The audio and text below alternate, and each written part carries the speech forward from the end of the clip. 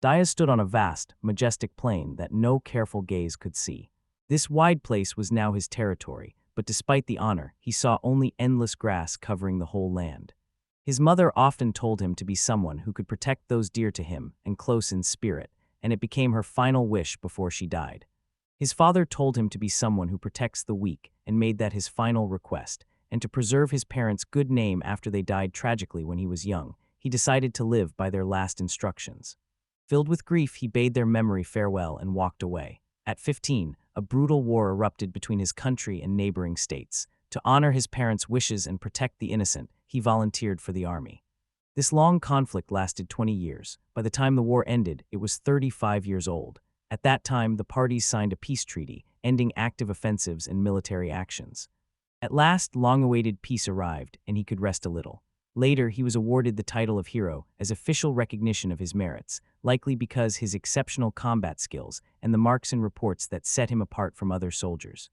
The sovereign personally thanked him for his victories and deemed him worthy of a greater reward, granting him the title of feudal lord and an estate of his own. Uneducated and valued only as a battlefield warrior, he did not understand why he had been given such an honor and responsibility, and later learned his main duties were to guard his lands, protect their inhabitants, and collect taxes for the kingdom. The first thing he felt he had to do was go see his new possessions, and though reluctant, he packed everything he needed into a cart and set off. Because the departure from the capital was imminent, he had almost no time to pack, and an official apparently watched him throughout the journey to control his actions. They finally reached their destination, walked to the very center of the new territory, and stopped as the official began pointing out the boundaries, tracing the perimeter. Before him stretched an endless plain of grass, so his domain was mostly a flat, grassy expanse. The official thought this was a suitable place for someone like Diaz, and that all he could do was try his best. The official named the plain Neutros and identified the man as Diaz, so from that day he was known as Diaz Neutros. Diaz later said he was relieved to find a source of clean drinking water. Forced to drink dirty, muddy water throughout the war, he found the clean source a great blessing. He walked a long distance and, to his surprise, did not see a single tree. He wondered whether the herb had any use, but the reality was bleak and everything around him was awful. Tomorrow would be the time to think it over carefully. He had to find a way to avoid dying in these lifeless conditions. He allowed himself 2 more days. The plan was to stay only briefly on the plain, then get off and find a place to help someone, fulfilling his parents' last wishes. Suddenly, a voice rang out and ordered him to wake up. He opened his eyes to find a girl standing in front of him, and his first thought was simply that someone was there. The horn on her head caught his eye and changed his first impression. She insisted he explain who he was and what he was doing here. Diaz introduced himself and said he had been asleep, as could be seen. The girl asked why he had picked that spot to sleep. He admitted he had nowhere else to stay that night. She was indignant that he had ended up on the plain. Calmly, he replied that he had been told to live here. She reacted insultingly and called him an idiot. He didn't deny it but said this was his home now. She then asked what his purpose on Earth was, and he said it was to survive if things became critical. When he spoke, the girl drew her bow and aimed an arrow. Diaz panicked and asked her to stop. She said that if he wanted to live, he had to tell the truth. He insisted he was sincere. He said his main goal was to carry out his parents' final wishes and help others, and to protect those weaker than him, and that was how he saw his life's path. Accused of lying by the girl, Diaz said confidently he had no reason to lie to her, and she then wanted to know whether he was an enemy or a friend. Diaz solemnly said he was the girl's friend and protector, added that no matter who stood in front of her, he would not be an enemy, and confidently promised to protect her from any threat.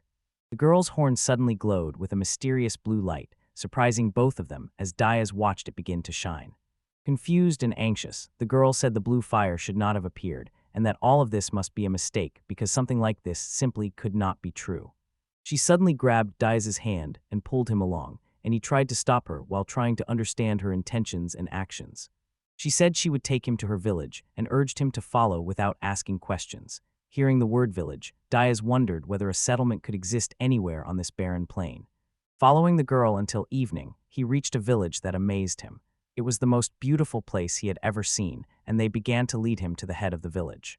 The chieftain in front of him saw that Aruna had brought a stranger and suspected this man had caused the blue light. Aruna confirmed this and said she had found him asleep. He stayed stubborn and kept acting strangely, posing questions she thought were pointless. When she asked whether he saw himself as an enemy or a friend, a blue light suddenly appeared. Again the chief asked whether the light might be another shade, perhaps red. Aruna said it was purely blue with no impurities, and the chief showed surprise and interest. Calling him a blue man, she asked Dias to explain his name. He hesitated, then introduced himself as Dias. The chief paused and said the name Dias echoed from the depths of mystery. She noted Dias called himself a friend of Aruna and wanted to know if he would show the same goodwill to her. At that moment, Dias finally learned the girl's name was Aruna. Dias said everyone on the land, including the villagers, was effectively his friend because the whole area now belonged to him, and he treated everyone on his territory as such. And when the chief asked why he took that stance, Dias replied that caring for them was his duty. The chief made no inquiry about who had given him such an important job. Dias hesitated, then said he had probably received it from the king himself. Aruna raised her bow and aimed it at Dias. The chief told her to calm down and be patient. Turning to Dias, she asked him to explain in detail how everything had happened from the very beginning and how he had received such an order from the king. Dias realized he did not fully understand the story from start to finish, but he still told them his life story from childhood, especially the part after his parents died. After listening, the chief said she understood, and that the reason for the blue light was now clear, admitted she had not expected to meet a person with such a soul except those born with a horn, and named him Dias of the Blue, recognizing him as a feudal lord whose duty was to protect all his subjects. Then the chief raised a difficult, important doubt about what Dias would do if the villagers failed to recognize him and refused to be his people, and even if they never became his subjects, he could still regard them as friends. Dias said confidently that if he had no choice, he would share the plain with them as neighbors and help whenever needed, because such coexistence would make them friends. After those words, Dias grew doubtful, wondering why the chief asked such questions, and even thinking the village inhabitants might not really be his subjects despite being on his land, a thought that shocked him because, logically, everything on his territory should belong to him. The chief's guess proved correct. She said the villagers were not Dias's subjects. They were also enemies of his king, and had spent many years fighting the state of Dias. Despite their past enmity, they are ready to be friends with Dias himself. She stressed that Dias is one of the rarest of the blues, and that lets him live peacefully among them. The chief called him forward, told him to lift his head, and offered to hear his story. Known as Maro, she led the Oni people. For 50 years, the Oni fought one war after another over control of these plains. In the end, they were defeated and driven from these lands. He wondered how the inhabitants could still live on the plain after being driven out. Moro explained their magic was focused in their horns, and that power let them use abilities ordinary people could not. They have fog magic that lets them hide themselves, their homes, and the whole settlement. Using that magic, they returned and began living secretly away from royal power. Dias admitted he was stunned by what he had heard and considered telling the king he served, and Moro said she had decided to reveal the secret because Dias was glowing blue. She said the magic called the soul judgment would have shown any hostile feelings as red light, but after all this time, nothing like that had appeared, and red meant a person was evil and dangerous, white meant not dangerous, and blue meant someone who brings luck and happiness. Mora wondered whether people his age were often so devoted to their parents' final wishes. She admitted that in his long life he had never met anyone more stubborn yet sincere. Dias wondered whether she meant it as praise. The chief would not admit that his people were lucky to have a man like the feudal lord of these lands. Dias noted that, although they had limited ability to hide, they could go far and live in peace without fear of persecution. Moru said they could not leave the plain because their livelihood depended on Memu cattle found only there, making migration impossible. Moru urged DS to protect his subjects and prove himself a worthy feudal lord. If he failed, no one knew who would replace him. Moru told Dias the previous feudal lord had indeed existed but lived elsewhere, was given to vices and had recently died of illness, and afterwards the chief offered to help, saying Dias had no house or supplies, so the village would share everything he needed, including livestock. The chief ordered that no one in the capital, not even the king, should know the village exists. From then on, Dias had to keep it secret and was allowed to use Aruna's help. The girl looked surprised. Moro explained that living on the plains required certain knowledge, and Aruna would live with Dias to teach him everything he needed. Since she had brought the stranger to the village, she was now responsible for his fate.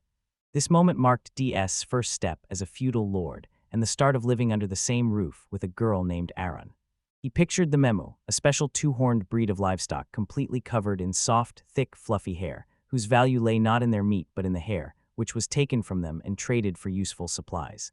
Aruna explained that as the Memu ate more local grass, they grew new fur faster. After villagers cut it, they traded the fur for food and other essentials for survival. Diaz looked genuinely surprised, but his tone suggested he hadn't fully grasped the importance of what was said. Aruna reacted with displeasure, thinking he was mocking her or didn't understand, and scolded him for not paying attention, and Diaz quickly assured her he understood everything and meant it. Diaz realized he had a lot to learn, from caring for Memu and organizing the household to building and maintaining yurts, and he saw that Aruna might not be there by choice, but was still taking responsibility and diligently teaching him the survival skills Chief Moro had promised. Given his own memo to confirm the people's trust, Diaz took it as an incentive and decided that as a feudal lord he had a duty not only to govern, but also to develop his territory, so he began thinking about how to increase the population of these lands. He asked Aruna what he should do to increase the number of people in his territory, and Aruna replied sarcastically that he seemed to want too much at once. He noticed that her response sounded disapproving and realized that the local culture did not keep strict population records, so the number of people in this area remained unknown. Aruna reminded him there were more important issues than population growth and warned he needed to worry about supplies, since he had only one yurt and enough food for one person. She warned Diaz that gathering many people without supplying them would leave them to hunger, disease, and death, insisted he grasp the seriousness of the situation, and Diaz finally understood her point. He admitted he had hoped the village would help if he could gather more people, but Aruna abruptly shut down that hope and told him firmly not to even dream about it, and DS then said regretfully he was wrong and asked him to forget the conversation. He realized he had to deal with housing and supplies first. Aruna mocked him as a foolish feudal lord and handed him a bag. Diaz asked what it was. Aruna explained that the bag held earth matabi, a substance made from a special herb that wild animals especially like. If the mixture was scattered on the ground, the animals would quickly come running to the scent. Diaz showed surprise again, but Aruna was already used to his reaction. Hunting with the matabi could yield meat as well as valuable skins and horns, which could be taken to the village for food or even traded for a yurt, so hunting could become the basis for developing his territory. Diaz liked the idea and said he felt confident hunting because he didn't have to think much in those situations. Aruna gave him one final instruction to keep the wind at his back and to use the matabi only at a safe distance from the village, otherwise the animals might attack the settlement, and later Diaz found a suitable spot and decided they could begin. He wondered how much matabi to use. Aruna had not given an exact amount, so he chose not to hesitate. Without hesitation, he emptied the whole bag onto the ground at once. Once he finished, all that remained was to wait for the animals, and he wondered how many it would take to trade for one yurt. Maybe one would be enough, maybe 10, and to build 10 yurts he would need 100 animals. Diaz realized the task could take more than a day. A large group of wild animals suddenly appeared before him. Diaz was amazed. He had no idea where they all came from, but if he could handle them, he could reach his goal right away, and he was confident. He fought simply, swinging his battle axe with all his strength and trusting his instincts. It wasn't sophisticated, but it worked for him. Being taught to use a sword and a bow had not helped. The techniques felt too complicated. He struggled to read an opponent's movements and choose the right moment to attack. Everything seemed confusing and hard to follow. He would not call himself stupid, but he knew he had trouble coping with such tasks.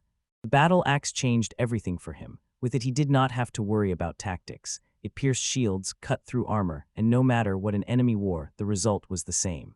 Seeing some animals run away, he realized he had killed at least half the pack, and it had been easier than he expected because they moved predictably. The loot was huge. He had no idea how to carry it all back to the village. He could have taken it back one load at a time, but he had overlooked that and started the fight without thinking about logistics. Diaz expected Aruna to call him a foolish feudal lord again, and knew he would be unable to resist her cold stare.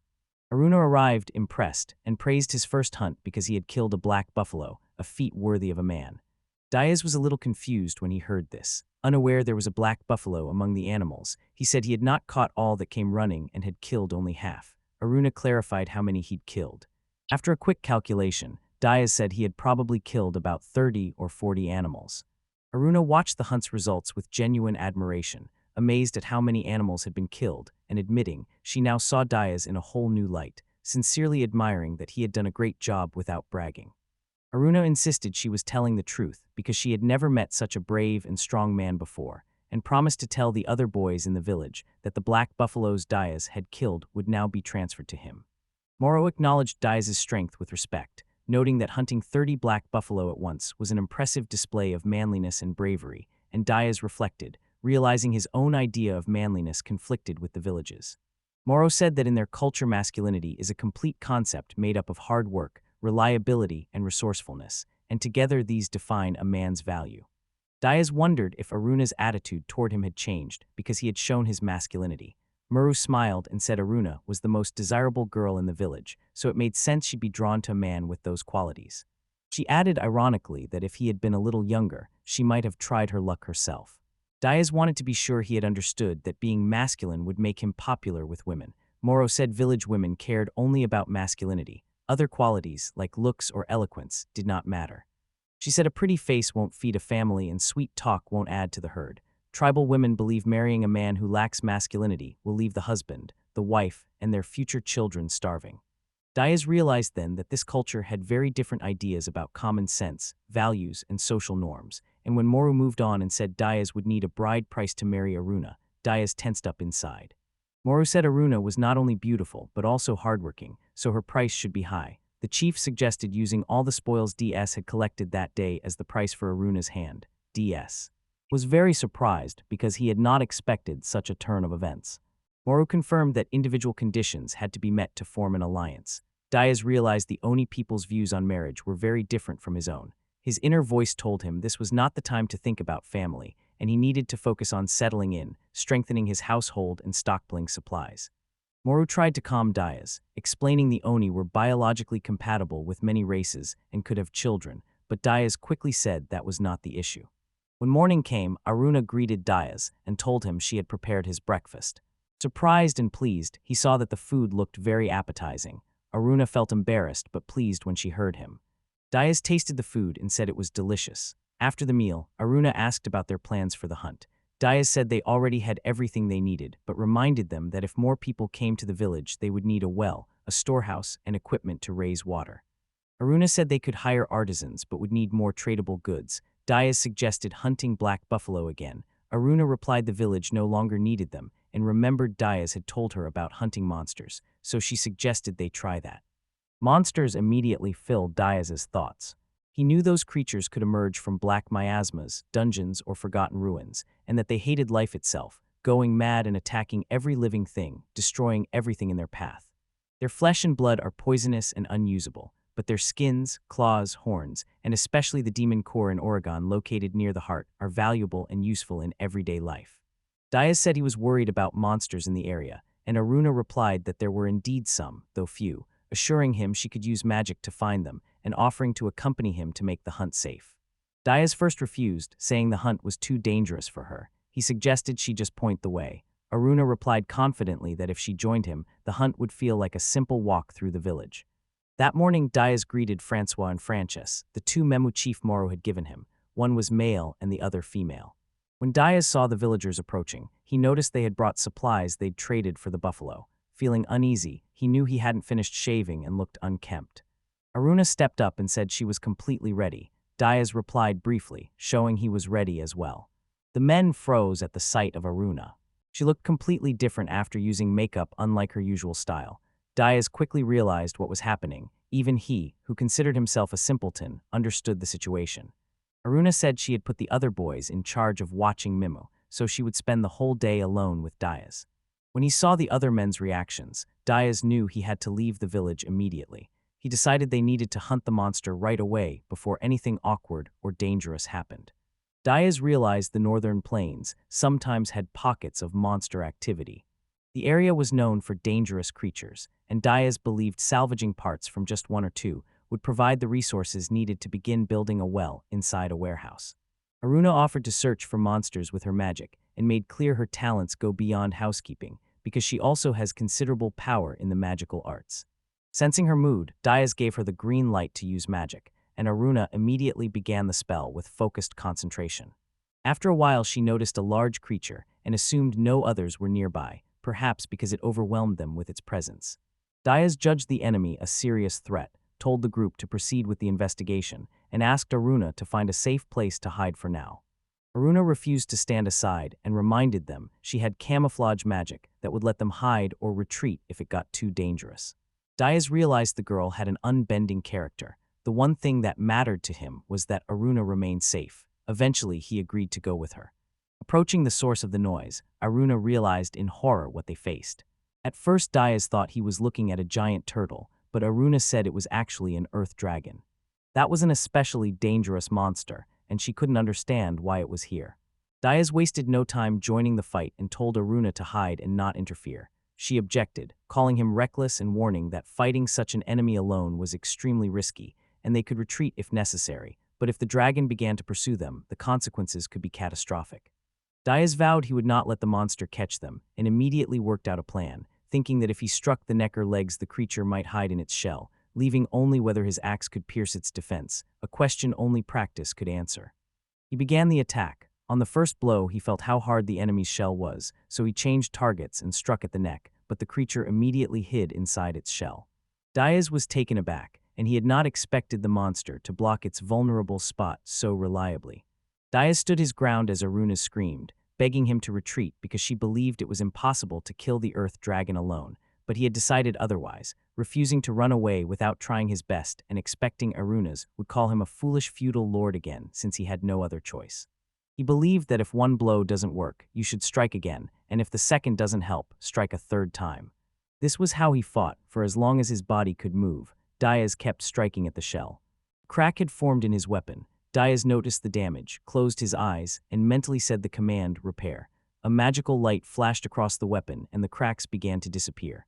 Aruna did not hide her surprise and watched in amazement. Diaz remembered first using this ability during his military service. The axe, taken as a trophy from an enemy warrior in battle, stayed with him because its durability and appearance had made a strong impression. The axe had a rare function. It automatically repaired minor damage, and if needed, Diaz could mentally reactivate the repairs. Driven and determined, he said he was ready for the second round, his strength fading and sweat running down his forehead, but he refused to give up, and despite all his efforts, the shell remained impenetrable. Nightfall was turning into a real threat, and they would have to retreat. He blamed himself for failing to handle the turtle, despite its strength. Diaz saw Aruna beginning to shiver from the cold, and that made him wary, so he struck again and succeeded. The shell cracked open. That was the turning point. Aruna was surprised to see Diaz had broken through the monster's armor. Bursting from cover, the dragon's body glowed and it launched an attack. Diaz fell to the ground, sprang up, and struck back. Once more, the creature tried to hide. Aruna noticed the earth dragon had started giving off a magical miasma that reached her from far away and made her dizzy, and she couldn't understand why it didn't affect Diaz. Diaz kept methodically striking the crack and noticed the dragon showed no aggression, so it was likely the first time anyone had actually harmed it. Rage pushed him into a wild, chaotic attack. The creature's movements made its fury obvious. Diaz decided that if things stayed this way, he could win and claim the most valuable prey. During another powerful attack, Diaz saw Aruna collapse nearby, instantly knew something was wrong, noticed she looked weak and badly hurt, and felt rage flare up. He realized the monster hadn't targeted him. It had aimed its aggression at Aruna, which made him furious. Diaz refused to stand aside. He had vowed to protect her, and it was more than duty. She was not just an acquaintance, but his friend and someone he felt responsible for, so no matter how strong the enemy was, he would hold his ground and fight to the last. Driven by those thoughts, he charged into battle and struck the monster with a crushing blow using all his force, his determination at its peak, and every muscle in his body focused on one goal: to protect. He then ran to Aruna to check her condition, leaning over her with concern and hoping she had come to her senses. Shaking and weak from the experience, Aruna held him tight, pressing against him as tears silently fell, her whole soul reacting to what had happened. Surprise hit Diaz, leaving him unsure how to respond to such strong emotion. He murmured her name, trying to understand what was happening. Aruna, without taking her eyes off his shoulder, quietly spoke the words that turned his whole world upside down. She told him she wanted to marry him, her voice sincere, pure, and confident. At first, Diaz couldn't believe what he heard, surprised because he hadn't expected such a confession, and Aruna repeated her words more confidently.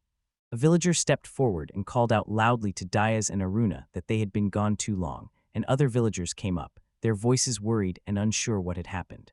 They arrived to find the earth dragon lying defeated on the ground, shock on their faces because they could not believe such a creature had been beaten, while Diaz, still holding Aruna, tried to take it in as his thoughts raced, and he noticed how tightly she held him. Her embrace felt stronger than the dragon's blows. Diaz tried to pull free, but his efforts failed. Escaping her hold proved nearly impossible. Trying to calm her, he spoke softly and called her name. Aruna, still holding him tightly, kept repeating the same words. With firm, deep feeling, she said she would marry him. The village men were stunned to see the fallen earth dragon, a powerful creature lying before them, and the news that a human had defeated it sparked a violent reaction, and when they learned Master Diaz had done it, they shared the news with genuine delight. Diaz thought about how hard the battle had been. Even with every man in the village helping to drag the fallen dragon back, it took all night, and they did not get the body to the center of the settlement until the next morning. Moro greeted them when they arrived and showed genuine admiration. Nobody had expected a single person to defeat such a powerful enemy, and she was especially amazed that the dragon's magical gas had no effect on Diaz despite its deadly concentration nearby. Diaz said most of the monster's body could be recycled. The materials were valuable, but the village could not afford them at full price, so he offered to recycle the carcass for a small fraction of the price and used the payment to immediately build a well, set up a warehouse, install a yurt, and organize storage for the remaining materials. Moro agreed but insisted on keeping some materials for herself to trade with visiting merchants. It would be strategic for him, as a feudal lord, to build profitable ties with those merchants. She began thinking about her next steps. Moro reminded him it was time to arrange a wedding gift for Aruna and suggested Diaz give the girl's family at least part of the dragon, which the chief believed would win her parents' genuine admiration and respect. Diaz tried to object and clarify what he meant by a wedding gift. Moro smiled slightly and said bluntly that the wedding will go ahead even if Diaz is against it, since he has now become a dragon slayer outside the village, and that could breed mistrust. Mistrust in those places can quickly become fear, and after defeating that monster, Diaz practically radiated masculinity, so refusing to marry Aruna would only prompt other girls to seek his favor.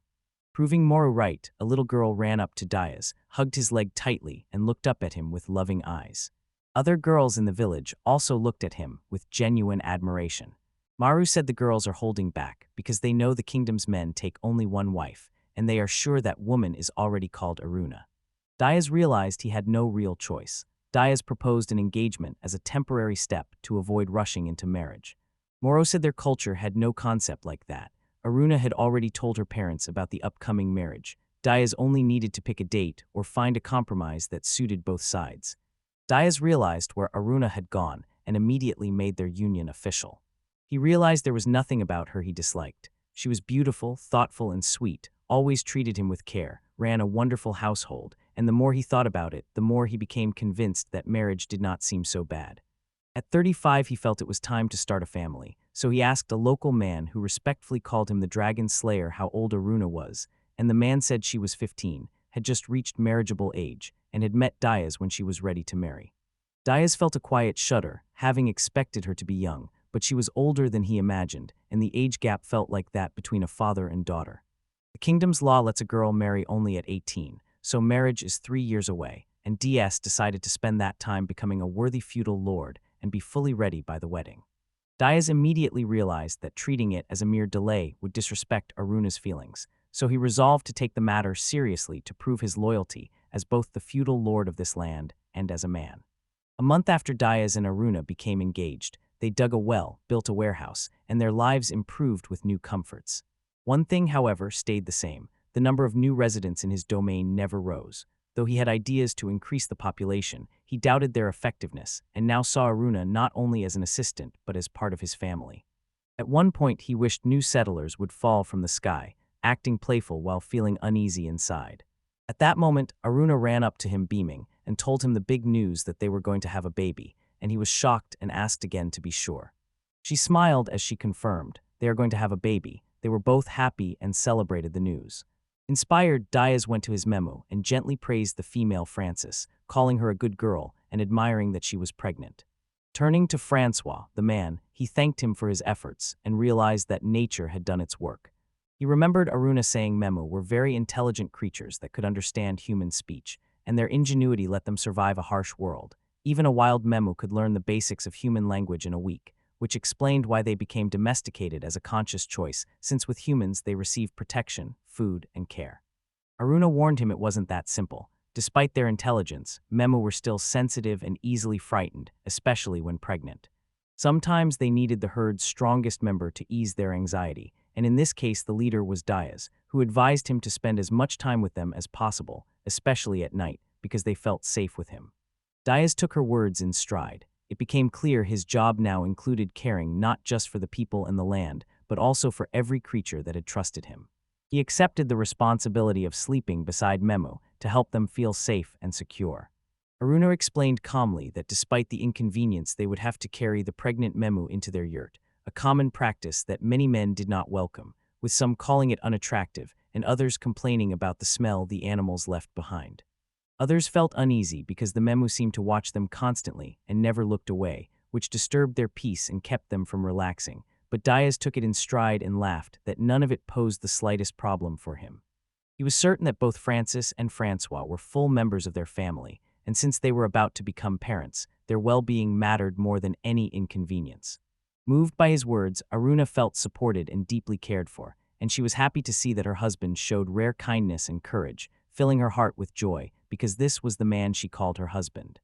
Diaz thought the Memu's speech sounded strange. All their sounds were identical and indistinguishable to him, but Aruna said she could tell differences in intonation and tone, seemed to recognize individual voices, and sometimes replied as if she understood what they meant. At one point, Aruna reacted with surprise to what Francis allegedly said and became emotional. She explained that things weren't that serious between her and Diaz yet, sheepishly asked the animal to stop making innuendos, and it sounded like an attempt to get the other person to leave her personal life alone. Soon her horn began to glow. Diaz saw it and realized it was the first time he'd seen a green glow, so the magical barrier had reacted to something outside. Aruna immediately reported that to the east, from the direction the kingdom usually came from, a group of people on horseback was moving. She could not give an exact count, but estimated about 10. He realized the magic horn's green color signaled an invasion, and thought anyone coming from the east could be a delegation or a threat, especially if they were bandits. If they were armed horsemen, the situation could become serious. He said he would go himself to check who was approaching. At the same time, he asked Arunit to use her magic to camouflage the settlement and anything that might attract attention.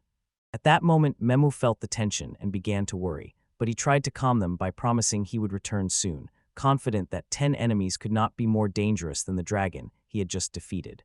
Aruna assured him she would take charge of the house and said she was counting on him, and Diaz felt determined. Walking, he scanned his surroundings and saw 3 horsemen and 4 on foot. Aruna had said 10 figures, so she must have counted the horses too. Diaz judged it unlikely they had come in peace. Expecting archers among them, he planned to strike first to avoid losses, but as he drew near, a familiar voice called his name with surprise and joy. It was Klaus, a former comrade in arms, who had respected Diaz from the start of the war despite Diaz's humble origins, and who had always been a reliable ally Diaz could trust with his life. Diaz lit up when he saw Klaus, genuinely happy to see him again, and asking what he was doing there. Klaus said he was working as a guide and guard, accompanying these people because they were nobles and that they had a request for Diaz personally. Diaz tensed, immediately realizing the nobility did not come to such places without reason, and he began to wonder who they were and what exactly they wanted from him. Klaus spoke politely to Diaz and asked him to guide them to his domain, saying he would be very grateful. The group was exhausted after a long journey and needed rest. Diaz agreed at once, saying that if it was in his neighborhood, he would gladly take them there and invited them to follow him. Klaus laughed, pleased about what was coming. Excited, he began to imagine what a place like Diaz's would be like. Grand buildings in a prosperous land formed in his mind. When they arrived, they found only a single, modest yurt. The sight puzzled the newcomers. Everyone had expected something grander, especially given the status of the man whose domain they had been summoned to.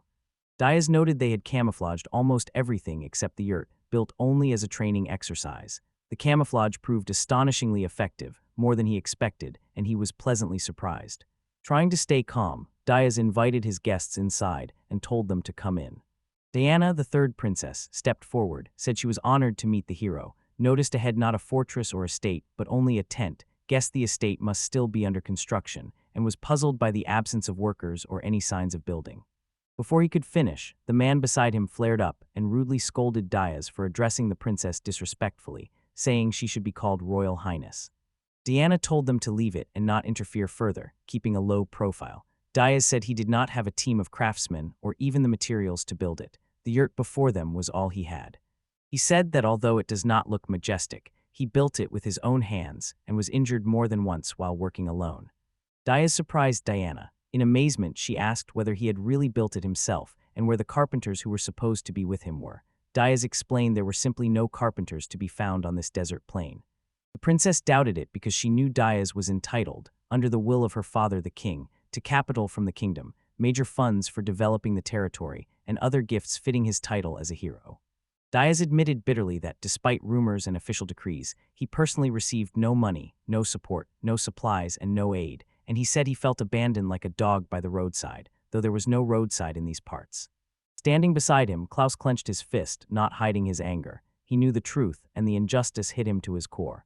Diaz stayed calm, changed the subject, and politely asked Diana what business had brought her to these lands. War was breaking out in the kingdom again, the princess said, and the situation was growing tense, so she came in person to ask the hero for help. She asked for help with military matters and said she would reward Diaz with herself, or, if he preferred, with one of her two companions, Priscilla or Merida, either of whom could become his wife. The words shocked Diaz and left him irritated. Diaz told himself war was out of the question. With Frances pregnant, he could not give up everything. It confused him that the princess, having barely met him, was already talking about marriage as if it were a deal. He remembered he already had someone. Diaz gathered himself and replied firmly that he had his own plans and would no longer take part in military conflicts, admitting he could not send even one warrior because as a feudal lord, he had neither an army nor enough resources. Trying to keep control of the situation, Princess Diana said she hoped Diaz might change his mind and offered an extra reward to influence his answer. Diaz stayed firm, saying he could not help no matter the reward, and that if their visit was only for this request, he wanted them off his land. An attendant reacted sharply, drew his sword at Diaz in anger over the refusal, and accused him of insolence, calling the refusal a direct insult to Her Majesty. Klaus tried to stop him, but the man was already seething with indignation. His accusations kept coming, claiming Diaz had grown arrogant after being called a hero. Diaz wasted no time. One swing of his battle axe knocked the enemy's sword away, and it shattered on impact. Stunned, the enemy could not speak. Diaz felt the tension and noticed the bloodlust in the man's actions, but he realized there was no real intent to attack. It was opposed to intimidate, and he still refused to yield, ordering them off his land immediately. Klaus stepped in and sided with him, ordered everyone to leave immediately to avoid escalating the situation, and warned that further angering Diaz would have far more serious consequences. Klaus stopped him and made it clear that even together they could not match the hero's strength and would suffer a crushing defeat if they started a fight. Realizing the danger, the group decided to leave, and Diaz noted he had damaged the yurt's floor during the incident and knew Aruna would scold him because he would have to fix it again. Diana walked away without hiding her anger. He was not the hero she'd been told he was, willing to do anything for the kingdom. Instead, she saw a man who had rejected and publicly humiliated her. She seethed inwardly, calling him worthless trash and promising to make him regret what had happened. Aruna approached Diaz and told him what the magic had shown her, that all the women who had arrived glowed red as a sign of hostility, one soldier glowed blue, and the rest were red or white. She expected one of the women to cry, and that's exactly what happened, as Frances cried and wanted to be there, so Aruna used her disguise magic to bring her in to watch. Diaz apologized to Frances for not being able to stay with her then. Placing his hand on Aaron's head, he thanked her for keeping them safe and clarified that the women with a red glow were indeed a threat. Aruna confirmed the soul judgment magic had made it clear these people were dangerous to Diaz and herself now that they were family. Diaz became convinced he was right to drive off the uninvited guests and believed only one of them could be trusted, most likely Klaus since he was glowing blue. Aruna brought him back to reality by reminding him the damaged floor needed repair, and Diaz sighed and promised to fix it. When morning came, Diaz greeted Frances and Francois with genuine concern. Aruna also said good morning to him. Her horn glowed, and she reported finding one intruder, a man in the east moving in circles as if lost. Diaz was wary. Someone who didn't look like a traveler already seemed suspicious. He asked Aruna if she would go with him. Aruna said confidently that magic would hide them well and that she did not want to see Frances cry again, so they would go together regardless of his opinion.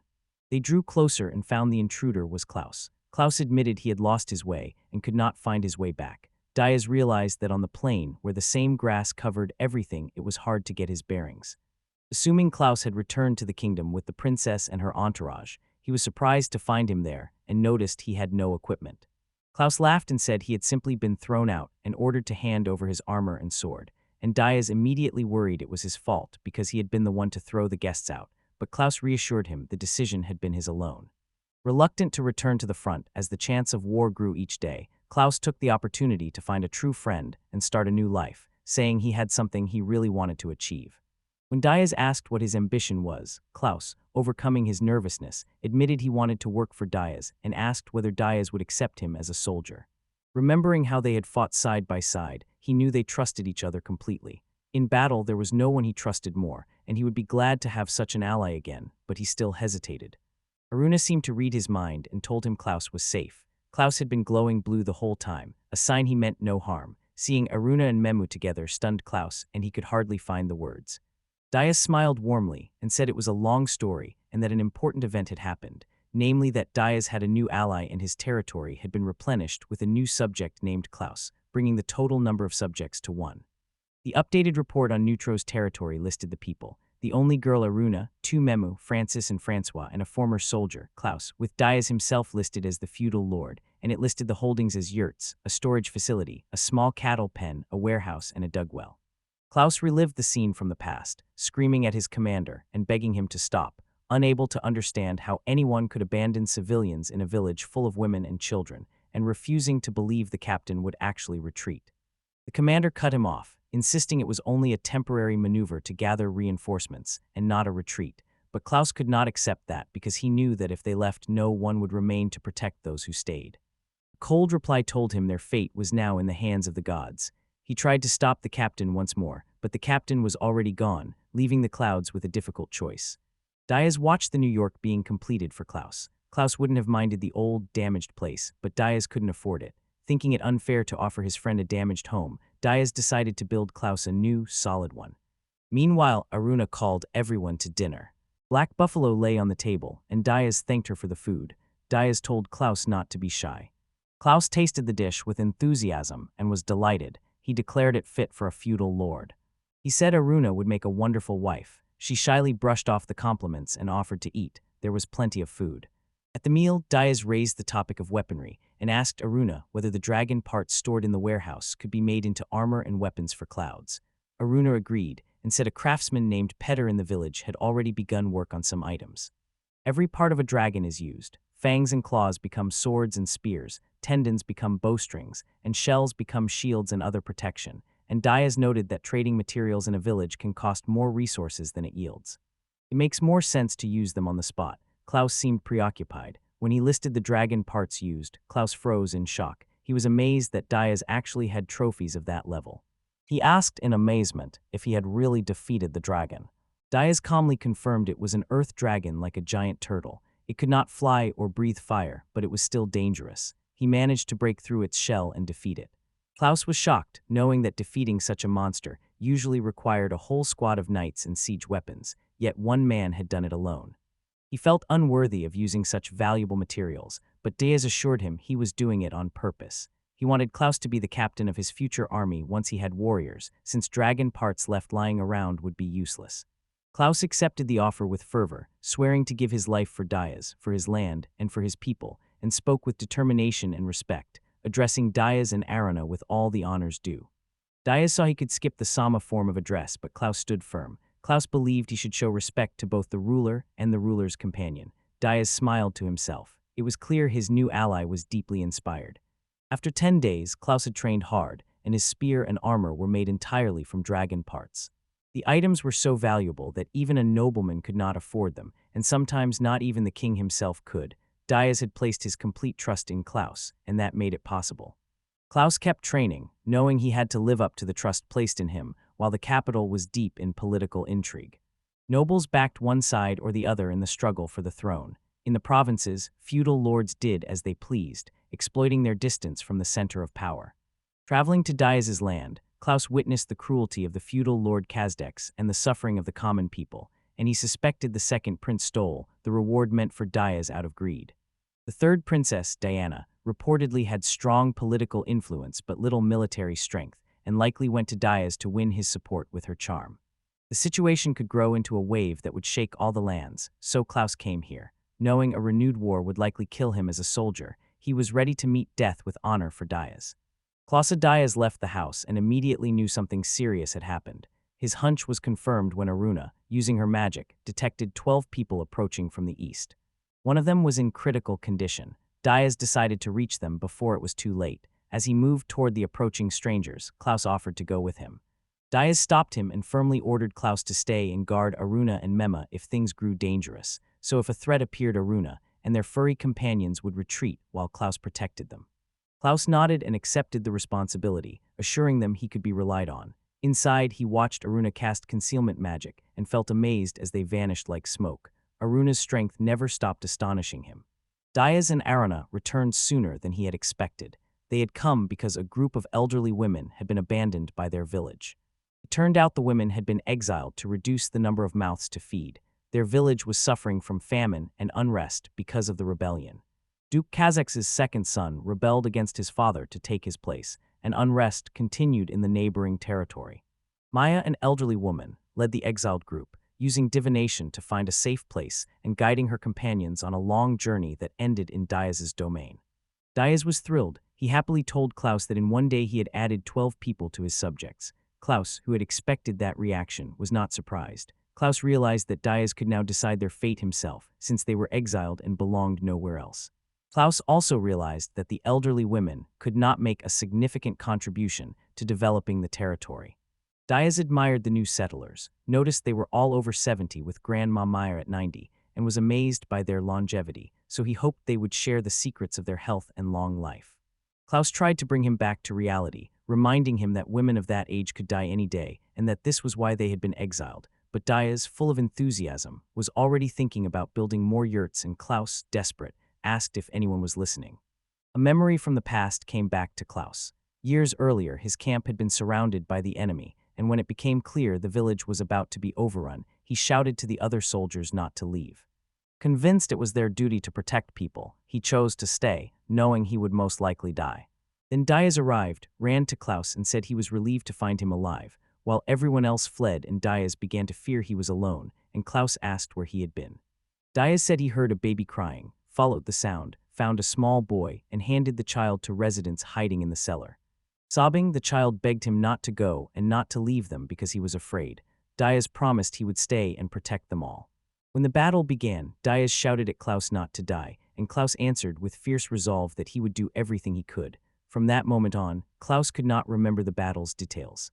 All he remembered was standing with his back to the shelter beside Diaz, swinging his sword with the last of his strength. Not knowing how many enemies there were, he felt his role was to support.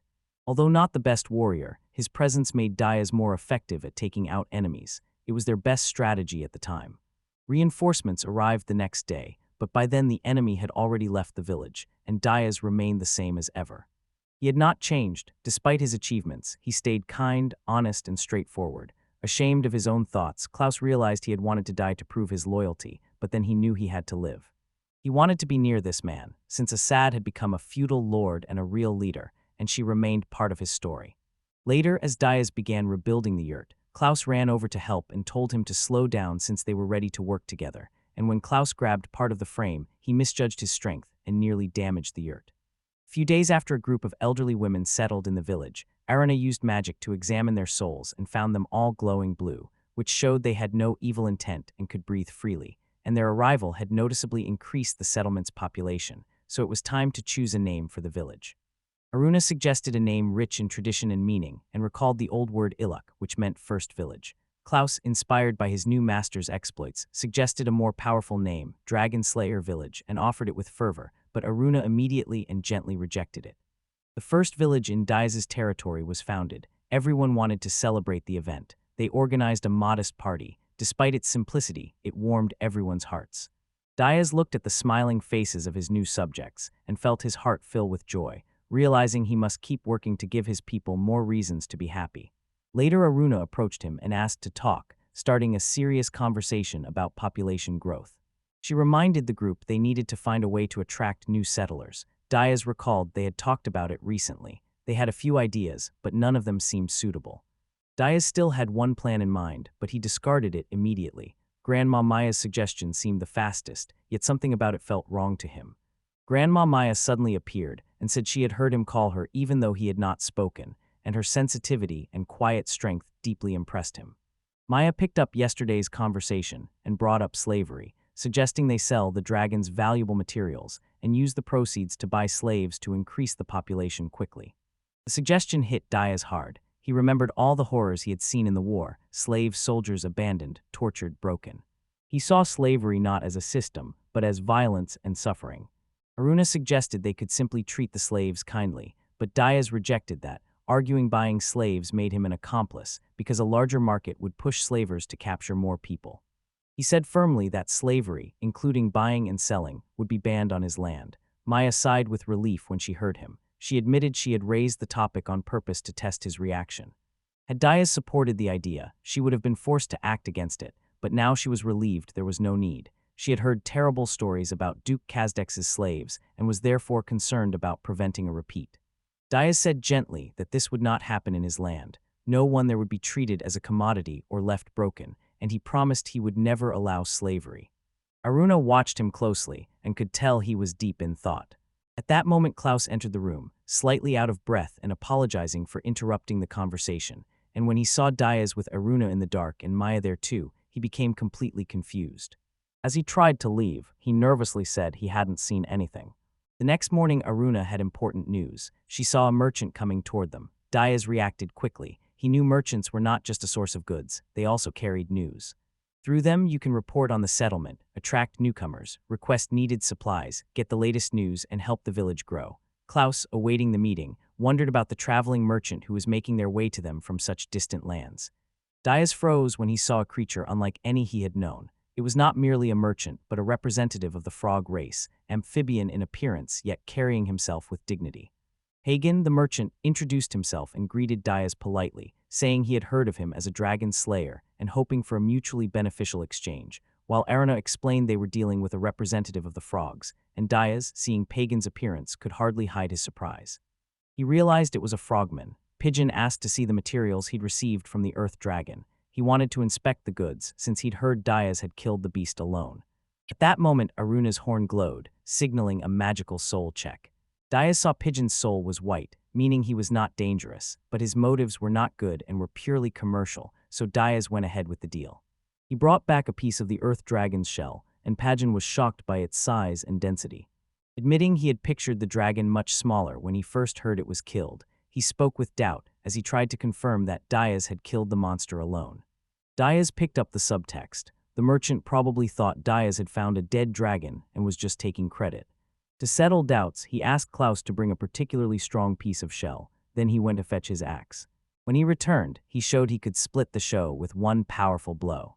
Klaus said with delight, calling it the dragon-slaying strike, while Diaz sighed inwardly, thinking Klaus always had terrible names, but the effect worked and Pigeon was completely convinced. The merchant showed immediate interest and said he would buy the shelf fragments even if it meant giving up all his resources, explaining that as an honest merchant, he would pay a fair market price. He added that he also had 2 little girls. They could not be sold in the monster's lands, but Diaz, as a human representative, might be interested. Diaz saw the girls, their eyes lifeless and empty, and felt an immediate kinship, thinking they were probably orphans like him. The thought of them being sold as merchandise shocked him, and he realized Beijing was treating the children like slaves. Aruna rested her hand on his and asked him to calm down. Diaz looked at her, barely holding back his emotions. Grandma Maya stepped into the conversation, gently saying his expression might frighten the girls, then turned up hygiene and calmly said that their village did not buy slaves and they were not interested. Pagan rushed to defend himself, insisting everyone had misunderstood, claiming he did not deal in slaves, and explaining that if he had not taken the girls as merchandise they would have died long ago because twins were seen as a curse in their home village. Local custom demanded that twins be killed at birth, so their parents refused and fled into the forest, where they hid but became ill. As they lay dying, they asked Page to take the girls and care for them. He refused at first, saying he was not a charity worker.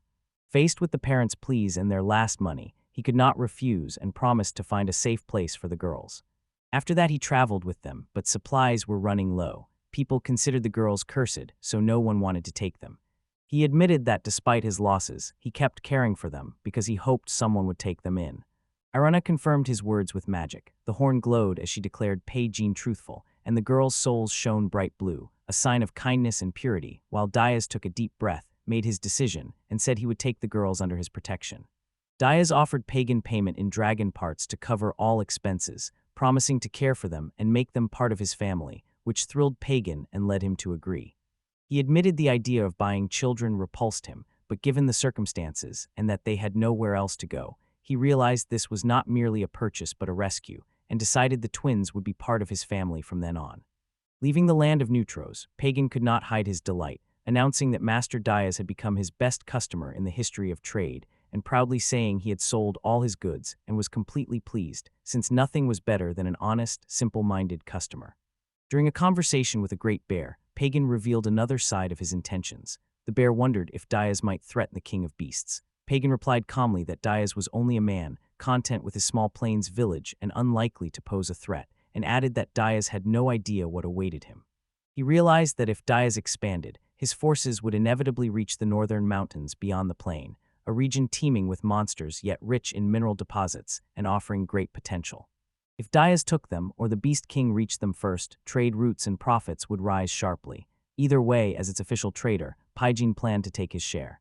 With the Pagan trade complete, the deal went smoothly. New orders were placed and advertisements were sent to attract settlers to the feudal land. Diaz still had one matter left, the new girls he had taken in.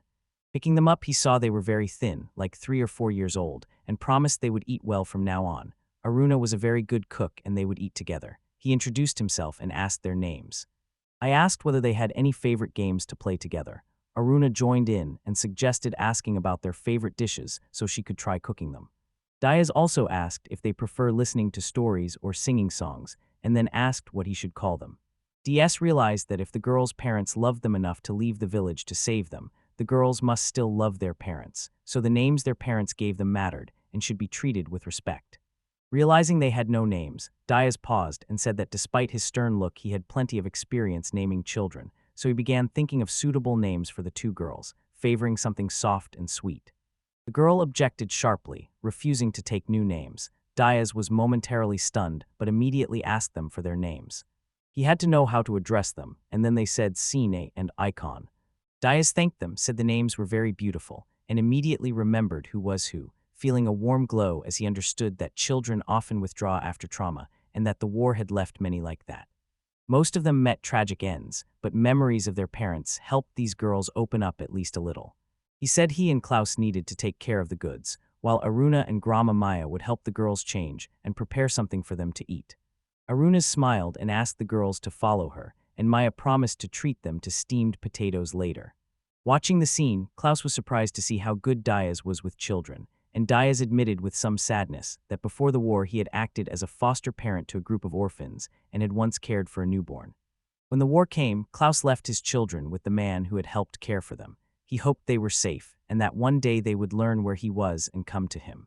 Once the work was finished, Diaz inspected the goods, moved them into the warehouse, and said he was satisfied. He then tried to pick up the girls again, calling them cute in a gentle voice. Aruna stopped him and said sternly that he needed to wash himself first. Diaz admitted she was right and hurried to tidy himself up. Meanwhile, Aruna carefully braided Icon's hair and said that when the girls grew up, they would be able to braid their own hair. Maya watched them and felt that although the girls were not human, their arrival was a good sign. She promised to look after them, and the other village grandmothers openly showed their affection for the girls. Diaz was pleased to see the new clothes on Sinai and Icon. Sinai looked at the outfit and said it was beautiful. Icon agreed with her sister. Diaz smiled and said they looked very beautiful. Inside, he felt calm because the girls were finally starting to open up. Later, Aruna called and explained that in the ancient language, Srenai means beautiful as the moon, and Icon, in turn, means sacred moon. She did not know what their parents meant by giving them those names, but she was sure the connection to the moon was deliberate. Aruna gave each girl a precious stone called a node. Legend said these stones held the moon's power. Aruna told them to keep the stones safe. Kin trembled as she spoke the meaning of her name, Sacred Moon, and beside her Senai said her name aloud, tasting each syllable as if hearing it for the first time and finally understanding its meaning, beautiful as the moon, and tears ran down their cheeks. Something opened in their memory, and they heard their parents' voices, quiet, warm, and full of love. Those voices told them they were loved and that nothing was more important than their happiness. Their parents asked only that sign and alive happily. Diaz and Aruna stepped forward and hugged the girls tightly, accepting their tears, pain, and tender memories. At that moment, 2 Memu quietly came up to them. These soft, furry creatures, sensitive to feelings, took the lead. They moved slowly and stopped nearby. Their eyes were gentle and their ears drooped in sympathy. Diaz noticed their behavior and said it seemed they wanted to help too. Aruna, looking closely at Memo, gently explained that they were trying to comfort the girls. these creatures could sense children. He noted that Aruna mentioned the ancient language when choosing the village name, and said he had thought that only representatives of that people spoke the language. He also suggested that perhaps the parents of Senai and Iconis had some connection with the only people from the past. Aruna paused and admitted she did not know the exact answer, since the ancient language survives only in legends. She said she could not be sure whether any outsider knew this language or lacked that knowledge. She says the only people are not ordinary, and their lineage may have merged with the only people in the distant past. 10 days later, Diaz saw that Sine and Ihan were still grieving their parents. Despite their pain, they still took the first step toward healing their souls, and he saw their genuine smiles begin to fill the village with light.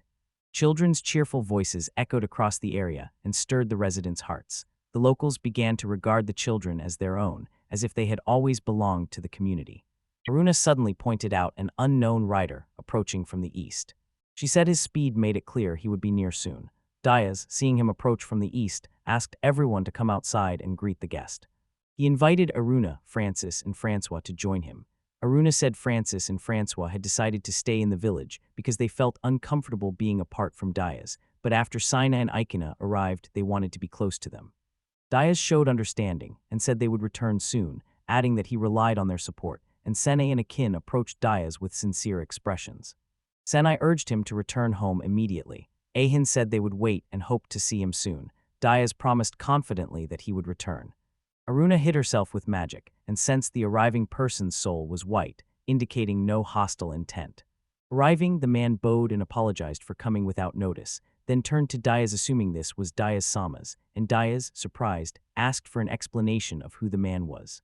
A man arrived, introduced himself as Camelot, and said he was a representative of Duke Kazdex. He added that Lord Eldon Kazdex wants to meet Lord Diaz in person and is on his way. He offered to go with his master to Diaz's house. Diaz decided to meet him here in the village. Camelot understood and promised to tell his master right away. After he left, Diaz thought of the name Eldon Kazdex, remembered this was the very man whose actions may have caused the civil war, and realized he could not allow such a person into the sacred precincts of Ilauk. Spotting the approaching carriage, Aruna asked in surprise what it was. She noted that the man with the big belly has a bright blue soul, and the people around him have souls in mixed shades with none of them red. Struck by her words, Diaz asked why the man had a blue soul. Aruna explained the shade was stronger than anything she had ever seen, except in Diaz himself. A man named Eldon approached Diaz, apologized and expressed regret. Kazdex said he admired Diaz's personality and that stories about him had inspired him. He said he wanted to meet in person to show his respect and admiration, and he promised he would do nothing to cause harm or irritation. Diaz said he was sane and apologized for his harsh behavior toward Eldon's representative. Eldon replied warmly that there was no need for formalities between them and that the meeting itself was already a joy. Noticing a girl to the side, he said he was surprised at how well she hid. Diaz also noted she had the same pleasant scent as him. He added that her name was Aruna and that they were engaged. Aruna stepped in and said she was his wife. Diaz agreed with her. Eldon asked if Aruna was Najin. Aruna said she came from the Oni people and that their representatives are born with a horn. Aruna added she had never heard the word Ajin before and did not know what it meant. Eldon said the Aegeans are creatures like humans but not human and include beastmen, mermaids, and others. Aruna agreed that, under that classification, it could be called an adjunct. Eldon suddenly burst into tears and rushed to hug Diaz, then asked excitedly whether Diaz had a child with Aruna. Frightened by the reaction, Diaz told him to calm down because they don't have children yet. Aruna then said she wanted 10 children, and Diaz shouted her name in shock. She added that Diaz had already taken 2 orphans under his protection, who could probably be considered agents. Eldon said with enthusiasm that Diaz has an Ajin wife and Ajin children, and called him a kindred spirit. Then he revealed his true colors and who he really was. Diaz, amazed by what was happening, could hardly believe it. Alden turned out to be an origin. Recalling his childhood, Eldon said that back then stories of great heroes were spread to stir people's will to fight and attract volunteers to the royal capital. But over time, those inspiring tales became theatrical productions that lost some of their sincerity. At that performance, he first heard about a hero named Diaz. They said Diaz fulfilled his parents' last wishes by fighting the powerful to protect the weak. Stories said Diaz changed tyrant nobles not with words but with the force of his fists. The legend was well known and stirred the people. But But as Eldon reported, the nobles grew alarmed by the performances, and within a week they were curtailed and then banned, which sparked growing public outrage. Yet tablets recording the stories kept being passed from hand to hand and even reached remote Kazdeks, cut off from the capital territories. The main problem was that much of the account was distorted or entirely made up and offered no sense of true nobility on the battlefield. Yet Eldon did not accept it as true and continued to collect accounts from those who had encountered Dias. Veterans, traders who had visited the battlefield, and even home tutors all praised Dias, and Eldon became deeply impressed with him. Nearby, Tomlot warned him not to push himself because his emotions were overwhelming. Dias told himself Eldon had lifted him like a chest, so the effort must have taken a toll on his condition. It hit him that the whole group had gone to great lengths to find him. Seeing signs of exhaustion, Dias asked whether Eldon could move at all. Kamot explained that Eldon was a representative of the half-Aegean, a being born of a human and an Aegean, and that such beings have the rare ability to transform into true Aegeans. Eldon is from the elephant race, a people with powerful bodies and superhuman strength but gentle souls and kind hearts. Dias recalled that Eldon's father was a feudal lord named Inguse, and his mother was an elephant race slave named Neha. Dias noticed that every time Eldon's body changed, he lost a lot of vitality. Previously, Dias believed Eldon changed form out of excess joy, but he now saw there was a physical cost. Half-Gene's power is central to Eldon's personality, but it also causes many problems tied to his dual nature. Camelot explained that Eldon was small for an elephant but impressively strong for a human, and that his unstable physical condition could be maintained only through the attentive care of his wives. Dias remembered Camelot and realized that the way the Aegean were treated in Castex went beyond reason and defied description, and that realization wounded Eldon deeply, his heart screaming from the injustice. Eldon worked toward a world with no racial walls where everyone lived in harmony. That became his deepest desire. To achieve it, he quietly used his high social standing to protect the Aegeans from behind the scenes. Dias remembered that the rumors about Eldon being a womanizer were likely invented to hide his true motives and qualities. Aruna, after a moment's thought, made a comment she had long wanted to bring up. She wondered why the Incas had not enslaved Eldon like the other Aegean, since he was their child, and noted that the children of slaves, even if half-Aegean, were still considered Aegean, and the Incas wanted to enslave everyone, while Camelot confirmed the original plan had been to treat Eldon as a slave like his mother Neha. He then revealed that Incuse already had a wife, Jania, and a son, Yanni. The boy resembled his father and had a rough, unattractive look that caused him to suffer. The Incas showed little sympathy for him, but when the beautiful child Eldon was born in human form, the feudal lord grew very interested and claimed the boy was likely his son to gain political advantage.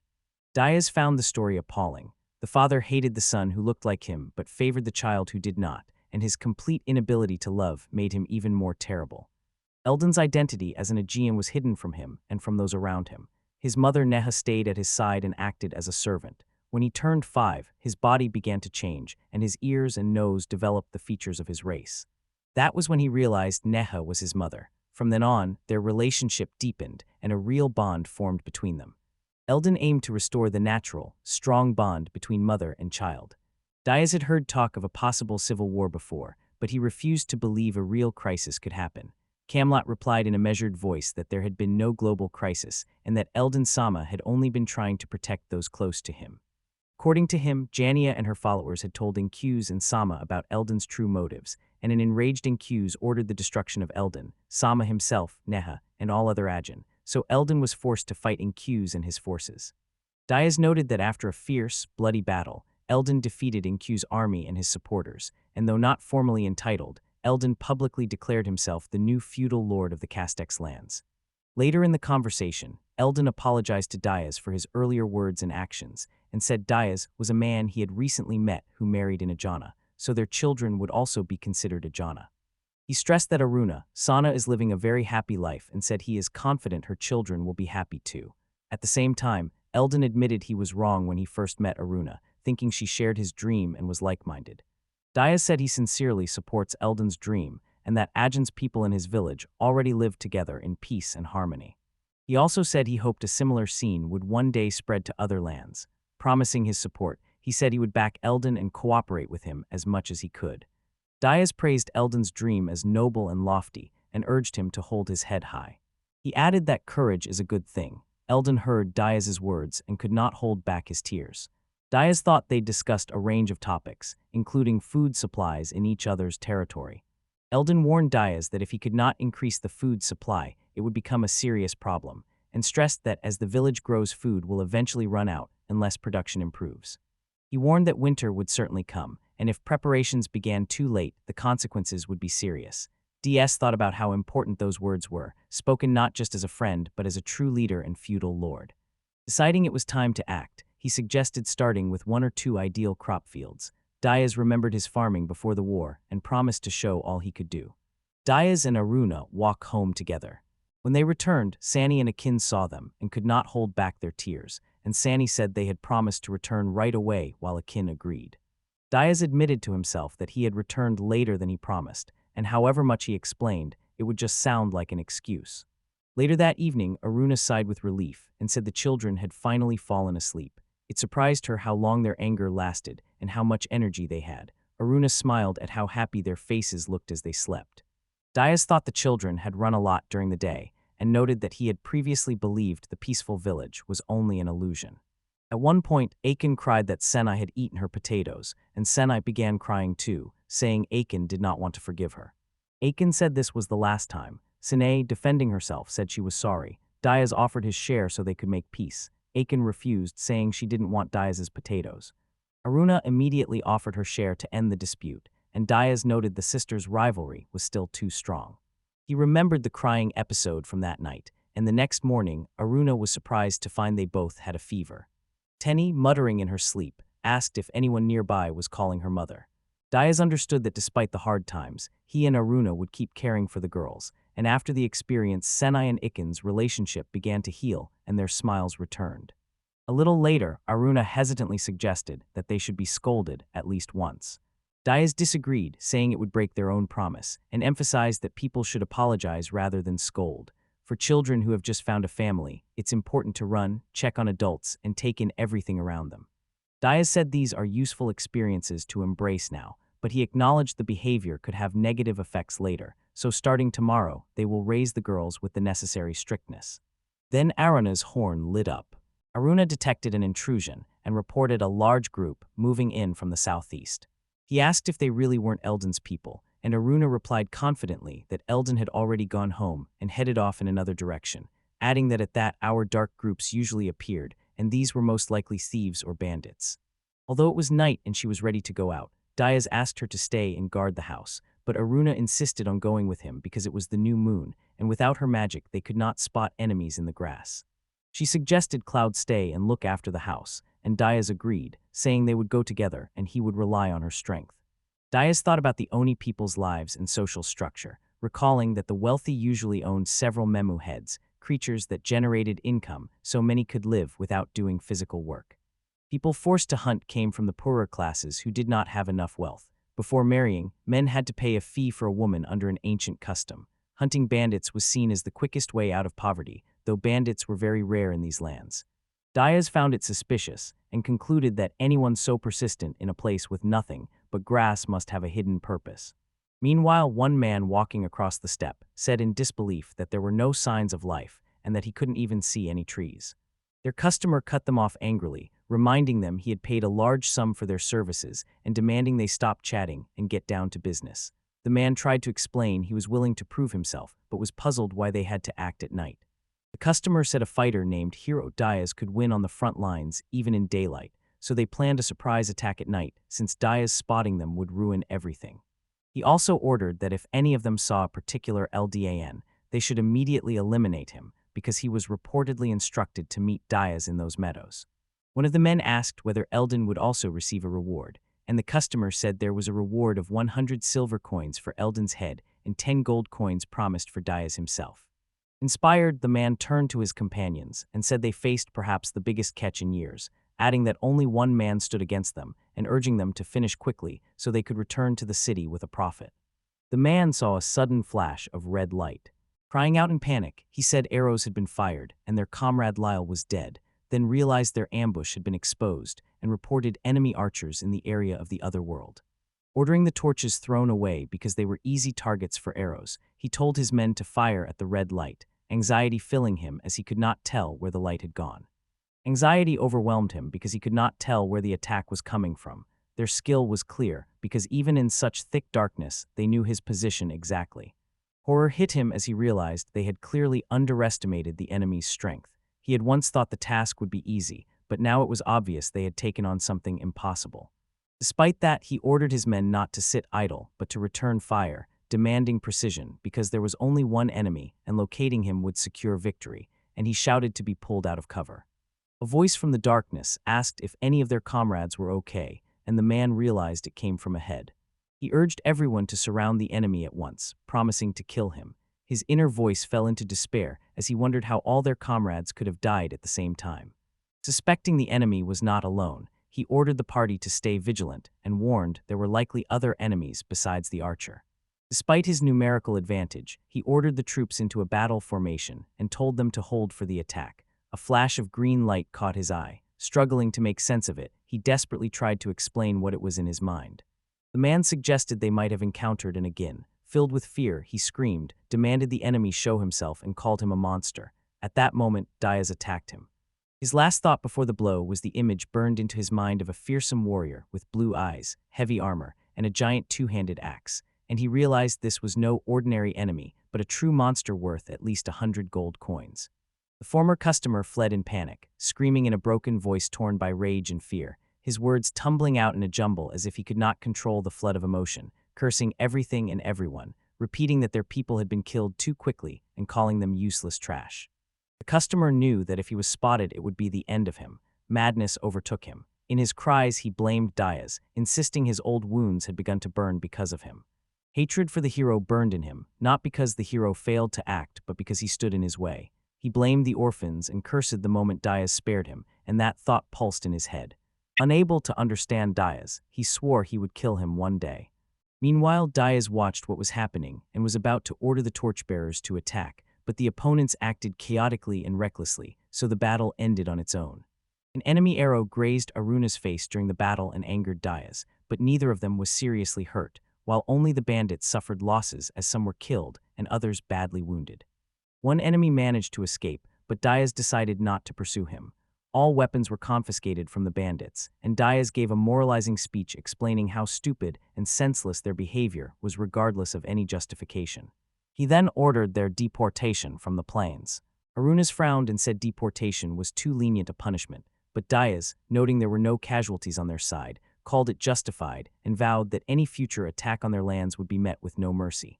After assessing the situation, Aruna said hunting bandits is a profitable business, since the headman pays a cash reward for captures and confiscated iron weapons can be sold for money.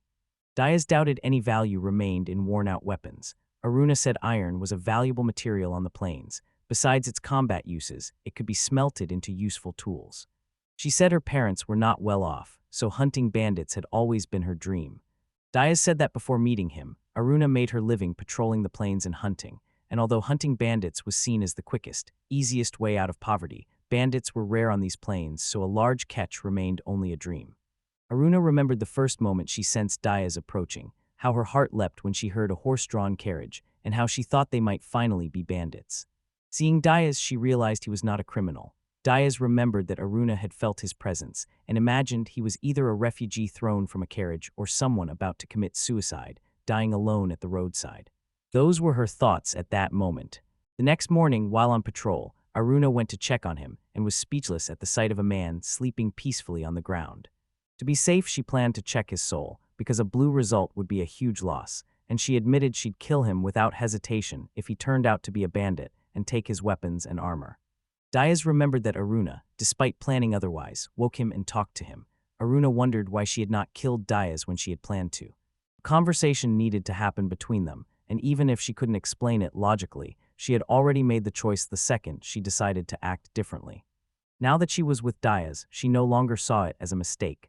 Despite occasional misunderstandings, she still wondered why she wanted to be with him. Diaz tried to follow her words but couldn't catch the meaning. Then Aruna kissed his cheek, leaving him confused.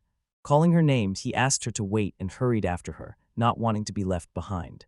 He had already decided he would run after her no matter how dark the road was at night, and knew he could keep going if she was his light. Then their settlement included Aruna herself, two Memu leaders, Klaus, 12 elderly women led by Maya, and Senai and Ikin. The buildings were yurts, a warehouse, a toilet, a well, a square, a meeting place, and a small enclosure. Eldon voiced concern, stressing it was not just about population growth, and insisting the village needed more food. He warned that if an emergency occurs and supplies run out, the consequences will be catastrophic. Winter may seem far off, he reminded, but it is closer than it appears. Eldon said it would be serious if preparations do not start immediately. Diaz accepted those words as true. He knew the situation had to be avoided at all costs. If the village faced starvation, Aruna, the children, and Francis in Francois would suffer most. That thought was unbearable. He firmly promised to go hunting for everyone's sake and try to bring back as many buffalo as possible, but Eldon warned against eating only meat and stressed that an unbalanced diet harms health. Diaz agreed they should gather a variety of vegetables and greens along with meat, and suggested sowing the field and planting beds. Eldon explained this was not what he had in mind, noting that the field had poor, difficult soil where only grass ever grew, and that many people had tried to cultivate it without success. Diaz said firmly that he could not know the result without trying it himself. Eldon smiled slightly, thinking Diaz was really going for it. Understanding and respecting that quality, he promised to help him in every way so he could succeed, and Diaz thanked him sincerely and vowed to do everything he could to make it happen. Afterward he woke, sat up a little, and wondered if it had been a dream. When morning came, he greeted Aruna, and she calmly wished him good morning. Meanwhile, the grandmothers began whispering, surprised to find Aruna in such a good mood today, and some teased that perhaps last night had been special for her.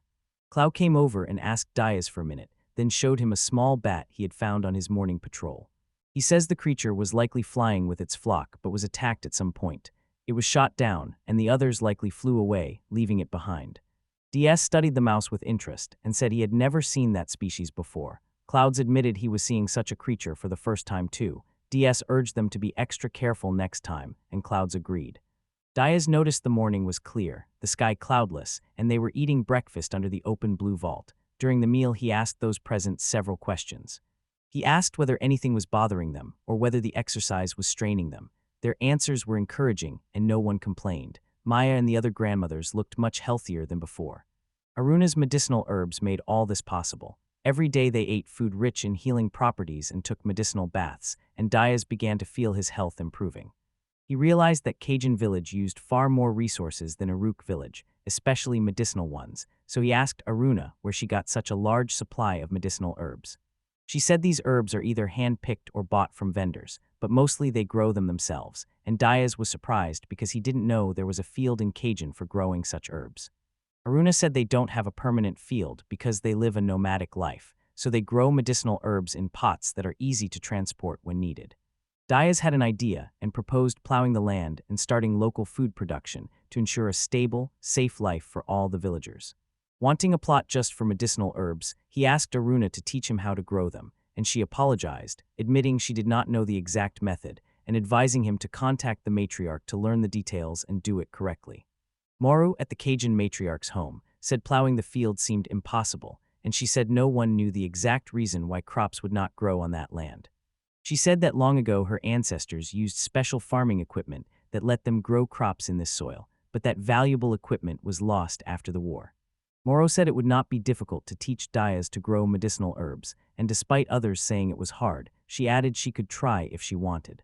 She thought training was almost unnecessary. Everything was simple. You had to take the so-called stone used as plant fertilizer and crush it into small pieces with animal bones. Thoroughly work the resulting mix into the soil and let it sit before planting medicinal seeds or roots, since skipping this step will make the herbs grow poorly or not at all. Diaz realized the clansman had taken a valuable stone and crushed it into ordinary soil, and worried that cultural differences would make it hard to get help from others. Morrow said growing vegetables would be nearly miraculous. Even with regular plowing and sowing, the results could be useless. Potatoes and soybeans were given as examples. They might sprout in pots and then dry up as soon as leaves appear. Maybe people who live in the forest would know better. Diaz asked about the forest dwellers. Morrow explained that being so far from civilization gave them deep knowledge of plants and farming. Many claimed that when they waved their hands, even the most barren land would begin to turn green. She admitted she had never seen them in person. Finishing her explanation, she added that if Diaz had truly mastered the business and knew how to grow it, they should be able to teach others, and her greatest wish was to set up a growing field for everyone. Diaz promised to help enthusiastically, saying he had always intended to share his knowledge if he succeeded and would teach them and others so everyone in the village would have a mountain of potatoes. Moro said respectfully that this was Diaz, glowing with blue light, and looked forward to his success, noting even Diaz and Aruna's future children would be waiting for it. She said ironically that they would need medicinal herbs to have children, which left Diaz a little embarrassed, and Moro insisted it was important and that Diaz should make sure to tell Aruna. Later, Diaz came home earlier than usual. I met him and greeted him. He then said he was back. The girls rushed over to him and impatiently asked to see what he had brought. Dees showed them the stones and asked if they liked them. Sign looked confused, and Aiken, uninterested, said it was boring. Senai rejected the stones, and I noticed how many there were. Then we both suggested playing and ran on. Aruna greeted Diaz warmly and asked what kind of stones he had. Diaz, a bit confused, said they looked beautiful to him. Aruna saw at once that the stones were not magical. She said magical stones must have an inherent, energy-charged magic. Magicians sense it instinctively even when stones look alike. Anyone with magic can spot a fake immediately. Diaz admitted he couldn't feel any magic in these stones. He asked if Iken and Sinai had any magic. Aruna said the girls were very smart for their age and already had a small amount of magic. If they trained hard, they could become powerful mages and might even surpass the matriarch. Diaz was stunned to realize these two had such extraordinary talent, and he knew their future would be bright no matter which path they chose, and someday they'd spread their wings, become the greatest mages, and step into the wider world. Sinai suddenly noticed something approaching. I shouted to warn everyone to stay alert. Soon, Diaz saw a huge flock of bats and ordered everyone to take shelter in the tent. Klaus reacted at once, assuming this was the same pack that had been hit earlier that morning and now wanted revenge. They were small but numerous, and spears and axes did little against them. Diaz started fighting, killed several mice with a few blows, and Klaus thought Diaz was doing far better than he was. Both stepped forward and joined the fight. A huge bat soon appeared, and Diaz realized it was the pack's leader. Aruna encouraged him with her voice and used magic to weaken the leader. He didn't flinch and decapitated the leader with a single blow. Aruna explained that this species, the so-called blind bat, was very sensitive to sound and that a magical voice could confuse them.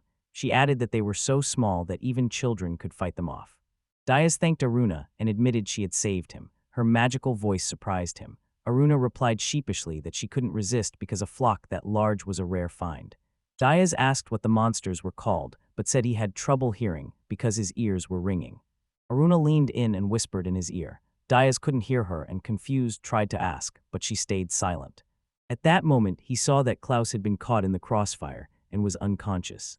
Diaz was genuinely delighted to say he had finished the task he had started.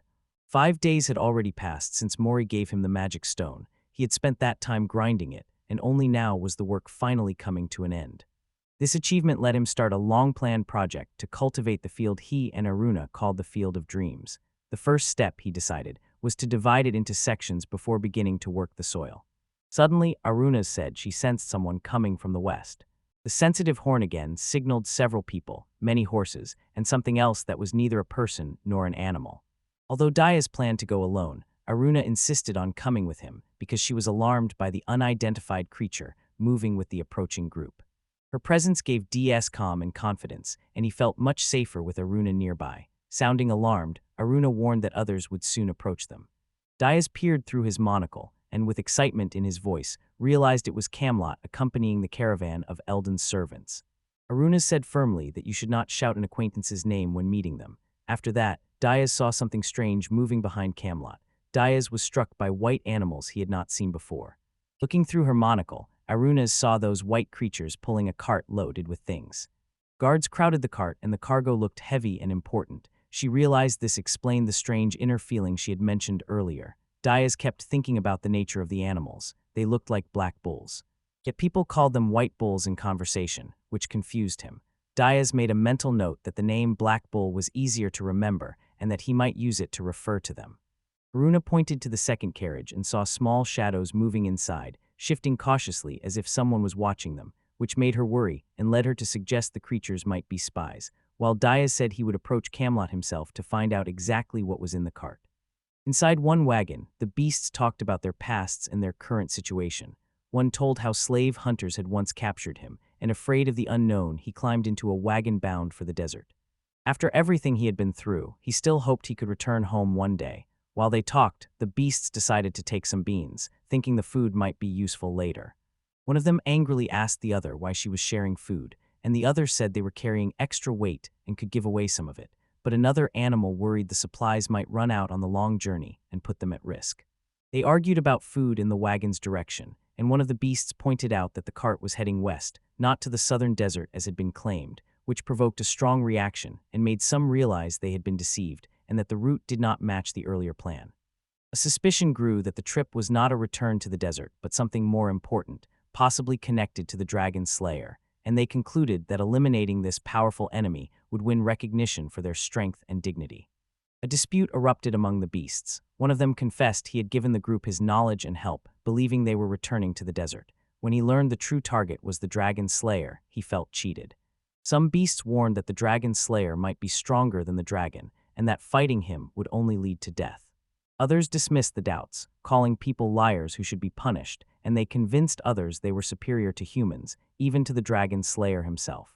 They answered a call to humiliate their enemies and then returned to their desert home with the supplies and glory they had won. The group vowed to devote themselves completely to that cause. When Camelot ordered the carts to stop, he warmly greeted Diaz and Aruna and thanked them for meeting him, adding that he had brought the exact goods Eldon had promised. When the beasts saw Diaz, they were surprised to recognize him as the dragon slayer and cried out. Diaz acknowledged Camelot's return and, though polite, made it clear he intended to ask Camelot an important question.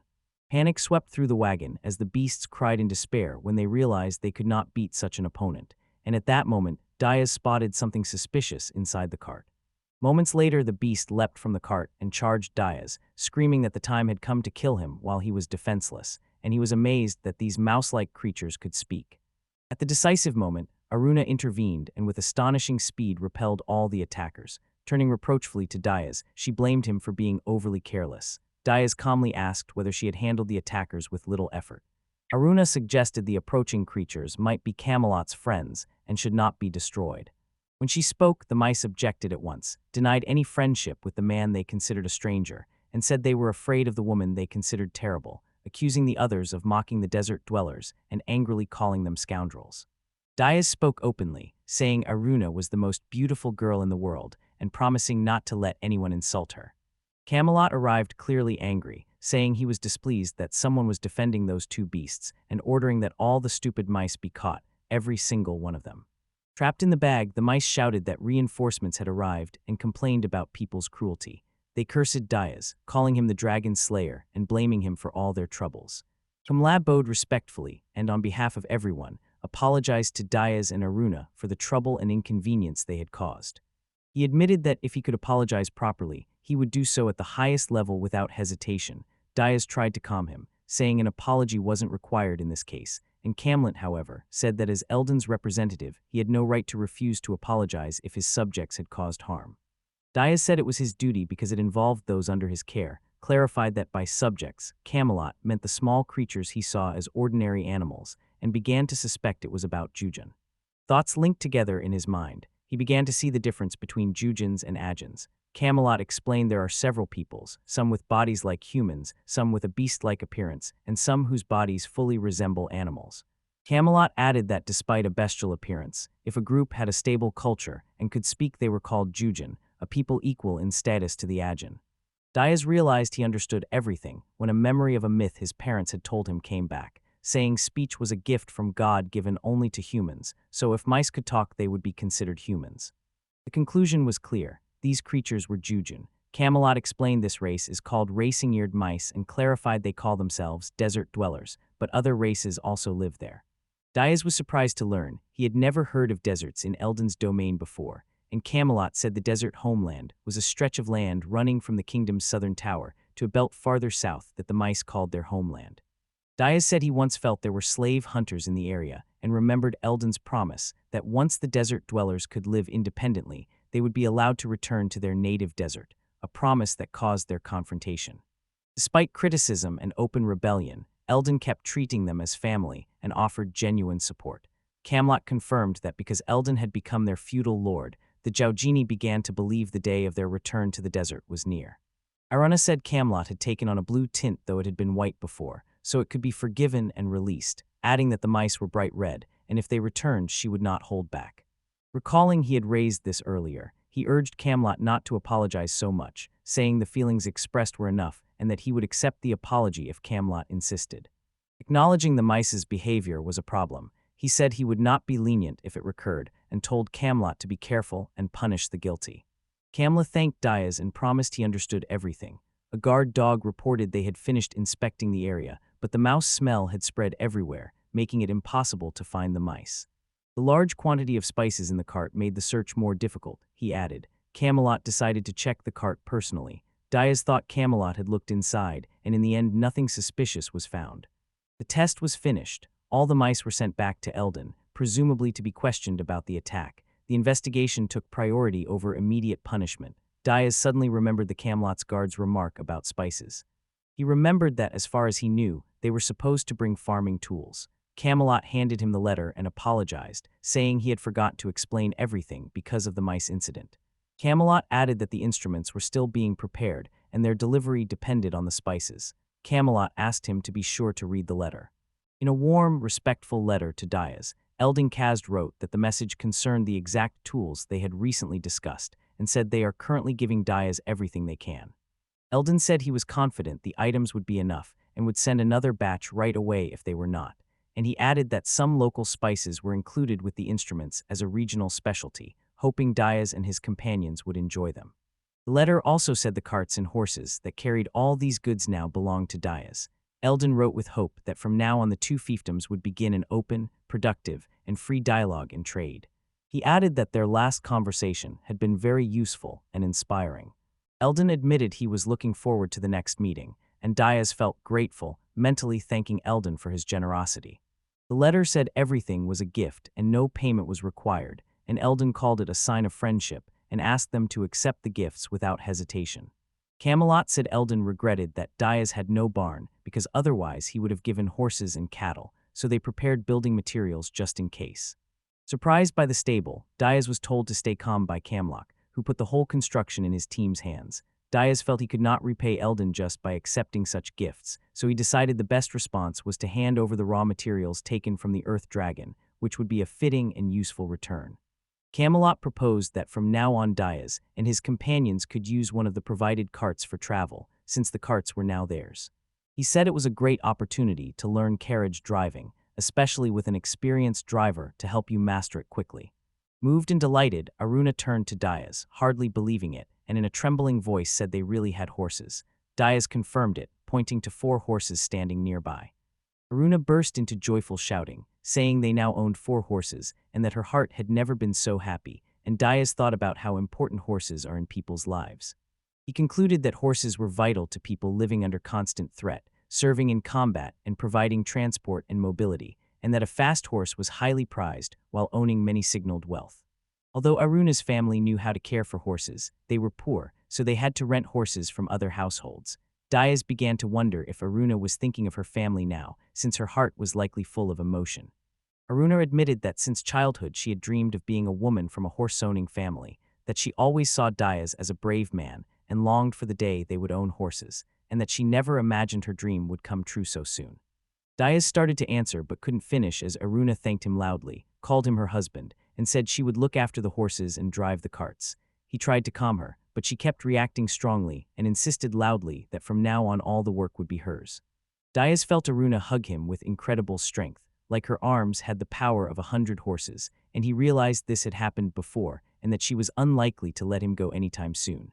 One of the mice hiding nearby noticed with alarm that everything had gone quiet, began to wonder whether human hunting had finally stopped, remembered with apprehension how she had hidden and expected to be found, and then, realizing she was still safe, decided to run away. Trying to get out, the mouse found a heavy object blocking the exit and could not escape, so she cried for help, frightened and hoping someone would hear and rescue her. Sinai excitedly showed Iken the jar holding the tea leaves, saying she had received them from Diaz and had brought some for him, while Iken sniffed the tea and found the scent pleasant. Sinai paused and thought the seeds and tea leaves might be the same. H agreed and added that both her mother and father loved tea. Meanwhile, Maya told Diaz to hold on tight and when he was ready, to give the command to go. adding that the white bull they were using was already trained for field work, so there should be no problems. Diaz gave the command to start with mild excitement and was surprised to find everything going well. A plow stood before him, and he was amazed because it could both turn the soil and pull weeds, making the work much faster. Richest's grandmother advised that after plowing, they should wait a few days before planting the seeds. Diaz noticed the field was split into two parts. On his side, the soil was mixed with rock fertilizer, powder, leaves, and water. On the opposite side, they used ash from burned plants and water. He remembered that in Richest's grandmother's previous village, they used ash as fertilizer, and decided to try that method. Richest remembered that people had once said nothing would grow in this field, but she suggested giving it a try and digging a reservoir before the seeds were planted, and Diaz was surprised by the idea because he thought the water was fine for now. Richest said that although there is enough water now, the village river is shallow and can dry up in summer, and the well will supply household needs but may not fully irrigate the field, so a reservoir is needed to secure future harvests. He agreed and firmly confirmed that the reservoir would be built. Richest praised him for his resourcefulness and quick response. Sine ran up and asked whether Diaz had finished plowing the field. I can repeat her words, asking whether he had finished the work. Diaz said he had not yet finished and estimated it would take another 2 or 3 days. Diaz asked whether that was why they had come. Semi said Aruna had made lunch and asked them to call DS. Chen confirmed Aruna was calling him. DS thanked both girls for their care and attention. He found the girls' behavior a little strange. Chen quietly asked Diaz if he was tired since the fieldwork was hard. Diaz said no, the work was not difficult. Chen added that if he failed he would be upset. He said he might be a little upset, but if the result turns out to be useless, he will just accept it. Chen hesitated and then said that if she and Sina were hiding something, Diaz would be upset. He admitted he'd be upset if it turned out to be something bad, but not if it was harmless, since everyone can have their own little secrets. Diaz felt something was wrong because the girls' questions didn't seem aimed at him, and when he called them by name, they had already run off to play, leaving him still worried about their behavior. Whenever possible, he asked if something was wrong, but got no answer. Even Aruna could not learn anything despite her efforts. Everyone in the village tried to talk to the girls, but both remained stubbornly silent. Worries about a possible secret nagged Diaz, and he watched the girls closely but noticed nothing odd in their behavior. So gradually he began to think it was just an age thing, and that children could have private secrets, and in time he stopped returning to those questions in his mind. Aruna said 3 days had passed since they plowed, showed seeds of a fast-growing medicinal herb called yamoshi, and added that if all went well the first shoots could be visible as early as tomorrow. It will be a good chance to check the field's fertility. Diaz thanked her and looked forward to the next day. Klaus approached and reported that Camelot's group had finished building the stable. Diaz was surprised because he knew they had only started 3 days earlier. He realized the secret to such fast construction was using prefabricated materials that only had to be assembled on site. The method proved very convenient because the structure can be easily assembled, taken apart, and adjusted to the number of livestock. DS suggested neighboring regions might also be using similar technology. Dia thanked Camelot for his help. Camelot modestly said he was just following Eldan's instructions. Dia said he had prepared a gift and asked Camelot to accept it if he had no objection. Camelot asked with interest what the gift was. When Diaz mentioned the material from the Earth Dragon, he unintentionally frightened everyone accompanying Camelot. Camelot awkwardly smiled and made excuses, saying they could not accept such a large and important gift as so much dragon material. An attendant spoke with suspicion about the gift's purpose and suggested Diaz might be up to something. Diaz apologized for acting so suddenly and realized they treated his gift more like a deposit kept for safekeeping that could be used for profit than like a true present. They only accepted it after signing the official transfer agreement. The next morning, Camelot reported their business was done and they were returning, and he thanked Diaz for his concern, and Diaz replied with sincere respect that the gratitude should come from him, since it was Camelot and his people who had provided them with such significant assistance. He recalled that when they first met they could barely greet each other, and over time, step by step, they came to understand one another, so now the separation felt almost like regret and akin, and Sine couldn't hold back their tears. Seeing this, Aruna gently urged them to stop crying, promising that if they calmed down, they could play with the horses, and warning that if they slowed down, even the horses might start crying. Diaz considered the question of gender, checked the plot, and found nothing had sprouted, and Aruna called him over to show the result. He said it was no problem since he had not expected immediate success, thought they might not have waited long enough after plowing, and proposed they try again. The next day nothing had changed, so Diaz decided the fertilizer might not be enough and added a little more. On the third day, still not a single sprout had appeared. Suspecting there was not enough fertilizer, he promised to make an even larger batch. On the fourth day, the result was zero again, so Diaz decided to double the amount of fertilizer, maybe even triple it, and Aruna could not take it anymore and told him to stop and rest, explaining that mixing more fertilizer would not help and the field was probably unsuitable for growing. Diaz agreed she could be right, saying failures happen in life and that despite wasted seeds, one should not lose hope but redirect efforts to other matters. Meanwhile, Sine and I watched his actions. Then she leaned toward her friend and quietly asked what they should do. I could say she wanted to help Diaz but did not know what to do. Her thoughts turned to her mother. A voice suddenly called for help. I shouldn't have been surprised to hear it. Senna heard it too, and both girls realized the voice was unfamiliar. Senna said it was definitely calling for help and suggested they go look. Inside the warehouse, she pleaded to be let out, saying she had been locked in for about a week and was at her breaking point despite being able to survive days without water. Admitting she regretted not asking the Dragon Slayer for help, she kept calling, hoping someone would hear her. Sinai confirmed someone was calling, and I should assume the voice came from the warehouse, while the mouse screamed that she was inside the chest and couldn't open the lid because something heavy was on top. Senai promised they'd help right away but said she couldn't do it alone. Achin warned that removing the bags might spill their contents. The mouse, worried for them, apologized, urged them not to risk their health, and suggested calling the adults. Sani said the adults were tied up with work and could not call them, and the mouse grew concerned again, saying it would be terrible if the girls were hurt and that she could wait a little longer. Still, the girls decided to finish the job and said there was only a little left. When they moved the last heavy object, the mouse told them she was grateful with all her heart. She said being locked up was extremely difficult, and now they have become her real saviors. So I introduced myself and asked the name of the rescued woman. I greeted him with a smile and complimented the mouse's glasses. The mouse thanked her for the compliment and said the glasses were handmade, just like the book she was holding. I asked curiously who she was and what her gender was. The mouse introduced itself as a Jujin named Ima from the racing mouse tribe. Jerboa said she was a woman. On the field, Arana shouted for Diaz to stop. Diaz said he was thinking of moving, and Arana said he was already starting to look like a slave and urged him to stop torturing himself. Senai asked why Ima was locked up there. I think she might have been punished for some misdeeds. Ima said her situation was not punishment and her story was long. Even if others did not fully understand it, there was nothing frightening about it. Her acquaintances were captured when they tried to attack Diaz-sama, and Ima had been nearby by chance with no part in their actions. Seeing that she looked like those who had been detained, she feared being mistaken for an attacker and unfairly punished, as if she had tried to harm Diaz-sama, so in panic she ran off and jumped into the first chest she found to hide. Soon, heavy objects were placed on the chest so she could no longer get out, leaving her locked in. After her explanation, Senai began to consider whether Ima could be an enemy and whether she disliked Diaz. Ima clarified that up to that point, she had not had any personal conversations with Diaz, and so was neither his ally nor his enemy. Senai then reported that they wanted to consult with Ima about an important matter. I can add that keeping it secret was crucial so Diaz and others would not learn the content of their conversation, since everything they wanted to discuss was confidential. Ima suggested they talk to someone else they trusted more than her.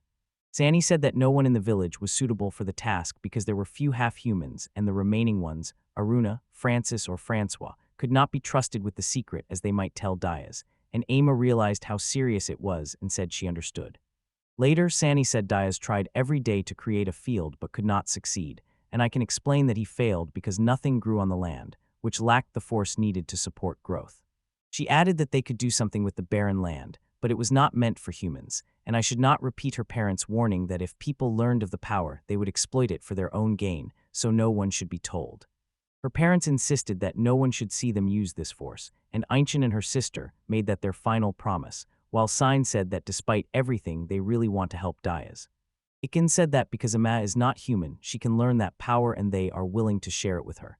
Ima grew interested and asked them to explain more so she could understand it better. Ikin then asked if the situation was clearer to Ima.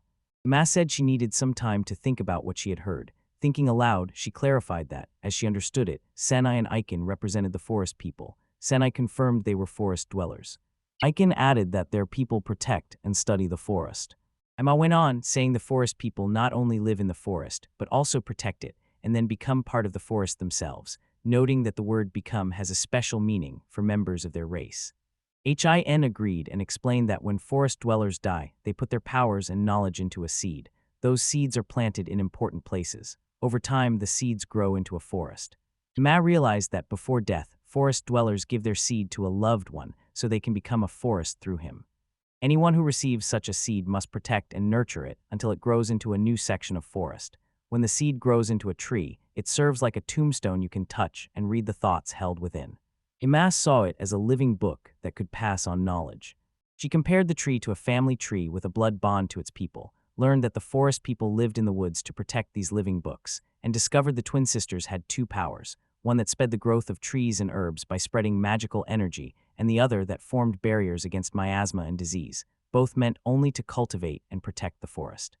After taking it all in, Ima asked if she was still a good fit for their business, and Senai confirmed with clear joy that she was a perfect fit and called her smart. Ima realized the twin sisters were still too young to create a full forest. For now, they could only form a small barrier over the field to let the fruits grow, and with daily use, their power would quickly grow stronger. Although the barrier was small, it could prevent disease, a remarkable display of power. Ima realized that if humanity ever learned of such magic, it would lead to serious consequences. That was why their parents had asked them to keep it top secret, and Ima now understood their motives. Sene spoke up, doubting the decision to live with Dayas, and saying it would be wiser to hide their power from humans, and they admitted they had been genuinely afraid of Dayas at first, and had planned to run away immediately to keep their promise to their parents. When they met Dayas, his hands were unexpectedly soft and gentle, and his voice was so kind it reminded them of their parents, though he still had an unpleasant smell. Achin agreed with her sister, saying that despite the smell, he was far kinder than the frog man they'd met before. That kindness made them want to stay with him. The other villagers were kind too, even though Dayas smelled bad. They believed he was someone they could trust with the secret, and that he would not misuse what he had learned. Ima said she understood their feelings and motives.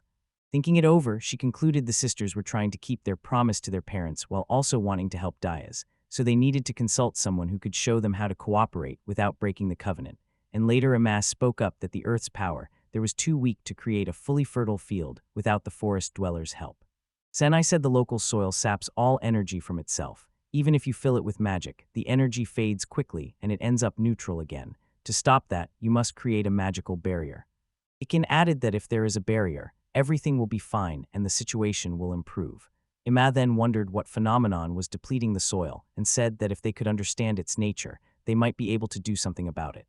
Saini admitted they have no precise answer to the question, and I can say they do not know the nature of what is happening, though they suspect the phenomenon may be caused by some kind of child.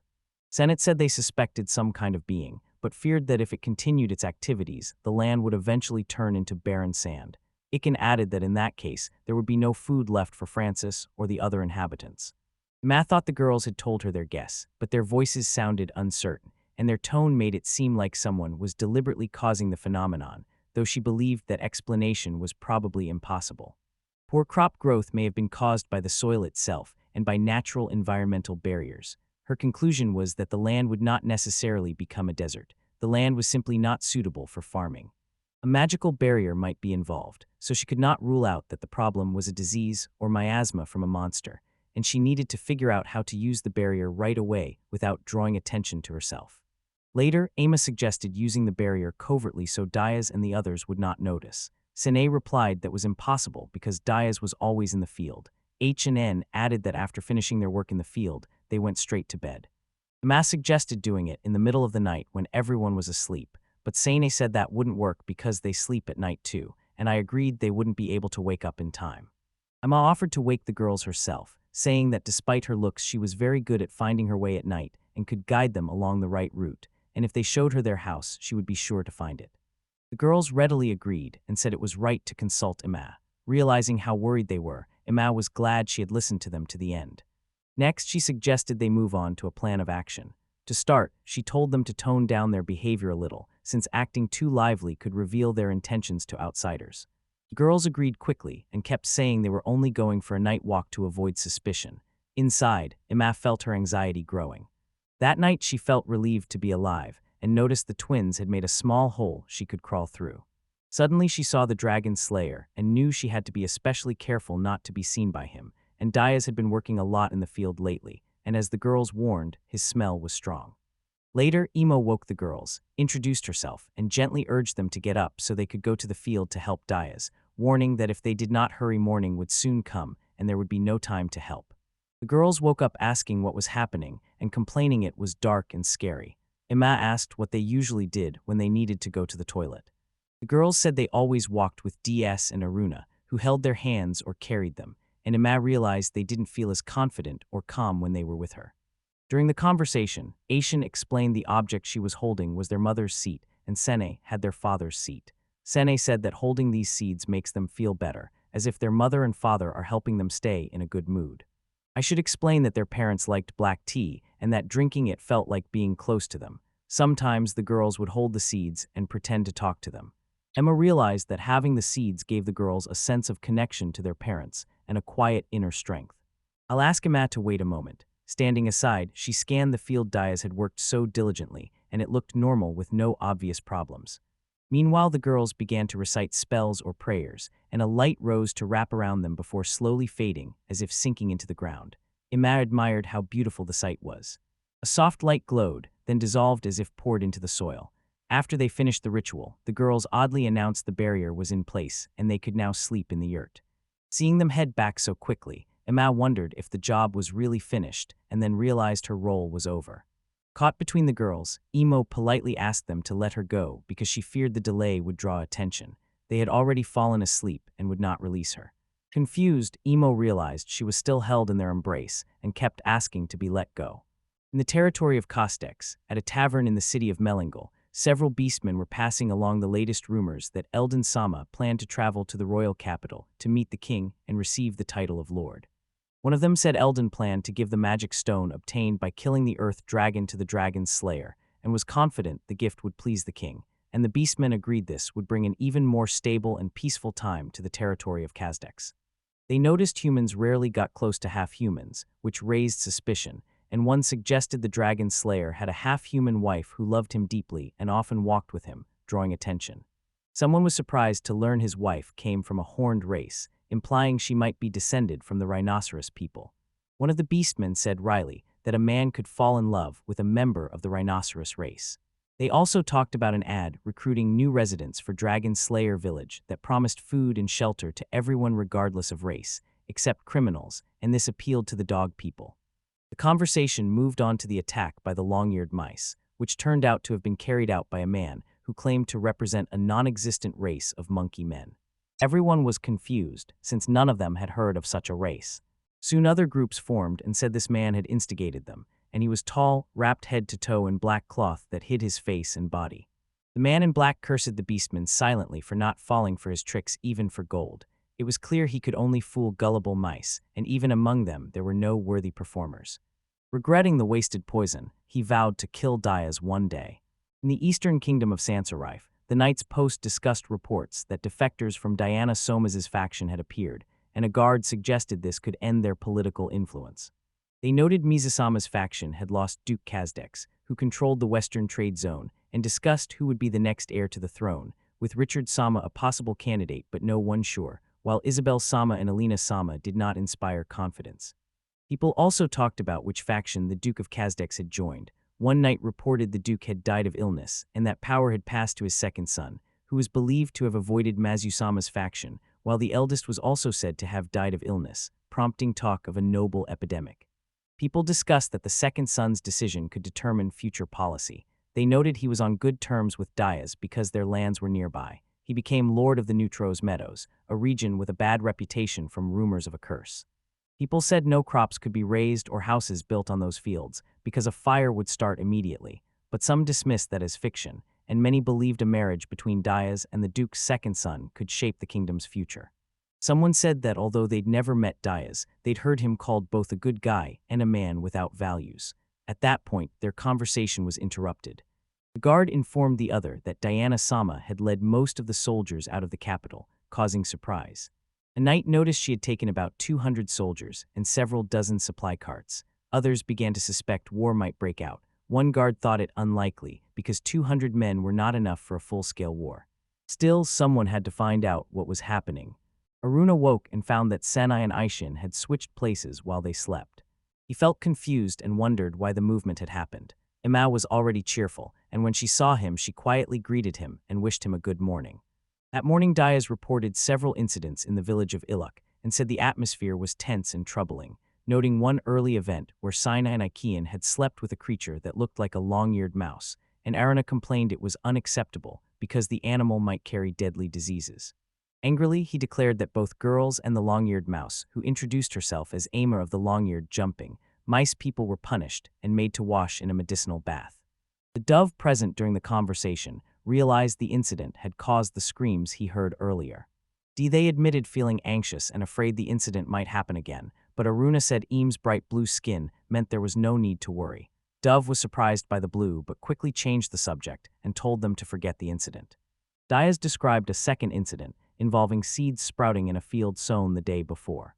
He expected the seeds to sprout naturally, but was surprised by the perfectly even circle they formed on the plot. Although his field and his grandmother's had different soils and additives, the greenery in this circle grew as if nothing outside could affect it.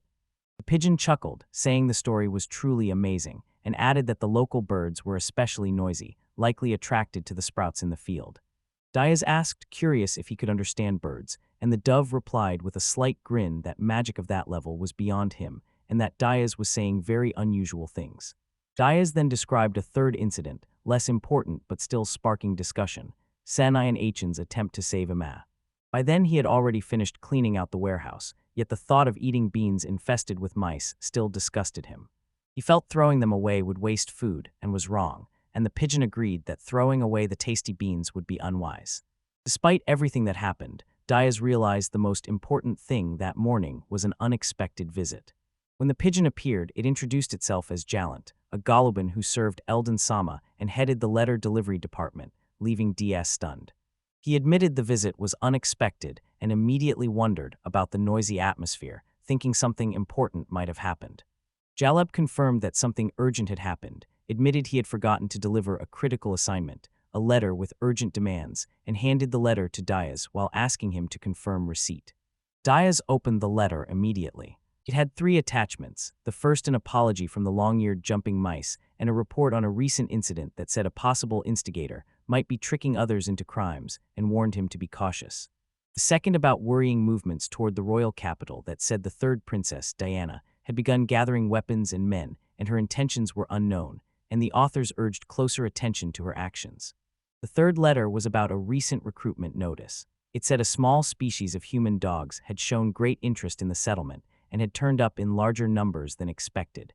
The letter ended with an urgent request to decide whether they should be accepted into the village, and Diaz noted it had a seal, making it the most important of the 3. Diaz paused and turned to Jalant to clarify what the term small species meant, admitting he'd met many of the dog people but never heard of that subtype. Jalant explained there are 2 types of dog people. The large species are smarter, stronger, larger, and look almost human, and Diaz most likely met them. The other is the small species. These creatures resemble their ancient ancestors. They are physically weaker, retain old instincts, move clumsily, and often walk on all 4s. They usually have many offspring, and the young grow very quickly. Jellant said the smaller species had overheard members of the larger species visiting the village and became interested in settling there. Then they saw an advert offering food and shelter, which likely prompted them to move in large numbers. Diaz said that if the village truly agreed to accept that small species, he would go confirm the decision right away and ask Gallant to wait there, and Jallant said he understood. Diaz then said anyone who wanted could eat the contents, and Jallant accepted the offer with curiosity and hope.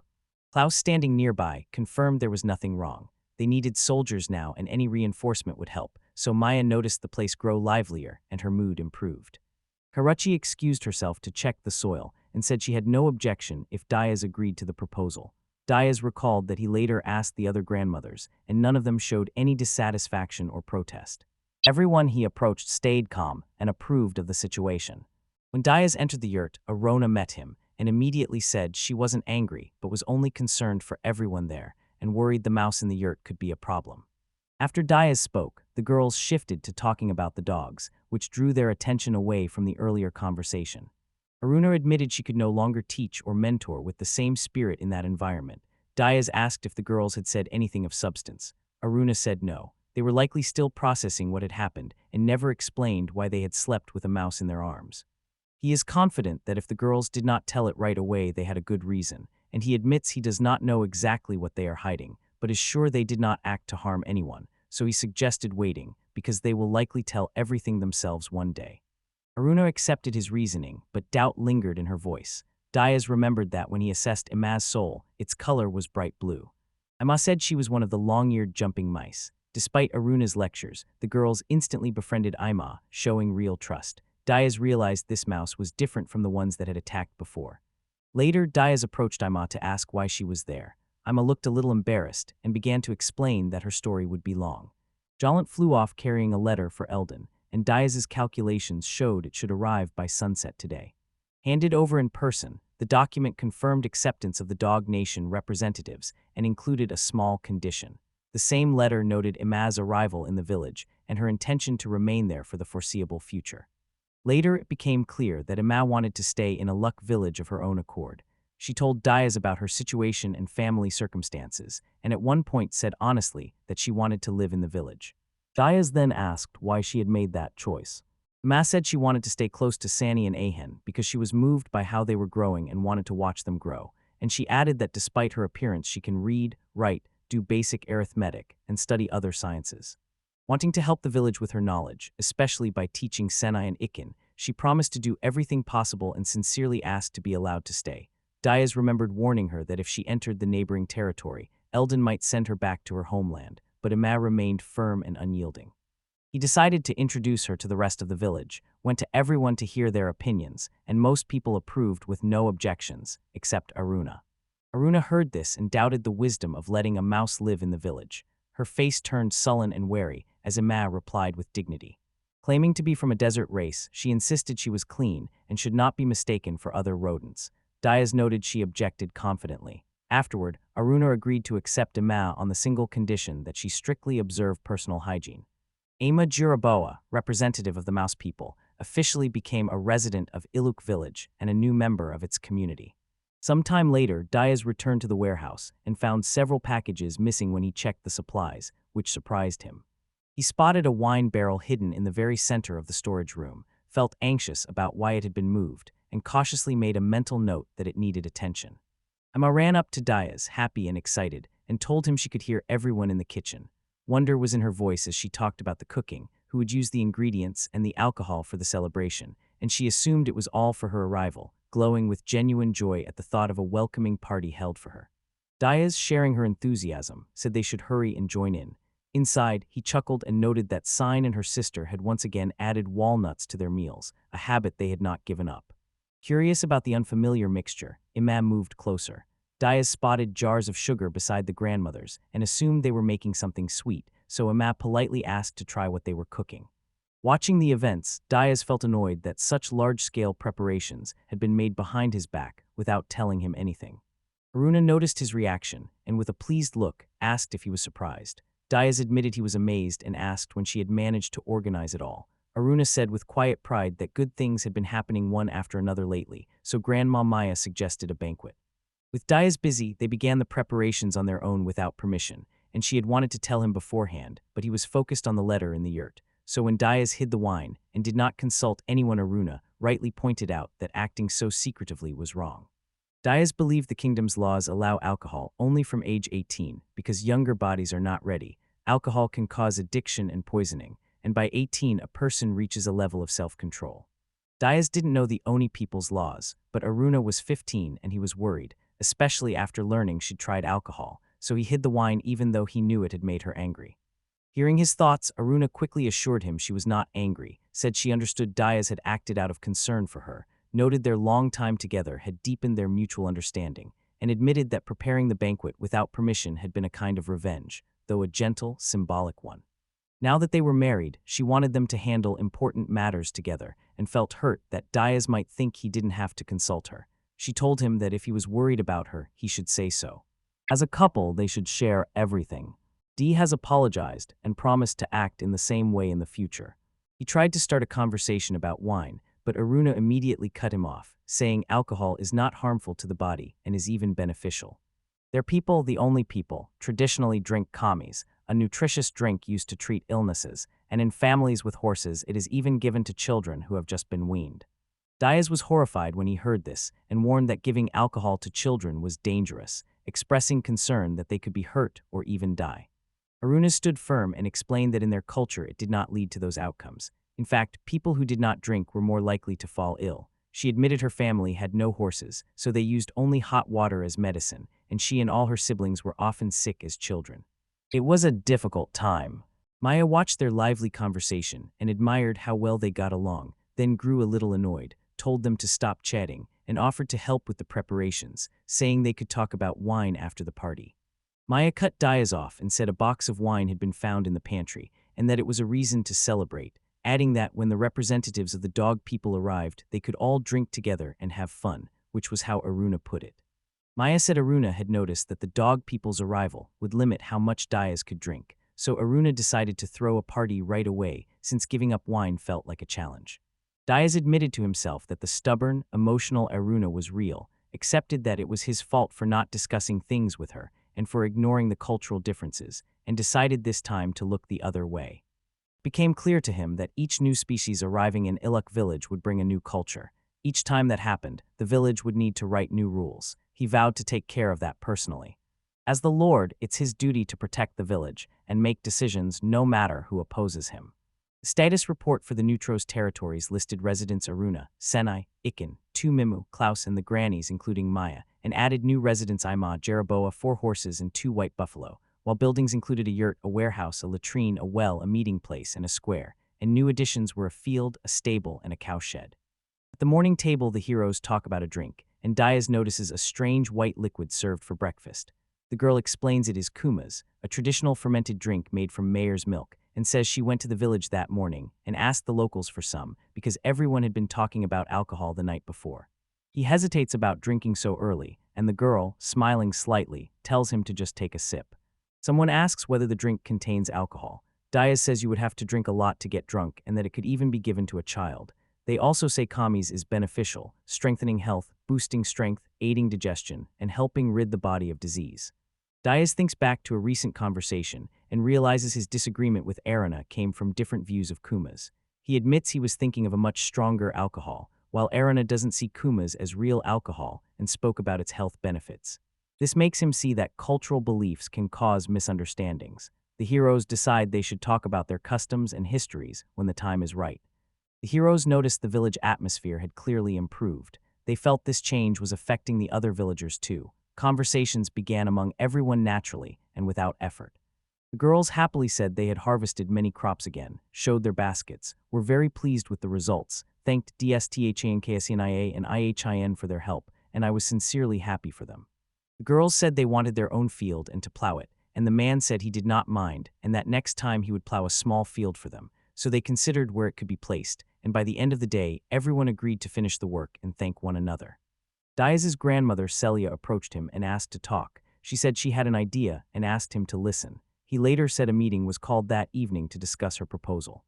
Ramocelia warned that as the number of residents grew, it would become impossible to talk about everything with everyone, so she proposed choosing representatives to gather the group's views and pass them to Diaz to prevent quarrels and hasty decisions. And at the evening meeting, everyone agreed and began discussing how to put the plan into practice.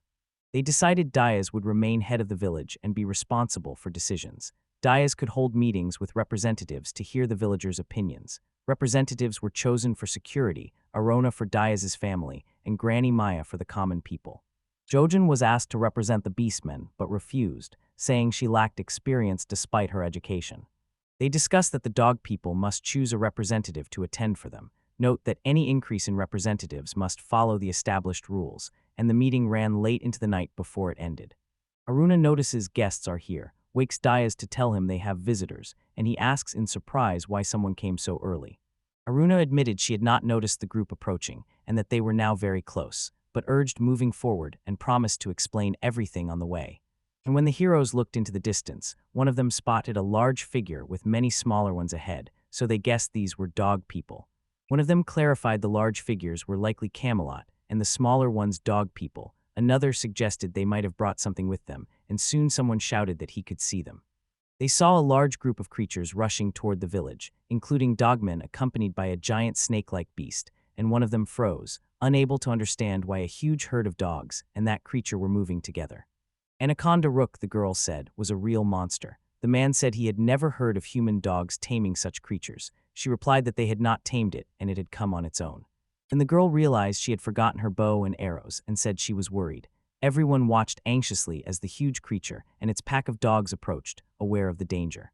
Chaos erupted when the monster ate one of the dogmen, leaving the others in shock and alarm. Someone cried that it was bad and began calling for help. Everyone was confused because they had no weapons and did not know how to defend themselves. Diaz did not wait and ran toward the monster to fight it. The heroine screamed his name, Diaz, in panic, but it was too late and he found himself face to face with the monster. Without thinking, Diaz charges the monster. A huge snake-like creature with its mouth open prepares to strike and makes terrifying sounds. With strength and resolve, Diaz delivers a powerful blow that knocks the monster back and rips the captured beast from its jaws. Acting decisively, he continued to fight the giant monster. Rushing forward, he grabbed the beast's body at the last moment and pulled the victim from its mouth. A powerful blow shoved the snake-like creature back and forced it to retreat. The monster lost its footing and collapsed. Everyone began to come to their senses. AR noticed that, luckily, Rook's anaconda was not poisonous. Someone asked if he was okay, and the dogman said he was alive, adding that she had thought he was finished in every sense. Aruna looked down and admitted her mistake, saying it was her fault for forgetting her bow and arrows. The girl thanked them with a kind smile for saving her, explained that a large snake had spotted them on the way and put them in danger, added that thanks to help from local residents, they had avoided trouble, and asked the names of her rescuers. Aruna introduced herself first and pointed to the man beside her, saying he was Diaz, her husband and the feudal lord of these lands, and the stranger introduced herself as Canis, saying she looked after the little dog people on behalf of Eldon and Sama, had come today as their leader, and that it was the three little people who wanted to emigrate. She explains that each differs not just in looks but in character. The black-haired ones she calls mastiffs, or Tibetan colors, and that clan is famed for its courage and pride in its strength. The brown-haired ones belong to the Basanji clan, or Sanji, known for being serious and straightforward, and the black and white ones, called Orson Shep or simply Shep, are noted for their curiosity and hard work. Canis explained how important clan names were to the dog people and urged they be well remembered. Aruna finished checking the souls and confirmed Canis had a light blue aura, meaning she came with good intentions. She said the representatives of the small nations all had bright blue auras indicating purity and sincerity.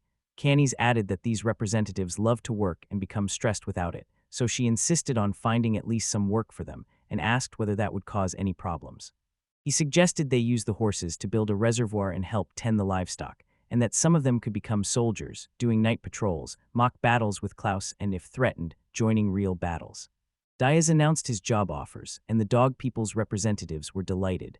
Their reaction was so strong that people nearby had to calm them. Trying to take control, Diaz calmly asked everyone to be quieter.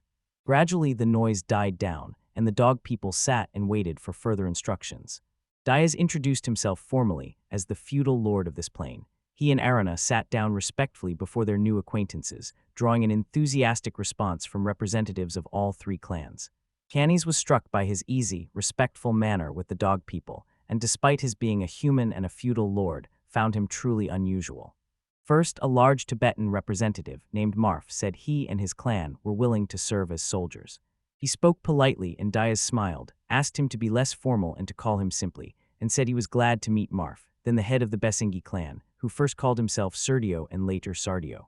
Said his clan wanted to start work right away on projects like building a reservoir, and Diaz also emphasized that there are elderly people among his people, like Graham Amya, and asked that they be given attention and care. The head of the Shep clan, Rykart Gordfunjadi Orson Shep, asked to be called simply Shep and happily offered to help care for the clan's horses while asking if there were any sheep in the village. Aruna entrusted them with the cattle, which delighted all the Sheps. Diaz said there were no sheep in the village, but there were similar animals, and asked Shep to take care of the horses.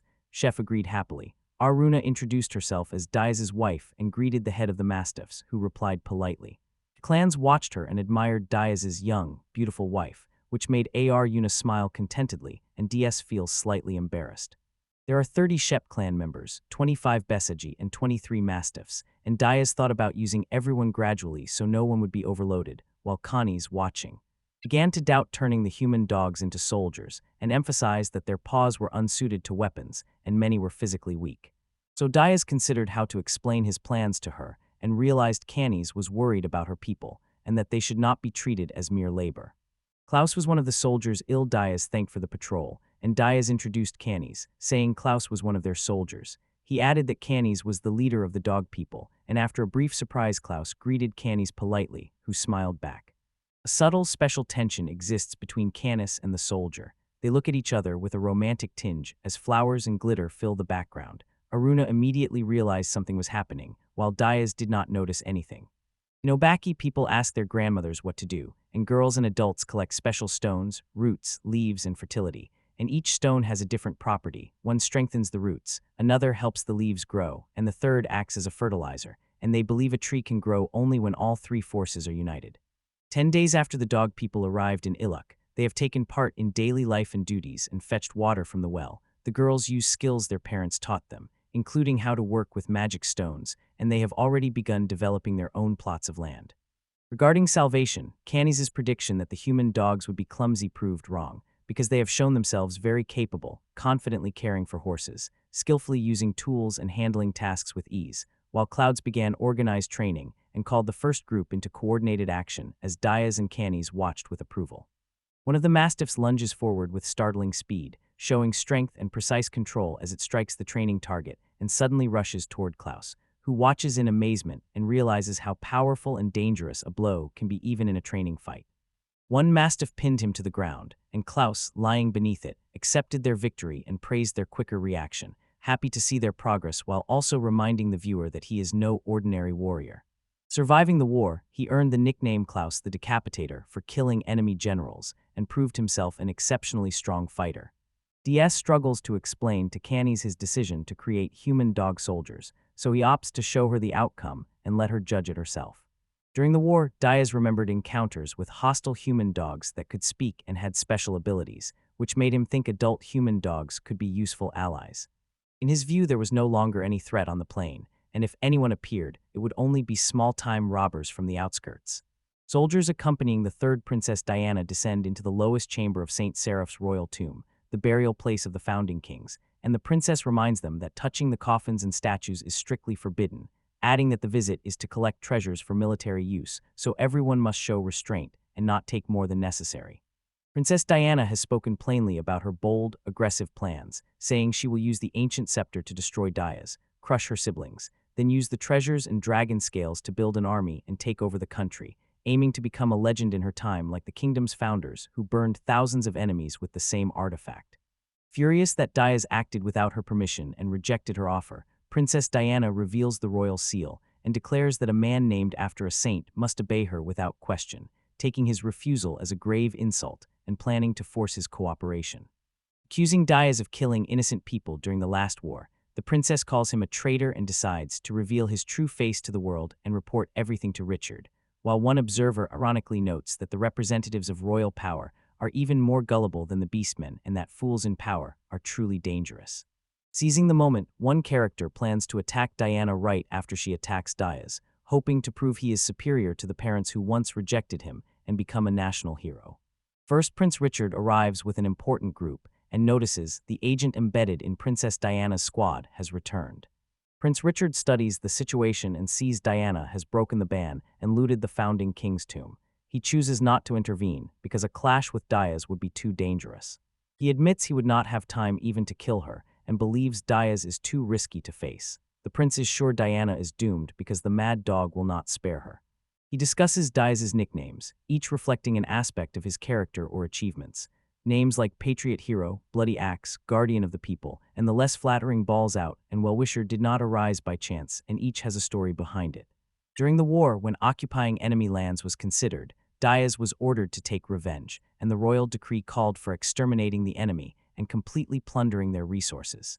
Despite fighting in the war, Diaz never harmed civilians, and even when operating apart from the royal army, there were no massacres or robberies because the volunteers who followed him shared his principles and prevented such acts. Known as the Well-Wisher, he was also called Crusher, while the nickname No Balls was a mistake, and when he overheard some noble children nearby talking about joining the army to plunder, he noticed their behavior. Flashbacks show the war's horrors. Violence and cruelty are taken for granted. A young noble involved in the smuggling crime dismisses it as trivial. Diaz watches with quiet condemnation, needing no loud words. Outraged by the injustice, Diaz could not hold back and used force to punish the young nobleman, which led to his arrest and charges of striking a member of the nobility, bringing him before the royal court. Following the incident with the nobleman, Diaz said he did not regard anyone who failed to protect the weak as noble, and his words won support from powerful figures, including the king, so the case was closed without trial. Later, a character explains that Diaz is dangerous not because he is cruel, but because he ignores status and social norms, making him unpredictable and frightening to those around him. The council debated whether to keep control of Diana and how to deal with Diaz because of his past clashes with the royal family, and although some doubted Diaz would dare to confront the family openly, they decided to keep their distance, and when the nobles learned this, they finally abandoned any plan to have dealings with him. They discuss why Diaz was at the border. One person suggests he was exiled there, but the other explains it was not exile and was instead a mission of trust. The king had deliberately put him in charge of guarding an important border area and fully relied on his decisions and abilities. The character says Diaz repeatedly corrected the king's mistakes and helped save the country, especially during diplomatic failures and the outbreak of war. For 20 years, people saw him as a hero and savior. Despite limited support and resources, Diaz always found a way. That led some to suspect outside forces, including one of his brothers, were involved. One of the girls raises a logical, unexpected point about which member of the royal family Diaz could have harmed, since he was accused of attacking the nobility, and she thinks out loud, ruling people out one by one and leaving those present in an awkward position. The memoir follows a spoiled, overconfident young man who led a small squad to show off his fighting skills but became surrounded after his men were defeated, and then a man appeared, joined the battle, and saved him from death. Memories took him back to a time when, as an arrogant youth, he ended up in a dangerous situation. Even after it was revealed he was royal, his rescuer showed no respect and instead taught him a lesson by striking him for his recklessness. Later, the man protected him for months and kept teaching him, never holding back his words. One character reflects on how much Diaz shaped Richard, saying that thanks to Diaz's influence, the young man grew into an honest, hardworking man who cared nothing for birth or status. Another character, watching the country's decline, decides to intervene before the incompetent rulers completely destroy the state. The prince orders his men to find Diana as quickly as possible and take the royal seal from her before she can meet Diaz. An aide is surprised at the operation's excessively large sum, but is told the money was given with a reserve, and meanwhile an ally asks the guild and others for support to organize surveillance and elimination. The prince fears a man who survived hellish battles could die of mere hunger. To him, that would be a particularly bitter, ironic death. He orders that Diaz be told. At lunch, Diaz is in a cozy, homely setting with some girls who tease him about having a milk mustache again. In despair, the girl faces constant betrayal. Even Prinija has turned away. She cannot understand why no one sees her side since she is sure she did the right thing. Learning she belongs to the royal family deepens her resentment. Despite the tears and inner pain, she remains convinced that the truth is on her side, even if no one admits it. Holding a scepter, Diana confidently decides she will rule the country. Diaz noticed something alarming, tensed, and peered into the distance. Calmly answering his companion's question, he said he had only thought her food was very tasty. The girl felt slightly embarrassed by his words, but paid them no mind. One character froze in fear while the other quickly reacted and killed the dog. The worried man rushed to the wounded man to help and fetch a first aid kit. The girl, stunned by the young man's bravery, watches him with admiration, and a tense, emotional moment builds between them. The young man weighed the gap between himself and Canny's, convinced that as a human he could not be with her because she belonged to another tribe, and he felt torn since Canny's, the eldest daughter of the dog tribe, was bound by tradition. Yet despite those barriers, something deeper was growing between them, bringing hope. At Soretio's command, a dog lifts a wooden board, and soon water begins to fill the tank. Everyone present rejoices that their efforts have paid off, and they now have a water source vital to the village's survival and growth. He notes the reservoir was finished before the heat arrived because of the dog people. The harvest is growing well, and the fruit he planted are already budding. The reservoir still needs to be filled, and when he calls the horse buyers, he is surprised to hear another man claim her as his even though she belongs to him. Diaz admits he is not a skilled horseman, so he had to take the buyers under his wing. It would be pointless to hand the thief to someone who cannot handle a horse. The buyers and the other horses, Carbolin and Grisha, show strong skill and follow commands, though not as well as Francis and the others. Diaz again admits that he is not a good horseman. His horse is often naughty but adapts to him, making riding possible. Diaz watches alongside the buyers as the children call him and Aaron a daddy and mommy while the villagers rest, the buyers coming closer, and calmly, without obvious gratitude, he asks if the horse would like to rest too. Diaz receives an urgent message from Eldon carried by a messenger bird. Grant delivers the letter and asks for an immediate response. The letter says Diana, accompanied by a large number of soldiers, has arrived in the territory of feudal Lord Malangala to meet Eldon. Since she represents the royal family, Eldon was forced to accept her and agree to a meeting. The situation is tense and needs immediate action. When the truth comes out, Diana openly declares she has come to kill Diaz and seize his property. Despite her rank, Eldon gently refuses, hiding his true feelings. Then Diana shows a royal decree that validates her claim and turns the situation critical by backing her threat with an official document. Eldon knew from the start that the document Diana presented, despite bearing the royal seal, was fake. It ordered all military forces and resources to be handed over to her to destroy Diaz, and although the seal belonged to the king so the decree at first seemed genuine, Eldon saw that Diana's actions were illegal despite appearing to comply with the law. Eldon stays outwardly calm despite Diana's pressure and the papers she presented, politely refusing to decide now and saying he must consult his vassals, while privately showing contempt for Diana by calling her a foolish princess and using fake hospitality as a cover to eliminate the envoys accompanying Diana by any means necessary. One of them, looking to the future, recognizes everyone's feelings and urges caution. Eldon would never harm his best friend Diaz, even if it cost him his own interests. Diaz has managed to grow crops on land no one else could cultivate, which could benefit the neighboring fiefdom of Castex. Eldon is clearly torn between duty and loyalty to a friend. Eldon seeks a unanimous decision, but the meeting is divided. Some want Diana eliminated and the threat, including the fake royal order, removed. Others insist Eldon's future must be considered, so no consensus is reached. Seeing the urgency, Eldon has already sent Grant to ask Diaz's opinion. One participant thinks about a letter he got earlier from Canis and says he has his own view. At that moment, a postman bird flies into the room, startling everyone. A rabbit reacts sharply when it appears. The bird loses its balance and falls to the floor but still delivers the letter. The advisor recognizes the bird as Grant, steps forward and takes the letter, noting it is from Diaz and preparing to read it with interest. A council member asks the scout to read the letter aloud. The tense group reacts with surprise and bewilderment, and after reading the bird sighs and says that Diaz's reply is cooperate with Diane, as the king's letter says, which confuses the council members. Diaz's letter stunned everyone in the council chamber when it was read. Turning to Klaus, the girl said he wanted to talk to her. Facing the front with Diaz the next day, and the real chance he may not return, Klaus decides to confess his feelings. Although everyone seems to know, he still wants to speak what he has kept inside for a long time. Anxious but determined, he tells Canis, San, that he truly loves her. After Klaus declares his love, Canis returns it with tears, saying she has loved him since the day they first met, and that, as the eldest daughter of the dog tribe, she is forbidden to be with a member of another people, but it does not matter to her. And Klaus, hearing this, trembles and openly confirms his feelings. After declaring their love, Klaus and Canis hug tightly, and the girls watch in surprise, unsure what's happening, whispering that the couple might be arguing, but a woman gently explains that this is not the case. Canis says goodbye to Klaus in tears and promises to wait for him in his home village no matter what happens. Klaus remains reserved, his gaze filled with determination and sadness. A wide shot shows their parting, and the surrounding people watch in amazement. At dawn, under a bright sun, the field before two warriors is strewn with bodies. One peers through a telescope and sees how serious it is. The other, wearing an anxious expression, realizes they are only at the very start of a real war.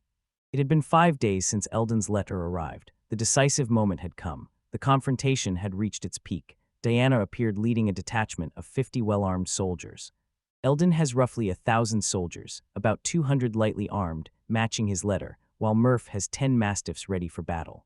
Each mastiff carries special gear developed by Klaus, including combat masks, dragon fangs, and protective capes made from earth dragon skin that can withstand heavy blows and even stop a full-speed attack from Klaus. Mur, with keen hearing and agility, will serve as liaison for the fighters. Diaz and Klaus's squad totals 12 people. When assessing the enemy's numerical superiority, Klaus expresses doubt and suggests requesting reinforcements from a tribe with enough fighters, at least including Aru Nuzama.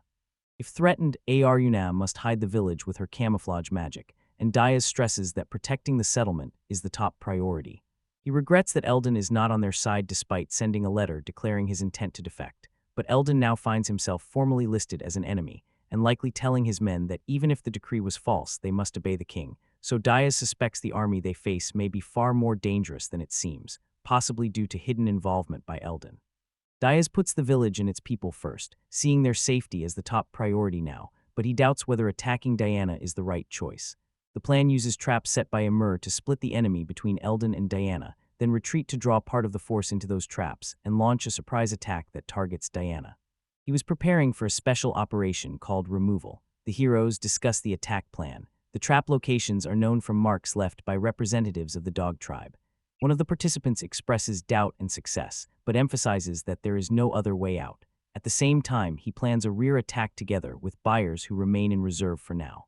That part of the plan is kept secret from the others. Running freely in the meadow and rebuilding their home gave them a sense of stability and belonging. If danger arose, they would still have to leave despite all the effort and emotional strength they had invested. The field became important both practically and emotionally, and after they began to care for it, the children stopped crying at night, remembering their parents, and found moral support. Diaz feels uneasy about the field, which has become a source of spiritual support for his family. He knows this place is more than land and is part of the family he must protect. A tall war bell stands before a group of soldiers. It was used in the past, but is now obsolete. A character explains it will be rung to send commands so the enemy cannot intercept them. The ringing echoes across the field as the signal for action. The sound brings alarm and weariness to those watching and hints that the battle is about to begin. The booming bell rings, signaling the whole army's advance. An observer immediately understands that repeated strikes mean a mass attack. Commanders on the other side grow worried. One commander, puzzled because the signal sounded, but the attack began from an unexpected distance, assumes that attacking from that range will quickly tire the enemy troops and cause confusion. In the thick of the fight, Diaz shouts orders to his men, demanding they prevent the enemy from breaking through and keep a close watch on the situation. His voice keeps the ranks in order despite the chaos. In the thick of things, Diaz shouts orders to his men, telling them not to let the enemy break the defense and to keep a close watch on the situation, and his voice keeps the ranks steady despite the chaos around them. Before the decisive battle, the forces lined up on the field to prepare for the clash. Eldon's army of about 1,000 warriors held the center as the main striking force. Beside them were two smaller groups. Diana's detachment of 50 fighters and about 200 mercenaries. Facing them across the field was Diaz's army of only 12. Soldiers stood in tense battle formation, faces hidden by steel helmets and hands gripping weapons tightly. A commander stepped forward with a focused look, raised his heavy weapon and prepared to give the order, but confusion spread through the ranks. Suddenly the army halted, confusing the enemy. Soldiers began whispering and breaking formation. Diaz noticed only the center had moved while the flanks stayed in place. It looked like an odd tactic. One commander could not tell if this was a strategy at all until a messenger appeared, forcing a rethink of the next steps. As tension rose on the battlefield, Eldon sat calmly at the table drinking his tea, and a panicked officer rushed over to remind him of the order to break through the enemy lines and demand an explanation. But Eldon smiled and said he was having tea, leaving the officer utterly bewildered. One commander was furious at Eldon's refusal to act, but Eldon calmly kept drinking tea and treated it as more important than giving orders, recalling his father's rule that a true aristocrat should never miss the taste of tea. Despite the reproaches, Eldon believed sending only a few elite fighters would be enough, since he had already provided the army with everything it needed. Even during the battle, Eldon stayed completely focused on his tea, calmly saying they should wait to ask him for an order until he had enjoyed it. And after draining his cup, he politely asked for another, while another character watching the scene and remembering that no one wanted to take their case began to sense that something was wrong. One mercenary reflecting on the situation was surprised that Diaz was the real target and said he was in no hurry to intervene because cutting food supplies alone was not worth getting involved in. The captain ordered his men to withdraw, warning that an attack on Diaz could make the country's entire army their enemy, and reminding them that Diaz had saved many lives in the last war and that even Duke Kazdek would not have acted so quickly. After the mercenary returned the payment and said goodbye, he suddenly left the battlefield, causing panic and confusion among the commanders. One officer, gasping for breath, called for an all-out attack but then saw the enemy starting to withdraw, and Diaz and his allies watched in bewilderment, assuming Eldon was stalling by drinking tea and concluding Diana's strategy had failed. As Diana's soldiers approached, Diaz watched them with doubt. They looked poorly organized and inexperienced and seemed better off leaving with the others, but he changed his mind and ordered Diana's fighters to be made incapable of combat, disarmed, and driven off, while Amur was told to cover his ears, expecting harsh measures to follow. When Aaron gave a battle cry, she said firmly that if DS had ordered them not to attack, they would find another way to handle the situation. And as his wife, she felt she had to support him in the fight, so she and the Iluk Women's Association decided to join forces to help even if they had to use unconventional methods. Maya Sama studied the magic circle and judged the ritual's results. She still wanted to learn more about the entity called Echo, but the result was enough. A beastman confirmed the circle had activated successfully. Hooded figures approached the yurt and waited for orders. Everything was proceeding according to Maya Sama's plan. The elders watching the ritual are relieved it succeeded, grateful and admiring as Maya Sama's visions, as always, prove correct, while Eldon, peering through binoculars, asks Camelot how well he can assess the enemy's fighting style. Diaz fights with exceptional force, landing heavy, accurate blows that earn admiration, and despite his size he combines precision with remarkable strength, while Klaus covers the rear to prevent flanking by deftly anticipating enemy movements, and their coordination inspires respect and fear, making them a difficult duo to overcome. The characters are surprised by the battle's result, and one admits the attack dogs exceeded all expectations. Though small and clumsy, they were extremely effective and acted on instinct. Even Eldon, watching, cannot believe how well they fight and admits he is surprised himself. Klaus tightened his grip on his weapon and braced for the next attack. His mind went back to the promise to come back unharmed, and he was determined to survive despite the chaos around him. As he focused on the enemies ahead, a threat formed behind him that his comrade had noticed, but Klaus did not. Responding to Diaz's call, Klaus ran up and struck his opponent. Diaz pointed to the snake coiled by his leg. Without thinking, Klaus realized how dangerous the situation was. Diaz told him to be careful and not act so rashly. After a sigh, Diana watched the proceedings with irritation. Her lips were pressed together in tension. Diana moved to take control, told everyone she was in charge, and ordered them to follow her, then tried to activate the scepter said to have legendary power, but it did nothing, leaving her in despair and unable to understand why no one obeyed. Diana felt a sudden jolt as something flew past, and at first she did not understand what was happening. Then an arrow struck and stunned her, knocking her from her mount while the others were confused and tried to find where the arrows came from. Aruna ordered them to take Diana's horse and staff, while the invisibility magic lasted, and bring her to the eastern forest of Eldon to stop her from using magic again and neutralize her influence on the battlefield. Hiding in the trees, Diaz's ally tried to scare Diana and drive her deeper into the forest, choosing intimidation and capture over a quick kill, and a sudden shot knocked Diana off balance, leaving her vulnerable to further pressure. Aruna held back despite wanting to deal with the enemy. Remembering he hated killing people, she submitted to his will and acted differently. Instead of a fatal shot, she used intimidation and capture. Soon the men incapacitated and captured Diana. Diana was unexpectedly captured by two mercenaries. One, relieved she was still alive, said they were supposed to seize her before meeting Diaz. They had stumbled across her and were going to hand the seal to their client. The second went to explain the delay to his partner, admitting he had been distracted by food again. Arrows suddenly flew at the mercenaries, making them wary, and one of them anxiously tried to figure out who was attacking and why. Then suspicion fell on Diaz's men, which worried Diaz because he hoped to avoid a direct conflict with them. One man urgently told the hidden attackers they were not Diaz's enemies, but were acting on orders from Richard, supposedly Diaz's former student, then showed a bag of coins, promised to return the captive, and begged them to stop shooting, saying it would be better for Diaz if they kept the woman. To calm his unknown pursuers, the man threw them a bag of coins and, in a panic, told his companions to retreat, making clear he would not resist. The girl judged the opponent's souls not too evil because their auras were only faintly red, realized they were connected to the orphans Diaz had once raised and left them alone, and believing Richard would decide Diana's punishment, went back intending to cook something tasty to support Diaz after the battle. Thinking how to thank Diaz for his efforts, she imagined singing to him under a kato or arranging a rest, and in her mind she offered to let him relax, put him to bed, and take everything on herself, proudly assuring him he could trust her.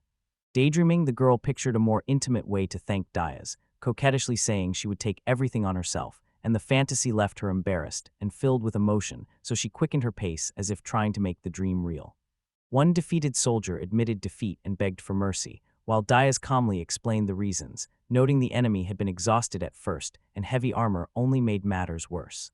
Realizing they were defeated, the enemy soldiers surrendered en masse. One of them, spear raised, announced the lunch and the rest bowed to the victors. Diaz watched calmly, restraining his emotions. At last the enemy soldiers lost heart, dropped their weapons, and surrendered. Despite the fight, none of the allies were injured, and the defeated opponents were still alive. The protagonist regretted not catching Diana, so he missed the chance to scold her and felt annoyed. After the battle, one of Diaz's young companions angrily accuses him of abandoning command during the fight and rushing ahead, reproaching him that if he did not want to kill enemies, he could at least use traps instead of charging forward, and Diaz calmly replies that he handled all minor duties, including command. To another participant, he called the best tactician in the kingdom during the war, which makes the companion sigh and despair. Arriving at Diaz's camp, Eldon intended to surrender and discuss the prisoner's fate, openly admitting that crossing the border and invading without permission violated the kingdom's laws, and with Diane gone and no leader to enforce the king's will, they laid down their arms and peacefully submitted to Diaz to avoid further conflict. Seeing the opponents have admitted defeat, Diaz accepts the proposal. Eldon tries to present the outcome as not a loss to save face with the king and plans to use it as a strategic advantage by discussing it with the king personally. Diaz shows magnanimity by letting the other side keep their dignity. Diaz doubts a truce with him will help Eldon much, but agrees to lend his name in support, and Eldon admits he does not know how to use the situation yet wants more leverage, planning to use past events, including the theft of the seal and Diana's actions, to present himself and his people as victims and improve his standing with the king, and the negotiations ended with a discussion of reparations and a mutual willingness to help. Aruna appears in the background, and it becomes clear she added medicinal herbs mixed with stimulants to the patriarch's breakfast, which explains Diaz's rise to combat and earns her praise as a knightly act. Diaz is slowly understanding why no one felt tired after the hard battle. The herbs Aruna gave Moro were stimulants meant to give a surge of strength, and she even used fertility drugs, which confused everyone, and Moro now seems to be deliberately trying to bring Diaz and Aruna closer by making Aruna his nanny and pushing Diaz toward a closer relationship. Aruna says that while chasing Diana, she met a man who said he was a messenger for a boy named Richard raised by Diaz, and she let him handle Diana alone. That made Diaz suspicious. I said I doubted a child named Richard really existed. Diaz had planned to talk with Aruna at length, but circumstances prevented the conversation from continuing, and the group decided to disperse. They handed the prisoners to Eldon and received compensation, then finally returned to their home village of Iluk. At Aruna's request, the women of the local village association collected the battlefield spoils. Diaz thought it was a regular meeting, but it was actually an initiative by Aruna and the housewives of the dog tribe. They were acting for the so-called Association of Women of Iluk village. While Diaz wondered why she had not told him, Aruna reminded him he had himself ordered the village protected. She reproached him for not paying attention, and he apologized. A dog brought a staff that immediately caught Diaz's eye, and on closer inspection a pearl at its center glowed with magical energy, so Diaz offered to test it to see what it could do. Aruna tried to activate the staff, but it gave no response, and despite its magical glow she concluded it might contain only an ordinary gem with no power.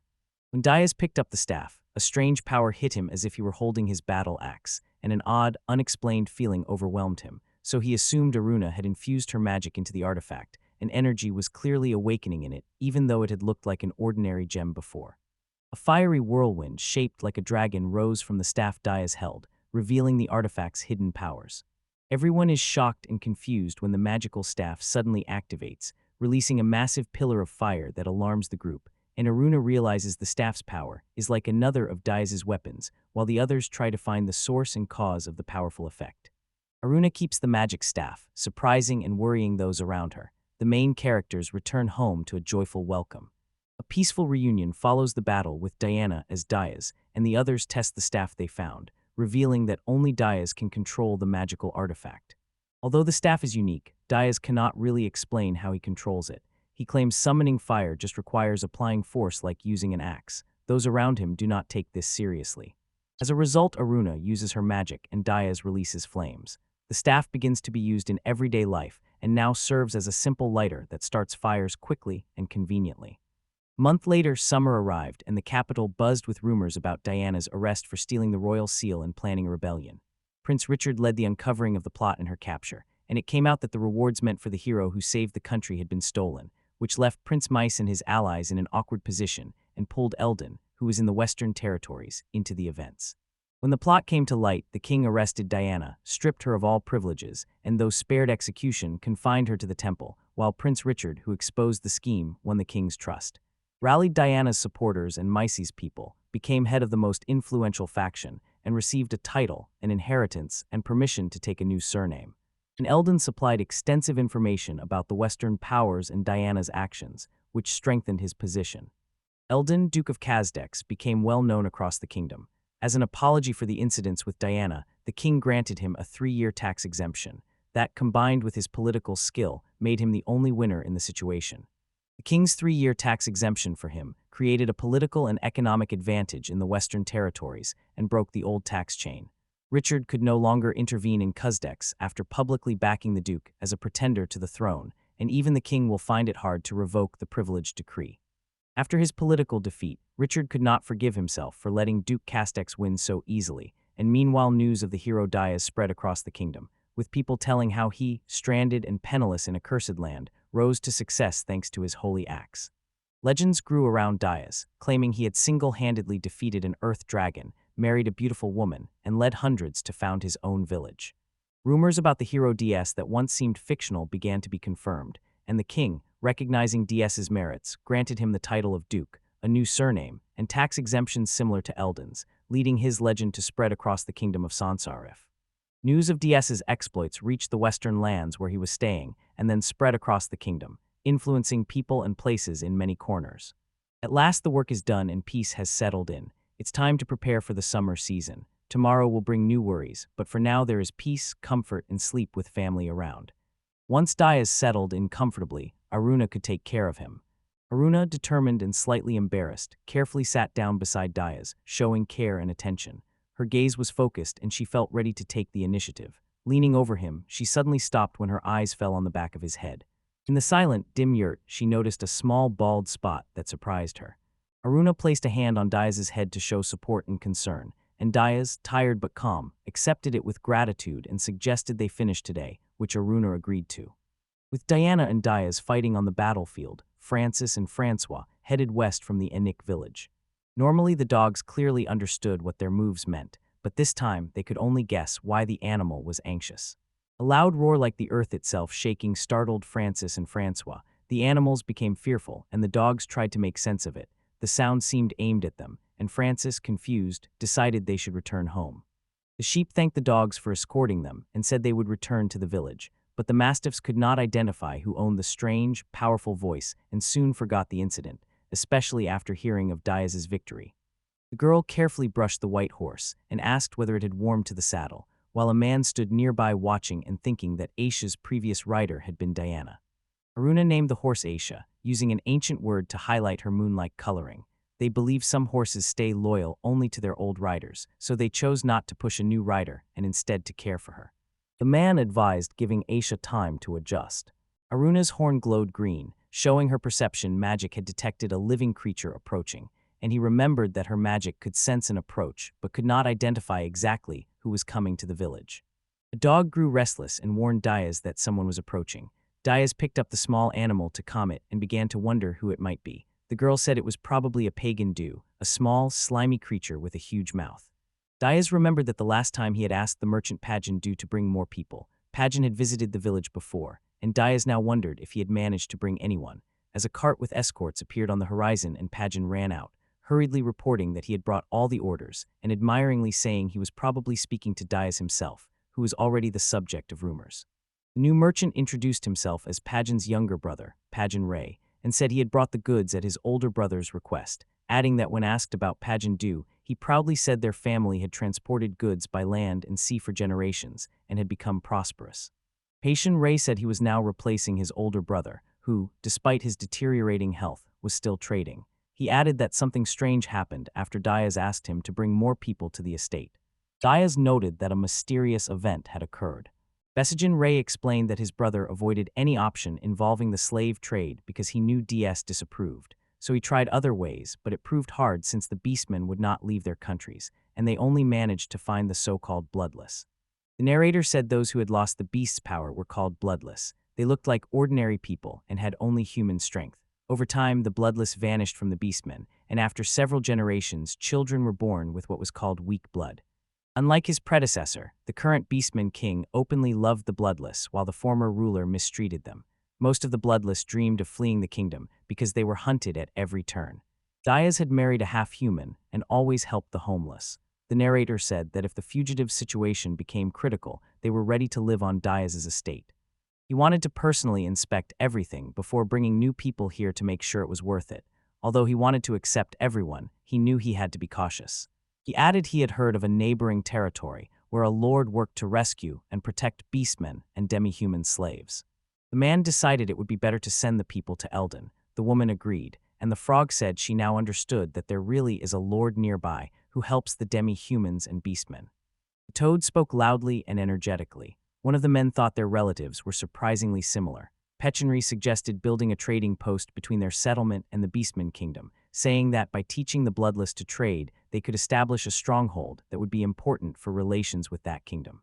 Toad apologized for his violent reaction, explaining he had simply gotten very excited and invited everyone to start trading for real, saying they were now ready to get down to business. The merchant happily offered to buy an exquisite mother-of-pearl bowl and an inlaid box, and Diaz, at a loss, tried to explain that they were all too expensive. Aruna slapped the bag of gold and said cheerfully they would take as many goods as it could hold, then ordered any items that looked as good brought. DS, surprised by her determination, carefully asked if she was sure, since the items, though well-made, were hardly suitable for everyday life. Aruna explained calmly that gold alone would not make them happier, warned that if they stopped buying from the merchants, those merchants would simply stop trading with them, added that they had enough money in reserves, so spending was not an issue, and said she hoped happy merchants would spread the word to benefit the settlement.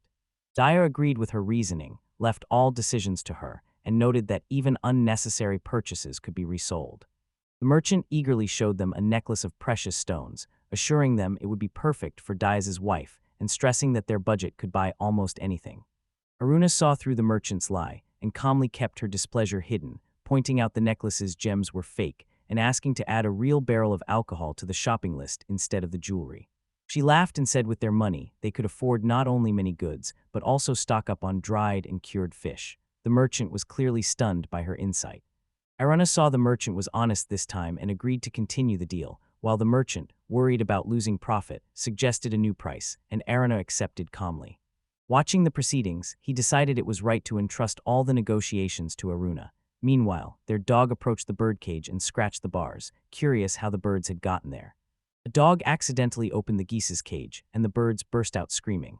The frightened dog tried to run from the angry birds, barking loudly and drawing attention. A man heard the noise and saw the geese running free. Grandma Maya then appeared, surprised to find the birds out of the cage and asking what had happened. Grandma Maya said geese grow quickly, live long, taste good when cooked, and can act as guards because they are aggressive, and when she saw they looked healthy, she called them birds of blessing for their eggs and meat. A man said he wanted to buy those geese. The seller quoted a rough price for 6, and a girl demanded an immediate 20% discount. He thought the dispute would likely drag on. Confirming this, the merchant added he had several more items in storage, said he had heard they had not yet named an heir, then brought the goods, warned the price was high, and insisted they were worth the money.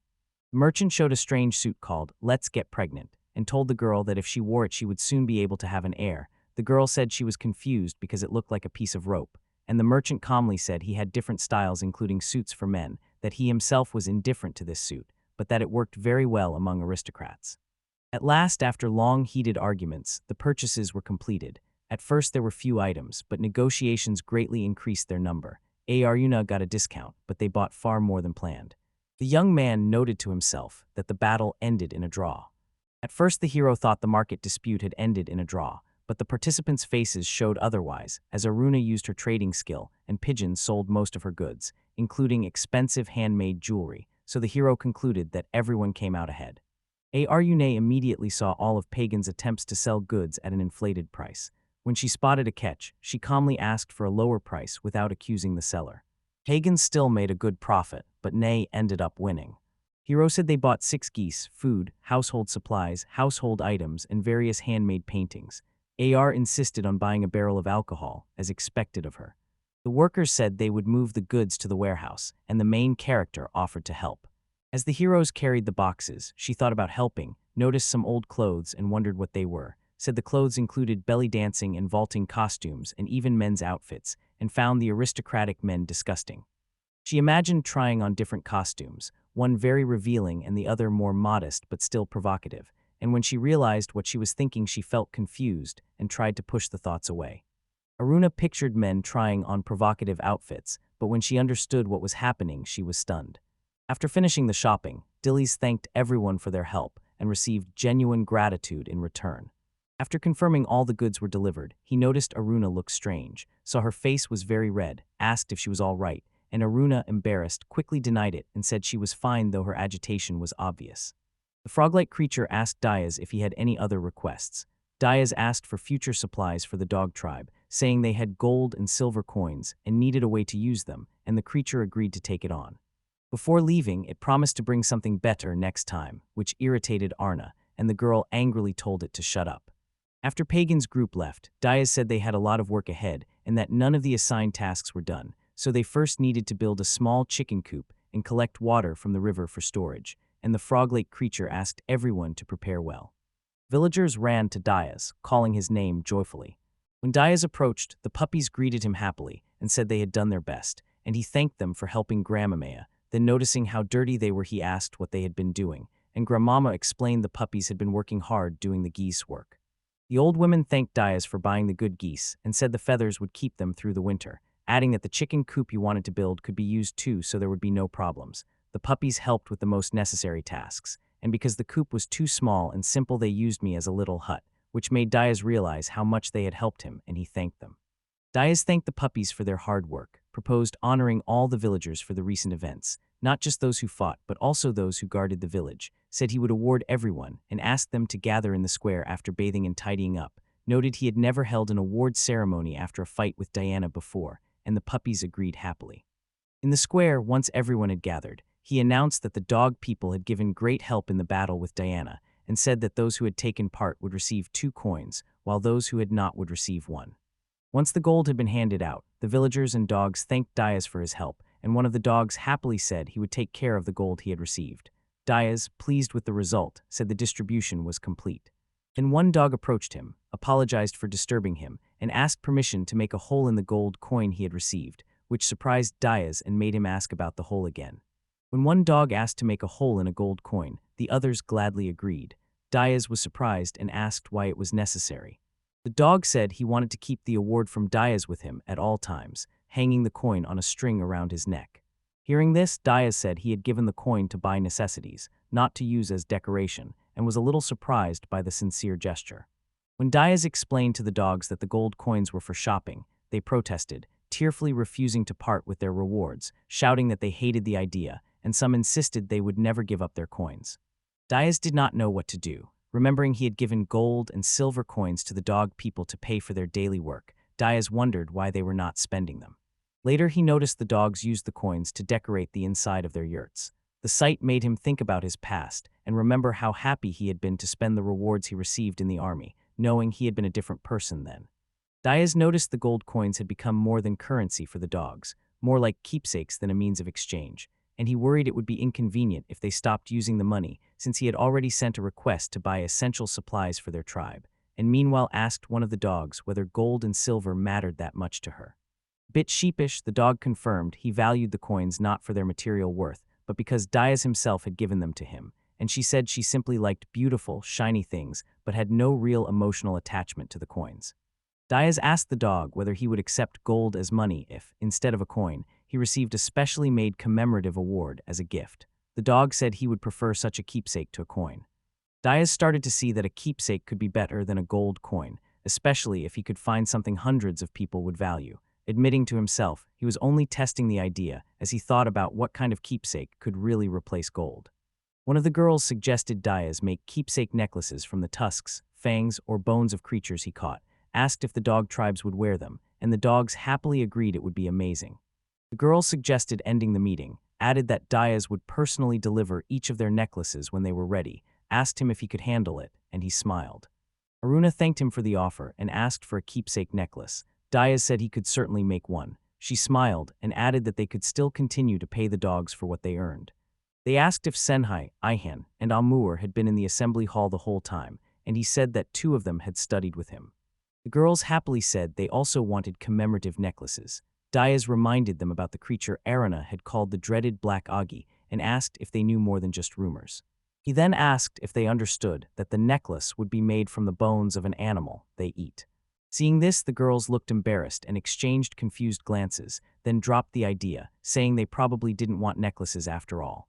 Diaz, in turn, thought making an award from that material wasn't a good idea. Aruna said the Dog Nation does not care about valuables, but about things that carry feelings, and Diaz suggested using gemstone fragments and handcrafting the gift to make it special. DS asked whether he could make a good decoration with the materials offered, and Aruna reassured him that if he couldn't, she would teach him, since small details were her specialty. DS thanked her and agreed to try. Diaz admitted he'd long suspected he was too easy to read. Surprised that Aruna had responded to his thoughts without him saying anything out loud, he thought she might have used some skill in negotiating with the pagan. The girls laughed and Aruna just smiled. Diaz realized he could now understand what others were thinking as he calmly carved something by hand. He realized he had done even better than he'd expected when Aruna approached, surprised he'd already finished the work, and she asked to speak with him and wanted to know the final result. Runa said the result was excellent and was confident the dog tribe would be pleased. Diaz wondered how many days it would take him to make the same amulets for everyone, since each one took him 3 days to make. Aruna said that if Diaz keeps working at the same pace, he will finish the task quickly without even noticing, and added that there is no need to rush and advised taking care with every detail. After that, Arna reminded him she wanted to discuss something and asked Diaz to teach her how to do komaboda. Aruna asked Diaz to teach her how to make a kamaboda, telling him it was a stove with a stone hearth, and Diaz was surprised, but saw it as useful because they lacked people and tools, and Amur had already raised the matter.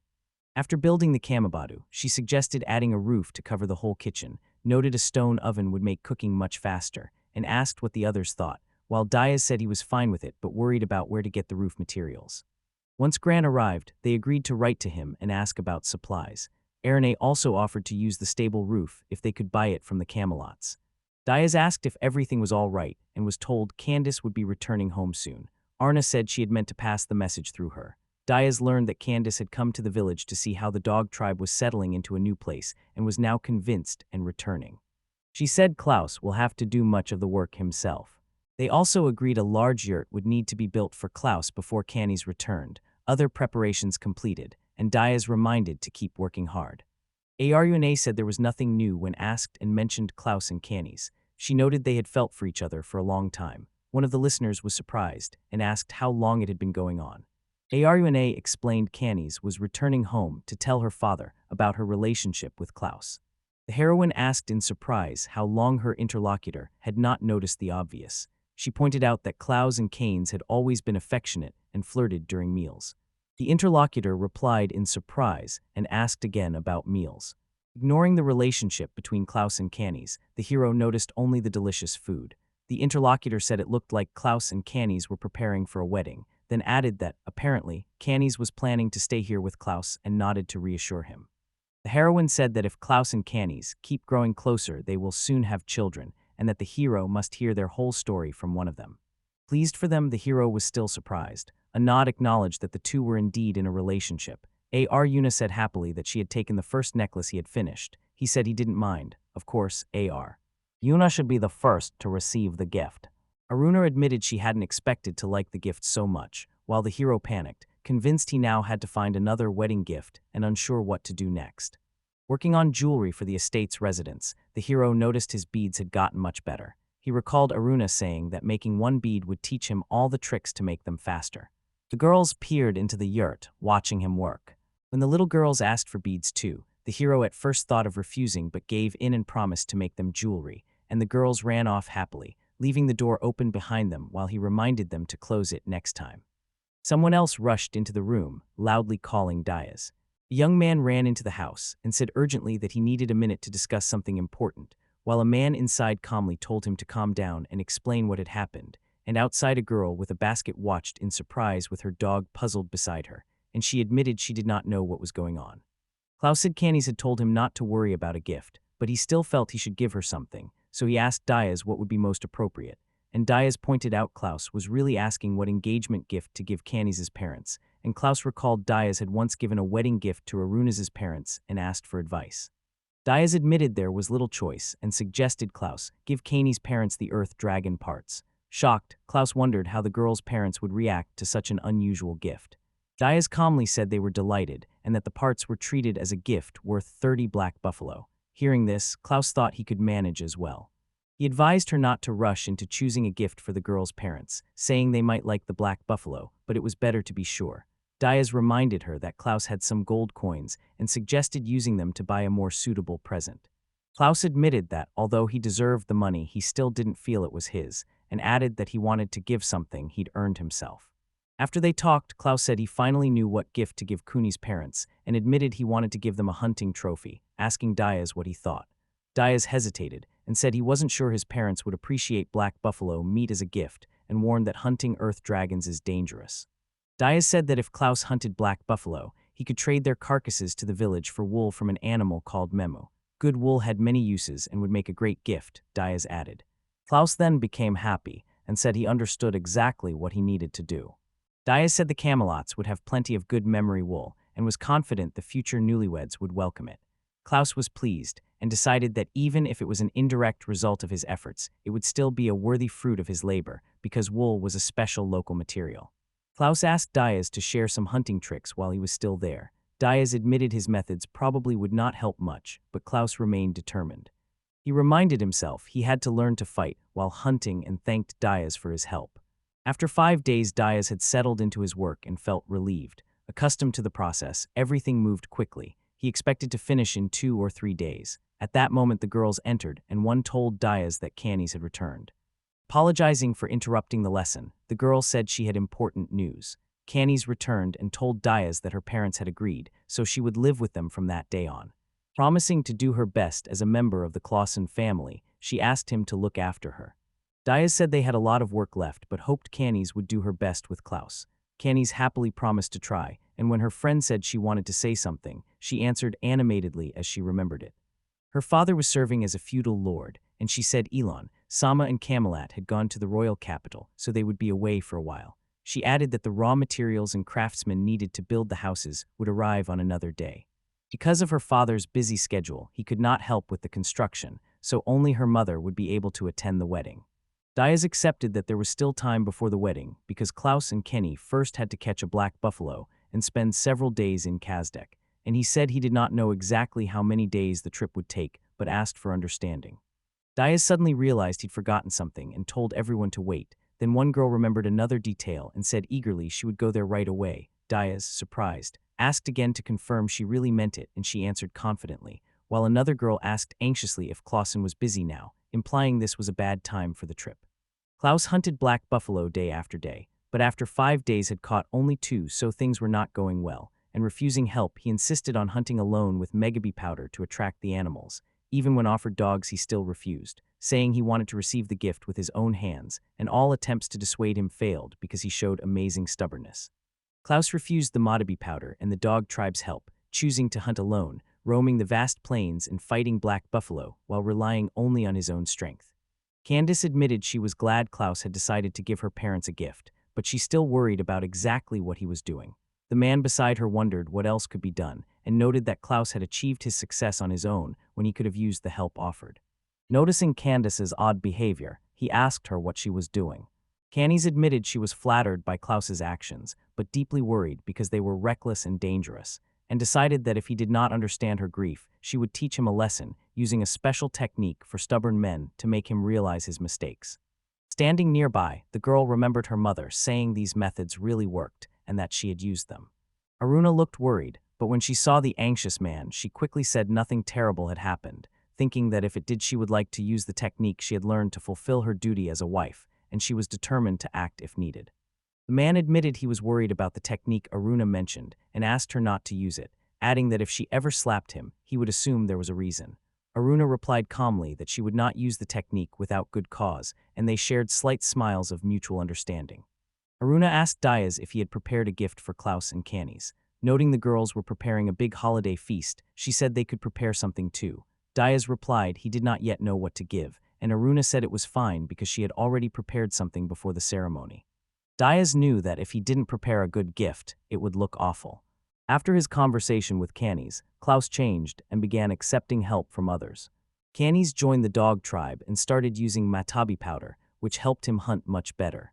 Progressing quickly, they caught enough black buffalo in just 3 days. After that, things improved and they decided to go to Cannies' parents, When an observer saw them leave, Diaz made a note of it. Anxious, he hadn't prepared a proper gift and frantically searched for one. He even stopped thinking about finishing his beads. Realizing time was short, he remembered he should have learned a lesson after the hunt for black buffalo. Realizing that if he did not make it within 3 days, Aruna and the others would still greet them with a lavish banquet, he had no time to consult Aruna and instead turned to Moro, leader of the Oni people, for advice, and Moro admitted she was genuinely surprised and understood why he had come to her. With no choice left, he turned to Moro, remembering she had given him many useful tips before, which is why he thought of her immediately, and when they began trading spoils of war, she told him how to use them practically and also helped him with farming, trading with pawns, and fighting Diana. Moro said he was still exceeding her expectations and agreed to advise him if it was within her power. Mora advised the hero to prepare high-quality wool bed linen as a wedding gift, saying it would always be useful, especially for the newlyweds who now lived together. The link between Bedlin and the newlyweds' nightlife made him feel slightly embarrassed, and although the hero was surprised at first, he quickly understood her idea and agreed that such a gift would be an excellent choice. Moro admitted she was a little surprised by the hero's relationship with Aruna because he is reserved in his actions. She said bed linen would be a good gift for him. The hero thanked her and said he dreams of the moment Aruna holds a child in her arms. Moro said she had special bed linen embroidered to bless a couple expecting a child and offered it to him. The hero accepted the gift, noting the pillow's pretty patterns looked very stylish. The hero asked what these plants were and was told they were medicinal herbs that help someone get pregnant. A few days later, craftsmen arrived with materials from the royal capital. Over 3 days, they built the stove and the kitchen. With extra workers, they also added a toilet and a goose house, and before long all the buildings were finished. The work was finished and the hero said everything had gone well. As a thank you, each worker received 10 gold coins. Though worried because he did not know the market prices, the hero still paid the craftsmen. The next day, the builders returned to the capital. After loading a van full of items, Klaus and his team finally returned home, where joyful children and adults greeted them and watched their arrival with warmth and relief. They stopped to rest and warm up, and one of the older men thanked his young companion for the tea and help along the way, noting the companion had not only walked with him, but also shown care, while the girls said their foster parents had taught them since childhood to help others, and that they could not leave the elderly without support. The girl admitted she wants to meet her father as soon as possible, apparently hinting that he is Diaz. Diaz tried on the outfit and, a little excited, asked Irina if it looked strange. Irina smiled and said it suited him well, then had him lean forward a bit to adjust the clothes and praised him. Soon everyone was ready, and the long-awaited ceremony began. It was the day Klaus married Kynes, and they stood side by side, with Klaus looking a little tense while Kynes stood with her arms crossed, smiling with a faint blush and seeming completely calm and content. The man said he was appointed head of the ceremony. Although the wedding mostly followed the kingdom's traditions, Klaus asked to include the dog people's customs. Cannies supported this and wanted to add elements from their village ceremony. The officiant said people cannot live alone, so they created the idea of family and learned to love someone other than themselves. From childhood, he remembered being taught the proper way to live to avoid mistakes, and every line of the sacred scriptures still echoed in his mind. The priest said the blessing of St. Dio was an important part of the wedding ceremony, and congratulated Klaus and Cannies as they began life together to build a family. Diaz remembered giving speeches throughout his life, reading over the dead on the battlefield, speaking about the value of life at birth, and blessing newlyweds at weddings, and he noted that Klaus seemed to remember those instructions because Klaus had asked him to bless their ceremony, and Diaz thought St. Diaz's teachings were not that hard to understand. The priest reminded everyone of basic truths, urging them to love their neighbors, respect themselves, and enjoy life. He warned against harming others, stealing, or seizing someone else's land, and stressed that people must not humiliate or persecute others for their origins or traditions. He added that although many forget these obvious truths, their importance does not lessen. The priest told the gathered people about St. Dia, who gained knowledge of the world's origins in the Holy Land and supported the first king, helping him achieve greatness. After founding the nation and settling the land, Dia built a temple and left many teachings that glorified God. Having no companion or heir, he left his instructions to the people before he died. Then the priest addressed the assembly to begin the ceremony. He congratulated everyone on their new beginnings and reminded them that people should feast, sing, dance, and rejoice. Everyone there raised their hands, hugged, and enjoyed themselves. Dishes of food began to appear on the tables to mark the occasion. The organizers announced the food was ready and invited everyone to enjoy the treats, and the villagers and animals present gladly accepted and joined the celebration. Guests sat at long tables loaded with a variety of dishes. One man didn't know where to start, and after tasting the bread, said it had a lot of nuts and noticed Senya and Ihan were also eating happily and keeping up with the others. Praising the nut bread, the man said it was quite good. The girls smiled at him. Seeing them jump up and down with joy, he sternly told them to mind their manners. They calmed down a little and replied obediently. A man stood among the girls at a large table piled with food, everyone smiling and eager for the feast ahead. The girls exchanged happy looks and laughed, and someone noted it was time to start and greeted Murph, Cedria, and the chief. Joyfully the dog people picked up the newlywed man and tossed him into the air while loudly counting together, and onlookers said this was a special celebratory ritual, where the man was carried around the village to show congratulations, which also revealed his marital status and was believed to protect the marriage from infidelity and other troubles. At a Don't People wedding, free dogs tossed the groom into the air and hugged him while carrying out a ritual meant to rid him of jealousy and show others who remained single. The groom laughed and asked the puppies to stop when they kept hugging him, clearly pleased as the others watched with smiles and warmth in their eyes. The man thanked everyone for joining the celebration and promised that, together with Cannies, they would build a happy, loving family in the village. The girl then vowed that she and Klaus would find their happiness and promised to do everything she could to achieve it. Villagers clapped with joy to show their support for the newlyweds, and animals joined the celebration as the bride and groom exchanged confident glances, full of determination and happiness. A lively celebration filled the village as older women clapped along to the music, girls sang together, and children who were beastmen danced, enjoying themselves. Aruna approached Diaz and invited him to join her, saying she would not ask much of him, and Diaz, a little confused, admitted he was a poor dancer. But Aruna reassured him that her tribe had no special dance traditions, that she had recently learned some steps from others, and that they could manage together. Diaz and Aruna danced slowly, Aruna pressing close with her head on his chest, while he gently held her hand and waist. Surprised, he looked around and saw other couples moving to the beat of the melody. The girl pressed against him, closed her eyes and smiled calmly as if she trusted him completely. After a while the gathering slowly wound down, the dancing and feasting stopped, leaving the special hush only such celebrations bring, and Diaz saw it was late so he joined the others to pack up and close out the eventful day. Diaz called for attention and said he wanted to give necklaces to thank everyone for their help in the battle. Asking them to come forward calmly, he promised there were enough for all. Klaus and the others suggested waiting until the ceremony. Diaz said he had planned to give them right after the battle, but had been too busy. The creatures looked over the necklaces Diaz had given them and proudly told one another they had received them personally from him. The old woman holding the jewelry looked moved. The girls with ears examined their gifts with smiles. And the bespectacled little animal, surprised to find a necklace for him, accepted it gratefully. Diaz offered the girl a necklace to remind her she belonged to this domain, and she was surprised to learn the gift was for her as well. Seinig and Ihan gave another gift and congratulated her. Amherst sent a letter wishing her happiness. Francis and Francois offered a precious fragment of Mimu's horn, and the dog people gathered beautiful stones from the meadows as gifts. One hero thanked them for the gift and was surprised they had given him halite, a rare mineral. Another hero wondered whether halite could be found nearby. As the heroes examined their gifts, Diaz remembered he wanted to give them one too, and carrying a large stack of bed linen, he asked them to accept it. Diaz handed out poor-quality linen, which surprised everyone present. One of the heroes accepted the gift gratefully and said he did not know how to thank Diaz for it.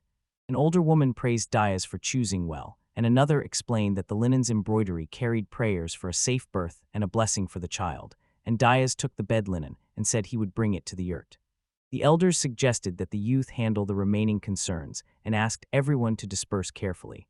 After the long discussion about bed linen, one of the men decided he did not want to rush to finish everything before sunset. The ceremony ended much sooner than the participants expected, and the man in charge, noting how quickly it finished, reluctantly agreed when asked to help with the remaining work. In the forest near the cave, a group of beast-like creatures reported to their commander Hugo that they had found traces from the village. A subordinate suggested following the cart if it was heading there and plundering it otherwise, and Hugo noted the village seemed to be in the Netros meadows, and the cart was heading that way, adding that the village was home to wealthy people who had bought tons of goods from the beastmen. Huggis stood in the center of the cave, surrounded by his followers, and declared that the strong had the right to rise above the weak, and his people cheered in admiration, while one subordinate, full of faith in Huggis, was sure their leader would punish anyone who dared stand in their way. Riding in a cart, the boy worried they had chosen the wrong path while someone insisted the route was right, and the beast grew wary, watching them and ready to defend itself if they were bandits. Summer replaced spring and changed the hero's life. Memories of daily worries becoming routine stayed with him. He helped on the farm and worked alongside the other villagers. The hero realized Francois was expecting a child soon, and now she spent almost all her time in the yurt. He noticed she was not a bad person, she just preferred to rest.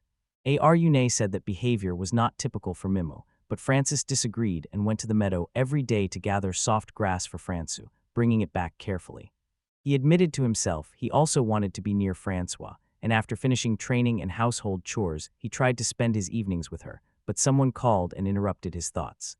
Villagers said visitors had arrived with many Memu sheep. One villager hurried to explain that the newcomers were not bandits but peaceful guests, accompanied by about 6 Memu. Francois wanted to meet the guests in person and invited Diaz to go with her. France reminded him that because the guests had brought 6 Memu, the Lord should meet them personally. She added that anyone who treated a Memu well deserved respect, and the other man agreed. And as Diaz and France approached, the woman pointed at the newcomers and asked if he knew Ace and Eli, leaving Diaz very surprised to see them. Diaz watched the young men approach, shouting joyfully and calling him father and brother. He was stunned and could hardly believe his eyes. Glad to see they had grown up, he told them so and asked where the others were. The young man said everyone was fine, some had opened their own businesses, and the rest had married. Ellie saw Diaz, screamed, called him father, and ran to him. Diaz was glad Erica had joined him and was happy to see her. Erica told Ellie it was her. Someone there asked Erica, worried, whether he was all right. Eric said he was fine and thanked him for his concern. Diaz thought the children were very kind. Diaz also found Eric's appearance a little alarming. Uncle Ben then appeared, surprising DS, who said he thought Ben had died long ago, and Ben was angry that DS, though grown up, still had sawdust in his head. Aruna was surprised to learn Diaz had children and admitted he hadn't known about it. He guessed how long ago it happened. She said she was his wife, shocking everyone there. Someone pointed out she looked younger than him and that royal law usually forbids such a marriage. She answered that she did not care about their royal laws. The girl apologized for her rudeness, saying she had not meant to be impolite. The other girl admitted she had gotten carried away and apologized as well. The man began to tell Aruna about the children, but a sudden burst of energy interrupted him. One of them grew wary and called out, asking who was there. Huggis and his squad crept up but were spotted. Complaining he was tired of killing, Huggis accused the enemy of greed and demanded they surrender. When Hugo tried to talk to his opponents, he found they had disappeared.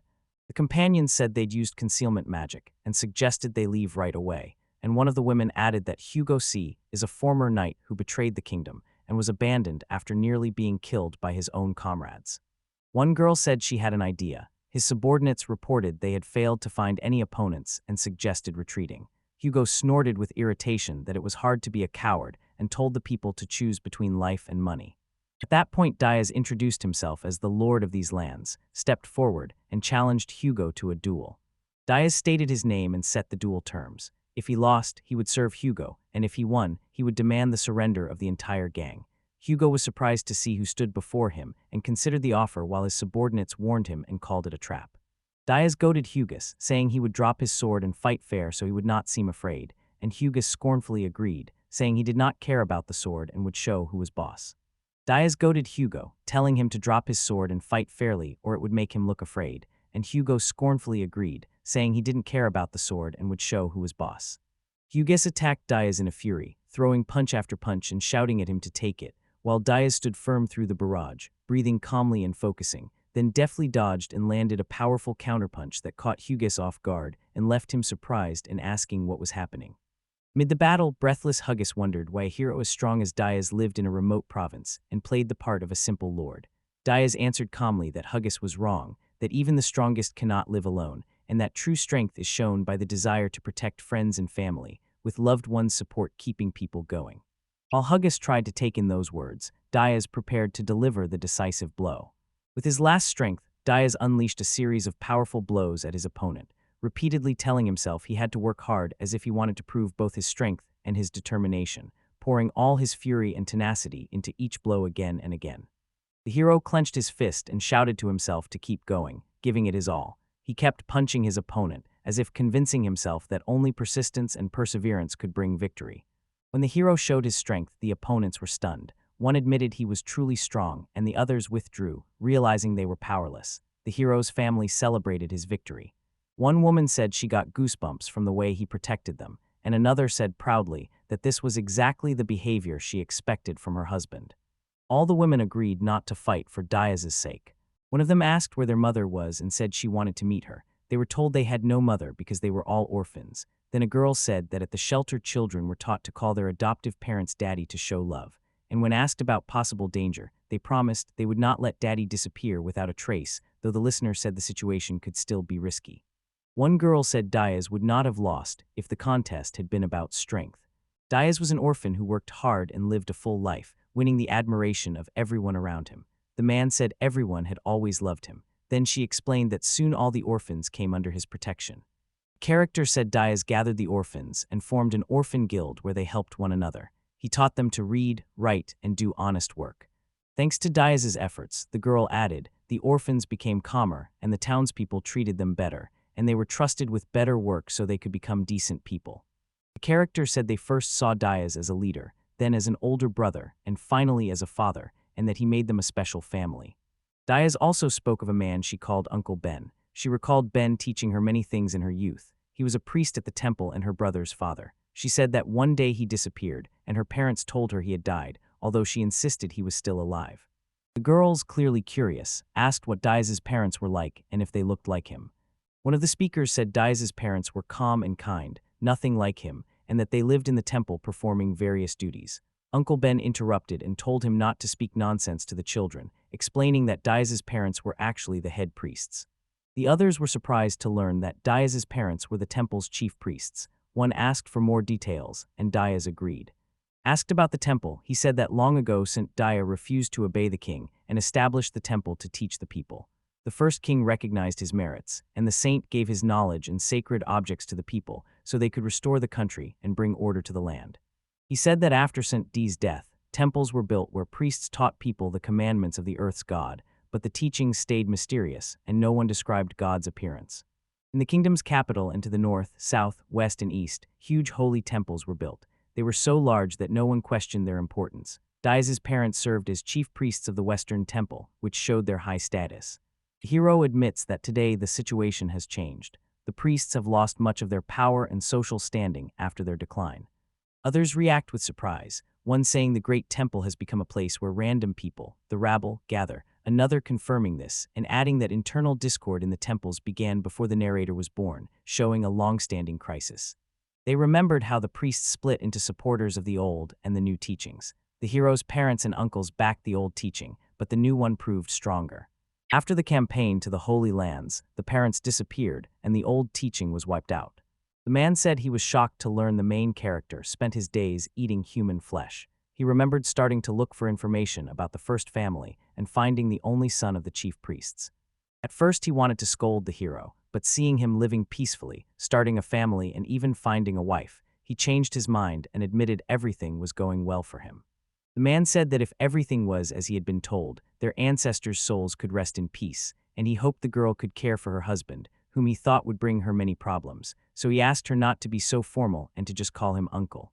The girl said it was a great honor to be his wife.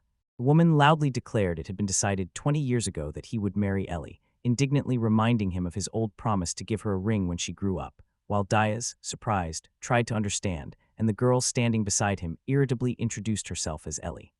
Angrily, Ellie accused her companion of betrayal, while another awkwardly explained he had once promised to buy her a ring if he had the money. One man doubted her, and the other admitted he had behaved strangely from the start, and in the end the girl realized the man had a woman's soul and heart. Happily, the girl told her father that the new girls were now their sisters and that his wife was very nice. The new girls, confused, asked again if they were really older sisters now. At that moment, someone shouted to get attention so they would not be ignored. Meanwhile, work was underway in the village, as soldiers followed the elders' orders and submitted a report on the new residents and buildings. A month after the battle with Diana, conversation in the royal capital turned to social changes, and an official reviewing the papers said new movements had appeared since order was restored, reporting that His Highness Misa was focusing on raising funds rather than rebuilding his faction, and that other factions showed no major shifts yet, but there were troubling activities that required vigilance. In the royal capital, they discussed Diana's fate, and one attendee said she showed no remorse and would be transferred to the temple. On that matter, he said he had no choice, and added he supported His Highness Richard because of his reputation and ties to Diaz, though he had doubted at first. It was now clear that Richard was more tolerant and better behaved than expected. The speaker said he trusted the other gentlemen to handle mice. In the royal capital, an advisor reported that the intelligence unit suspected His Highness Misa might have ties to the empire, and although there was no proof, yet they judged it highly likely, adding that this had not been included in the official report. The leader ordered a proper investigation and stressed that no one should be harmed or suffer losses because of it. The subordinate agreed and confirmed everything would be done according to the instructions. 5 days after Isa and the others arrived in the village of Alak, one girl noticed them in royal clothes and admired how well the outfit suited them, and the others agreed, noting that despite their magnificence, the dresses were not at all suitable for work, hard to move in and inconvenient for everyday tasks.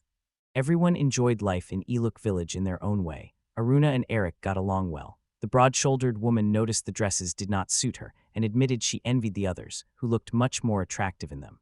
One woman loudly said she would never accept the girl as her father's bride, claiming she was too young. She accused the girl of being immature and demanded a stronger reaction. The girl calmly replied that she knew she was inexperienced but loved Diaz deeply and was ready to spend her life proving it. Seeing the girl's calm, the woman wondered whether her words had hurt her. As a woman, she said she understood the other person's feelings and did not blame herself for what had happened, and she added that they were united by love and care for Diaz, so they should support one another, which moved the other person, who did not understand why they were being so kind to her, and from then on they grew closer and helped each other with daily tasks, discussing problems as they came up.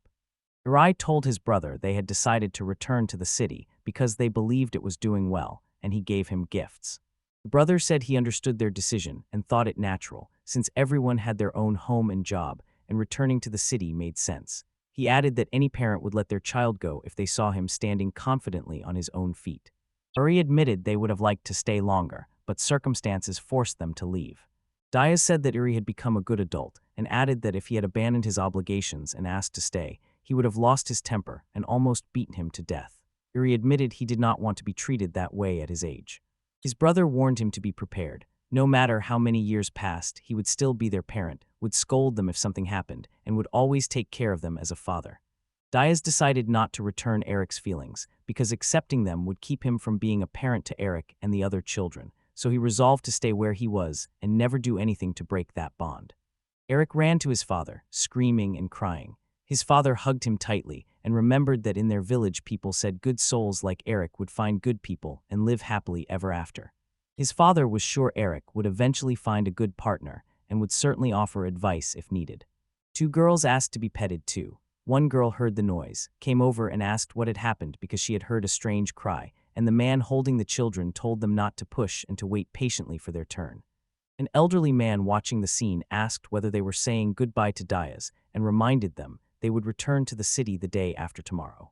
The girls asked anxiously if everyone was leaving. The man tried to calm them, saying he and Maya were staying, so they should not be sad. The older man also encouraged them, reminding them they would meet again someday and asking them not to cry. He then explained that he had decided to stay in the village to spend the rest of his life tending the sheep, added that he would keep a close watch on the man so he would not make a fool of himself because he had no intention of returning to the temple and thought his previous journey had been wasted. And one of those present asked in surprise whether Uncle Ben really did not intend to return to the temple.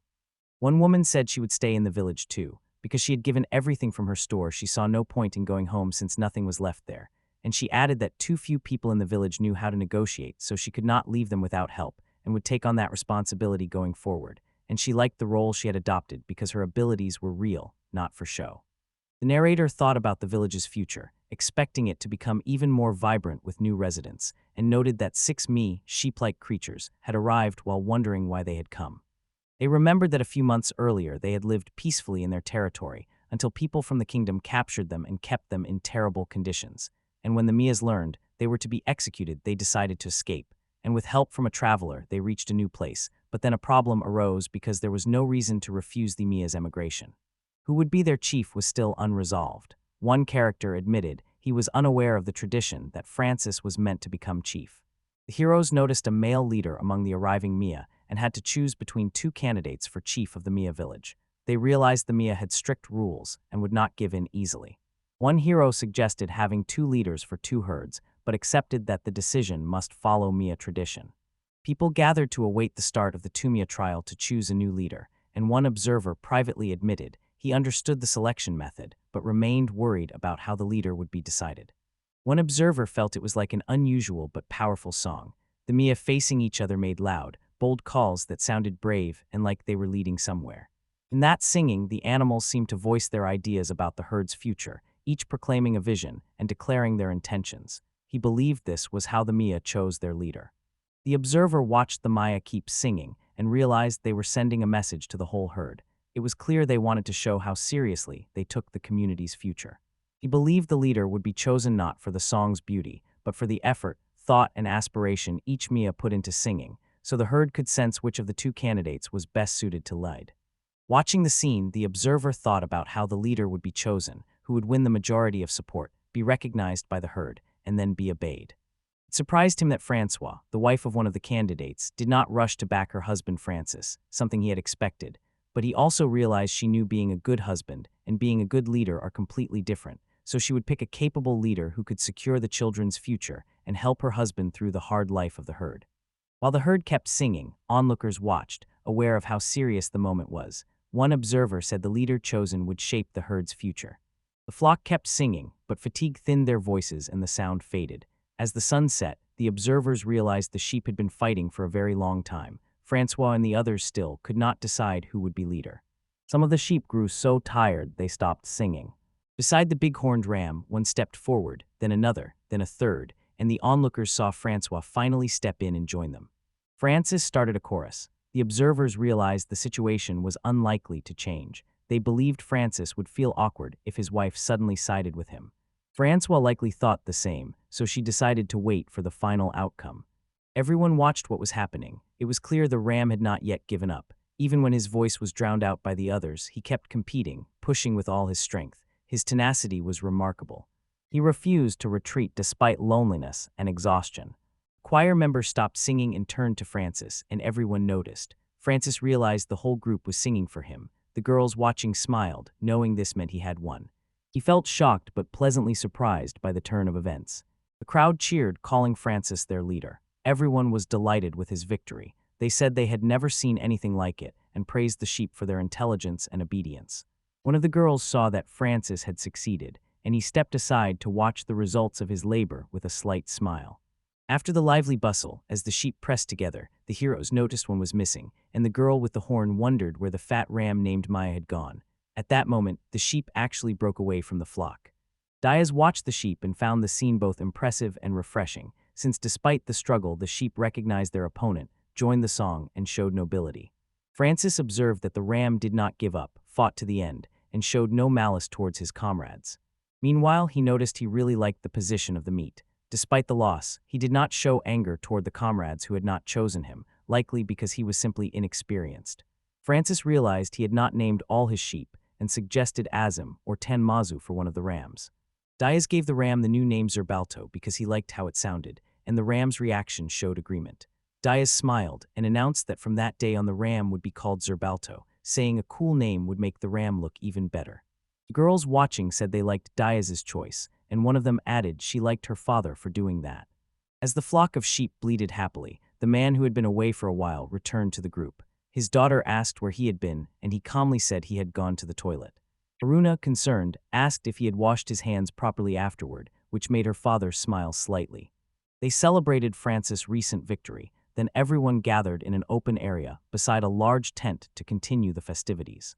Mid-laughter, the man decided to name the remaining sheep and was surprised to learn they were all female and Zerbalto's wives. They said that because they were women they should have beautiful names, so they named themselves after Zerbalto as they wished: Zermilla, Zermia, Zerfana, Zergu, and Zeradia. At first the wives feared Francis becoming the new leader would harm their marriages, but they soon concluded he might have more merit than Zerbalt. That did not make them afraid of him, but made them respect his integrity. They thought his victory over Zerbalt could change their lives, and watched him while remembering what he might be thinking when he sang his song. Oddly, they now had 8 honeys. Francis would be their new leader. Eldon had just returned from the royal capital and was on his way to meet a man when, at the mansion of the lord of the Kazakh territory, he met a stranger who introduced himself as Juha and smiled smugly, as he claimed to be the kingdom's best soldier and its most handsome and cultured man. Eldon looked suspiciously at the man who claimed to be Diaz's ally because Juha, a self-styled hero, quickly raised doubts during questioning, and although Eldon normally would not have bothered, he learned Juha had been caught for disgraceful behavior, being poor and vulgar, drinking alcohol and causing scandals in other people's lands. Juha said he was a shadow hero who had fought alongside Diaz in the last war and wanted an audience with the lord of the land, so Eldan agreed to meet him just in case.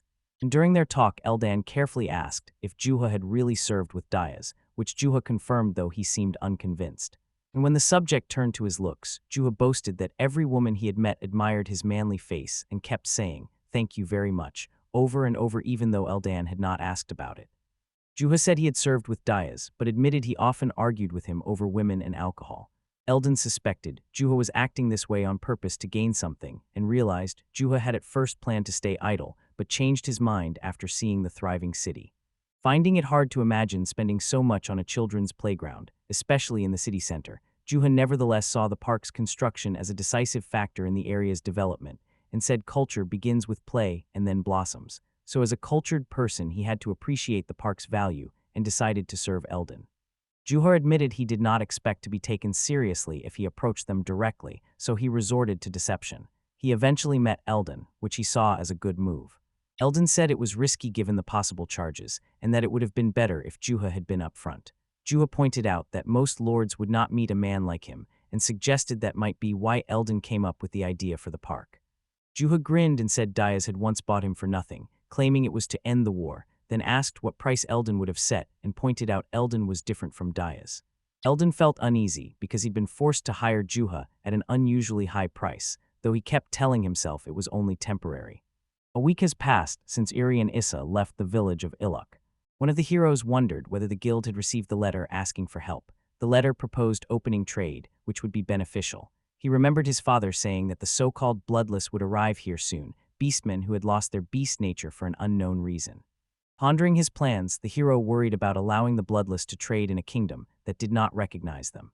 He decided it would be worth opening a branch of the guild in the neutral territory of Castex, so guild employees could act as intermediaries and trade could proceed without legal complications. He was sure this would greatly benefit the guild and prompt the bloodless to begin trading immediately.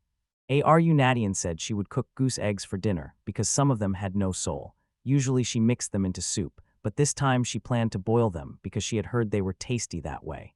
He also envied her ability to use magic to tell if an egg had a soul, and remembered that Aru Natian had once used that magic to learn his soul was female. Sinan Ahan said the newly hatched chicks were adorable and followed their parents, and they noticed Diaz became so absorbed he started running after them, confusing the onlookers.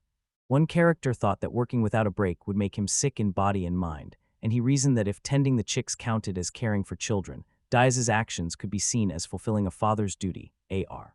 Anatian said she did not mind someone playing after a job well done, and another character noted Aro Nachen's hard work, thought a hardworking girl might be called courageous, and wondered how Aro Nachen and the others defined courage.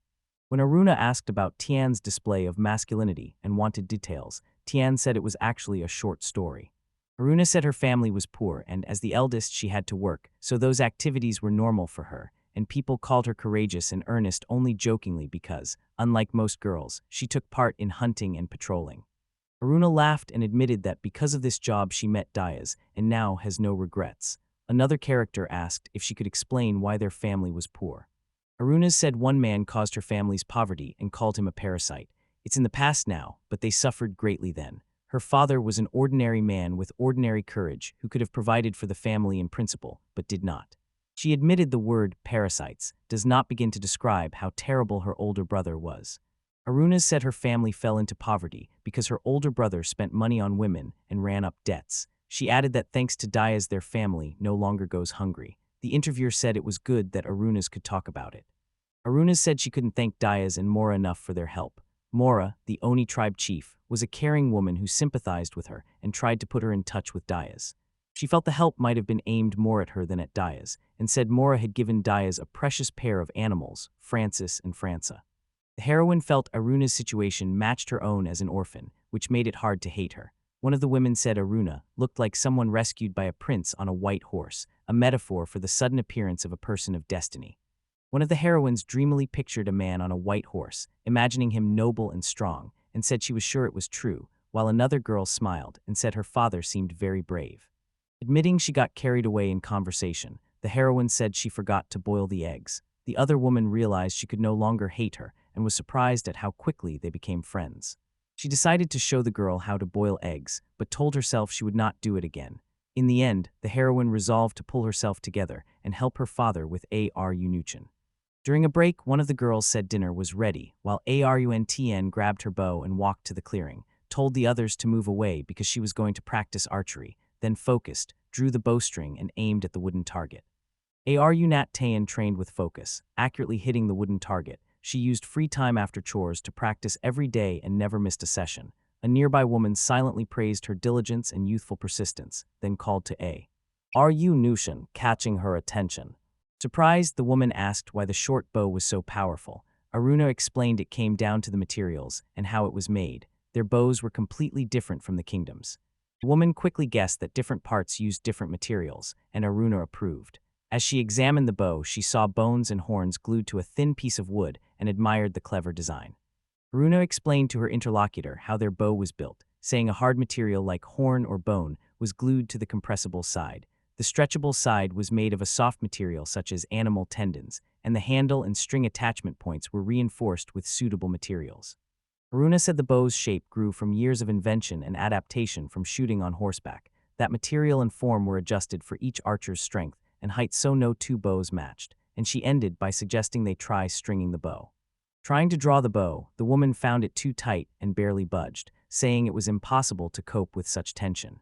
Aruna calmly explained that the bow was made from earth dragon materials and had to have magical power put into its string to use, adding that this was common because only Dayas could string it straight away.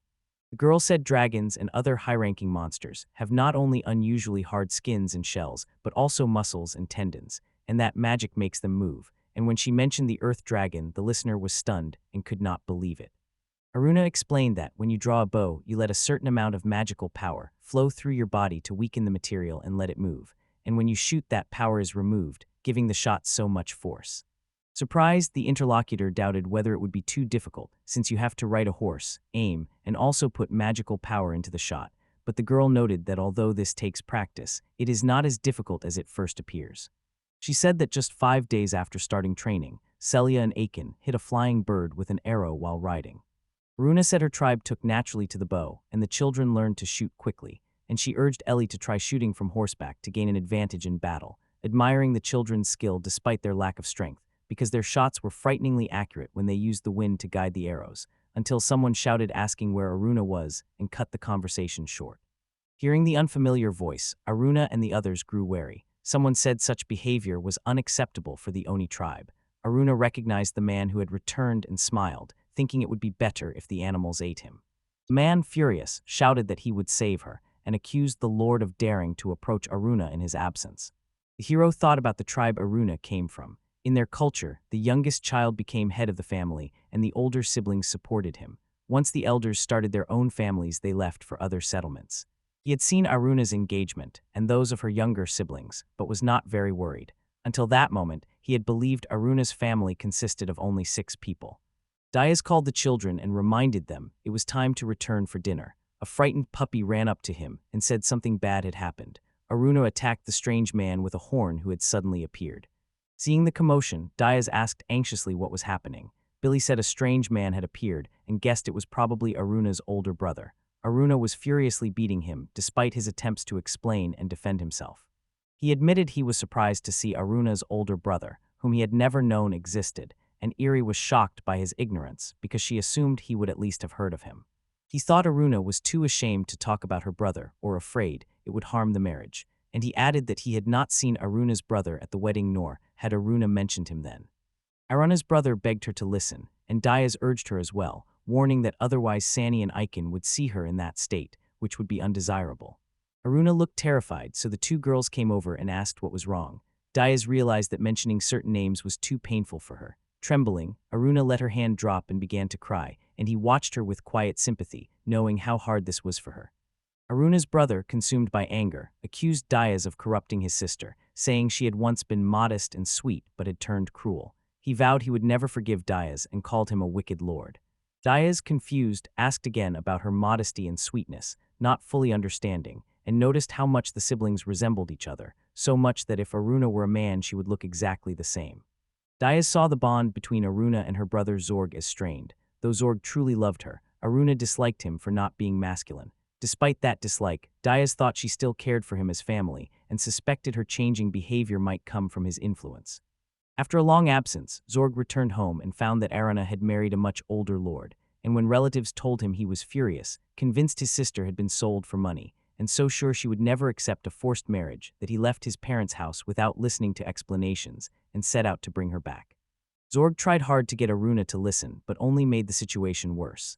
He had not expected her anger because he believed he was acting for her and that a private talk would fix everything, so he found himself in a difficult position while people nearby began to wonder what was happening, and the woman watching was surprised by his behavior. The woman asked if Zorg was jealous of her father, and Zorg replied sharply that she should not talk nonsense, admitting he was only surprised Aruna had a lover because he had expected to be her worthy partner, and accusing the father of hypocrisy for once oppressing his family and now suddenly showing concern, which seemed suspicious. Zorg hung his head and apologized to Aruna, saying he regretted what had happened even though he knew it was too late. Aruna said apologizing was pointless now, and reminded him that his family and even the chief had begged him to stop, but he had gone on anyway. Zorg defended himself, saying the woman told him she was sick and promised to return the money later, and he did not understand why her soul rating was blue. Aruna accused him of lying, reproached him for running off to another woman despite her warnings, and reminded him how many times she had said the woman was deceiving him and was definitely blue. One character asked Aruna whether a soul evaluation could show blue for someone with bad intentions, because he thought it should show red for evil intent, and Aruna said a soul evaluation is only a form of magic, and any magic can be tricked or distorted. She said some spells can interfere with the assessment, that an opponent with a stronger command of magic than the tester can fool it, and that careless use of magic can produce false results. They discussed Asa's ability to use magic and resist it, noted her brother had been tricked by someone skilled in magic, said magic must be used cautiously because some can fool it, and one added he knew the expedition group's location and what they were doing. Realizing he had been wrong about the corrupt lord, Zort did not know what to say. After that, Arna and Zort said nothing more. At Arna's request, the case was closed. She reminded him they needed to have dinner before sunset and decided not to worry about the sky any longer. They said it was getting late and urged the man to stay the night, but he said he was used to traveling at night and they did not need to worry about him. The others warned the meadows were dangerous at night because of monsters and invited him to sleep in a newly built yurt, saying it would be cramped but fun, and in the end he thanked them while Aaron refused to live with them. Tension hung over the group. The next morning as they set out, one of them noticed the fine weather and took Zort along just in case. Zort, irritated, told them to leave him alone and asked why they paid so much attention to him. His companion smiled slightly and said Zort meant no harm and that he could not help caring for him because Zort was part of Aruna's family. Even after that, Aruna's still worried about Zort. When Zort left, he carried 2 packages with a bow and arrows that Aruna's had made. Zort inspected the package handed to him, noticed the bow had been made to fit his frame, and despite Aruna's claim she would throw away the failed prototype, the careful cloth wrapping convinced him she had put real care and love into it and still felt warm brotherly feelings for him.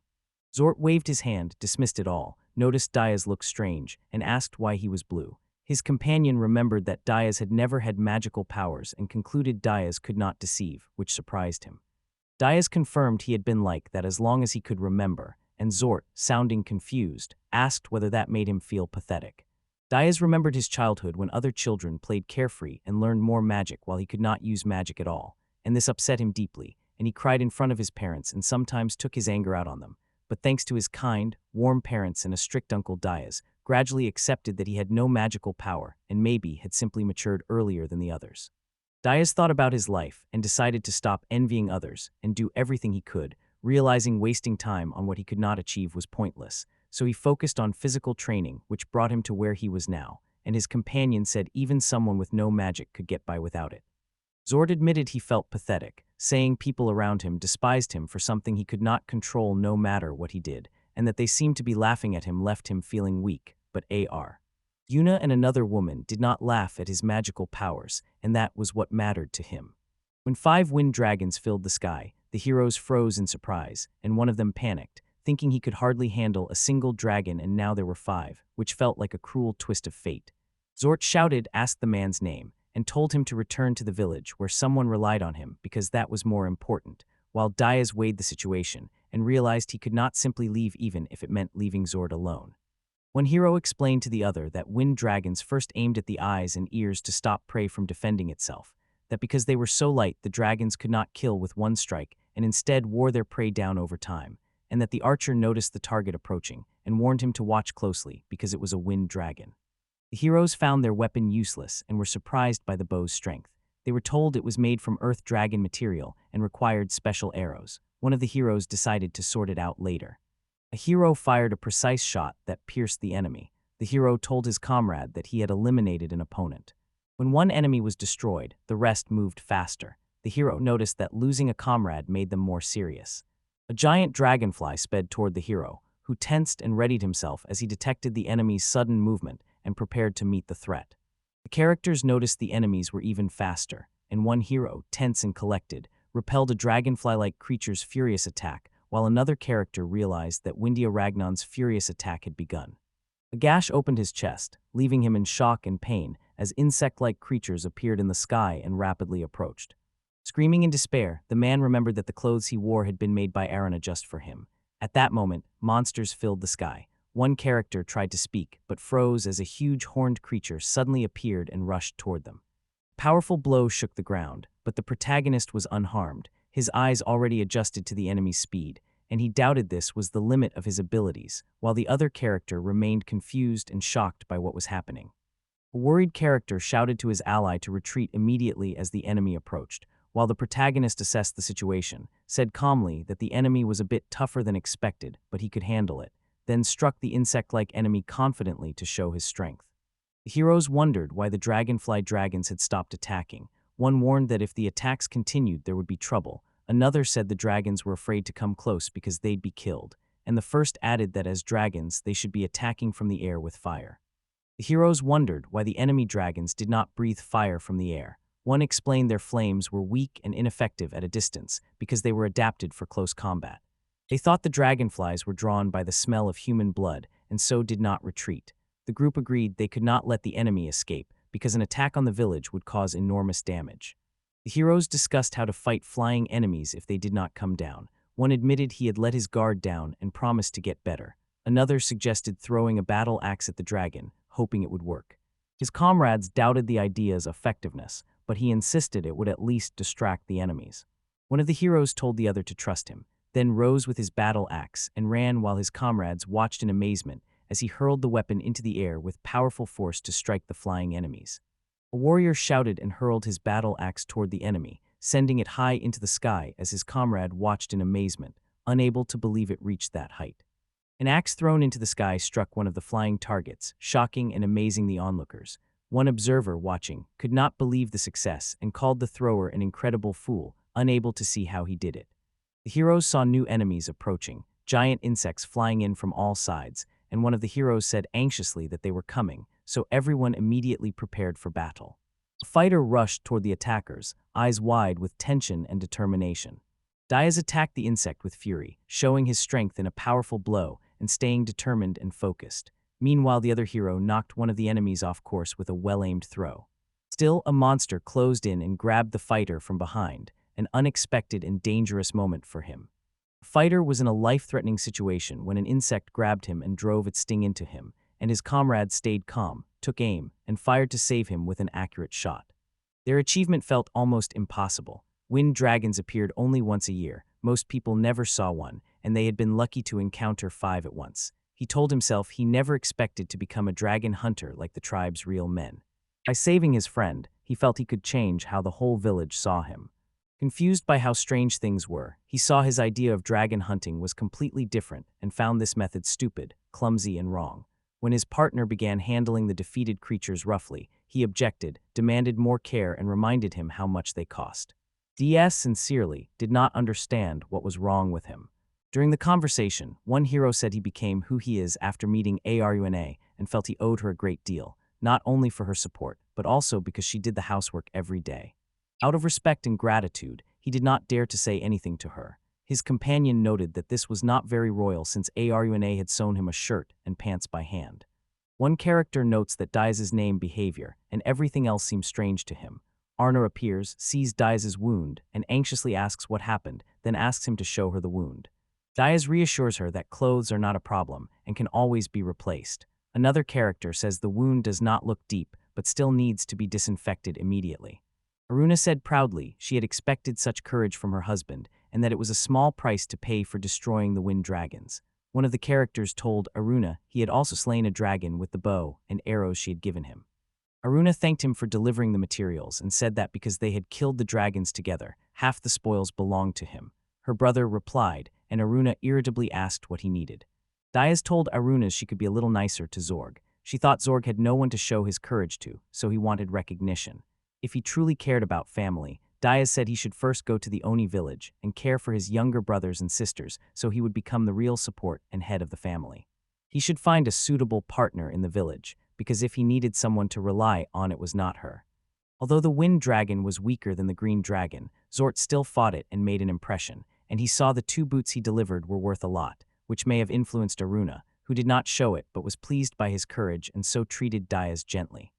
Aruna smiled at Diaz and suggested they throw a party. The villagers gathered around the fire, the air full of music and joy. The whole village seemed ready to celebrate. At the party, the villagers were having a great time. Diaz noticed the joyful, lively atmosphere. Aruna, as always, was the center of attention and energized everyone. Diaz felt the event was especially successful and was glad that everyone was enjoying themselves. Diaz realized during the party that it had been more than just celebrating the dragon's defeat. Aruna smiled warmly, sharing the same feeling. Later, when he stood, someone asked where he was going, and he said he was going to the toilet. Diaz spotted a lone sheep far from the flock and was surprised, thinking Francois, and the others belonged at the party, not here, so he asked the sheep whether it had wandered here by chance or decided to live here, though he still doubted it because he could not remember seeing it before. Diaz tried to understand what the sheep was telling him, but admitted he still did not understand the sheep's language, so he suggested they go to the square where everyone was, assuring her she would be heard there, and the irritated sheep tried to make her thoughts clear, and was angry that he could not figure it out himself. And in the end, Diaz was surprised that his plan to leave the matter quietly had failed. Shock hit Diaz when the ram spoke, and he could hardly believe it or know how to react, while the ram calmly walked up and handed him a small bag that left him baffled, and Diaz could only whisper as he tried to understand what it was. Ram told Diaz that Diaz had proven himself by killing a dragon twice while it was in human form, and that the ram had been acting on his master's orders, offered 3 leaves of the San Giovanni plant and a single seed as a reward, and warned that the gifts would wither quickly if Diaz tried to sell them, leaving Diaz stunned, especially by the ram's mention of a master and children whom he was supposedly protecting. Diaz felt dizzy and tried to make sense of it while thinking of the word San Giovanni, when Aruna came to him, noticed he was far from the toilet and asked if he was okay, and if he was hungry. He tried to explain he had just spoken to Aram, but Aruna decided he was simply overtired from fighting wind dragons and being injured and advised him to rest for today. Diaz could hardly believe what had happened. It felt like a dream or a hallucination, but holding the bag in his hand proved it was real. At the meeting, the dignitaries discussed restoring the empire, but concluded that despite all their efforts, they had not found any hint of a solution. One of them proposed an idea, but immediately warned it could have negative consequences. They said the plan might harm Diaz. Aruna asked Diaz how he felt, and he admitted that since the battle with the wind dragons he had been weak and unwell. She noted he was tired and told him to rest and avoid work today. Diaz tried to protest and offered to do some cleaning, but she insisted he rest. Then she smiled and said that even at home he would still want to work, so sometimes he should not go out at all. The meeting discussed the threat from Diaz. One participant proposed using people dissatisfied with him to eliminate him. Participants noted growing discontent among the factions, especially Maze's supporters. In the end, they suggested eliminating the conspirators to avoid exposure. When the officers discussed how to treat Diaz, one reminded them Diaz had been the general's father's enemy. The general acknowledged this, but said Diaz had also been their benefactor, and doubted he would cooperate simply to harm Diaz. One man said his father suffered because of Diaz's strategy, and even considered suicide after the battle, having been forced to use many traps against his principles, and the general replied that Diaz had saved him even though he had gone against the enemy and exposed their plan. The heroes reached the lake, and one of them praised its beauty, while Diaz said that although the lake's changing water level made it unsuitable for permanent residence, it was still a pleasant place to visit now and then. Character recalled Diaz fighting his father fairly in battle, never stooping to cruelty, and Diaz used his full strength and struck head-on as a true warrior. And in their clash, the hero's father died but kept his dignity, and the narrator still remembered the look on Diaz's face as he fought like a loyal comrade. Diaz explained Aranam had arranged his day off and he was going to rest. He also let the group go waist-deep. The others were surprised, and one of them watching Diaz wondered if he was okay and noted to himself that the water was cold. They discussed the unstable political situation, noting that of all the princesses only Isabel is active. Someone suggested eliminating the Mays faction if they are enemies of Diaz, and one participant stressed he is not acting to settle personal grievances. The girls ran into the water, squealing with joy, accompanied by the dogs. The men argued Maisie should focus on taking the throne rather than on petty matters. One complained that without a meeting, they could not get even a modest budget, but another said everything was under control and there would be no problems. In another room, they discussed getting rid of the entire royal family, but someone objected that this was impossible. The heroes enjoyed a quiet day. One fished while a girl sat nearby watching. Not far away, a man fed a dog and a couple of sheep peacefully nibbled grass by the water. One conspirator was angry that their wartime efforts were undervalued and they were not being properly rewarded, and he said he would start with Kadisk, who would arrive in the capital and not even greet him. The second suggested doing nothing for now and simply watching, since someone in the kingdom would eventually act. The third recalled that at the previous meeting, they had said killing the royal family was impossible, but agreed they might need to reconsider. Richard noticed movement between the Empire and Mays, and that Asnari Yissa would continue. One of the others was surprised Richard knew, and suggested Mays was linked to the Empire. Richard said that if something was happening unnoticed, it was especially important. He added they would not suffer a major defeat, but could not win if they stayed tied to the West, while the Empire built up its resources. One girl happily announced she had completed the Aranahorn, another eagerly said it was very similar, and a third enjoyed drifting in the cold water after diving into the sand, cooled by the evening breeze. One of the men said this would not end just like that. Later, another was told he would now have to watch the miners and help them as the situation required. That man said with concern that it would be hard work. The young man shouted in delight that he had caught a big fish. Beside him, the girl urged Klaus to try harder. The other man watched silently, pondering the situation. The man said they would leave for Diacedono early in the morning as planned and asked everyone to prepare what was needed, and the old man added that Eldon and Sama should not rush, especially after several days of rest. A man asked if anyone had caught a fish, and Uncle Ben mocked him, calling him a fool.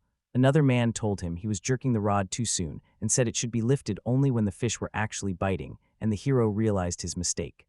One man eagerly says he wants to visit the village of Di Macedono as soon as possible and cannot wait to leave. Another man says he has too many government duties to deal with and must handle them first and admits he would like to go but cannot, and the third says it is none of his business.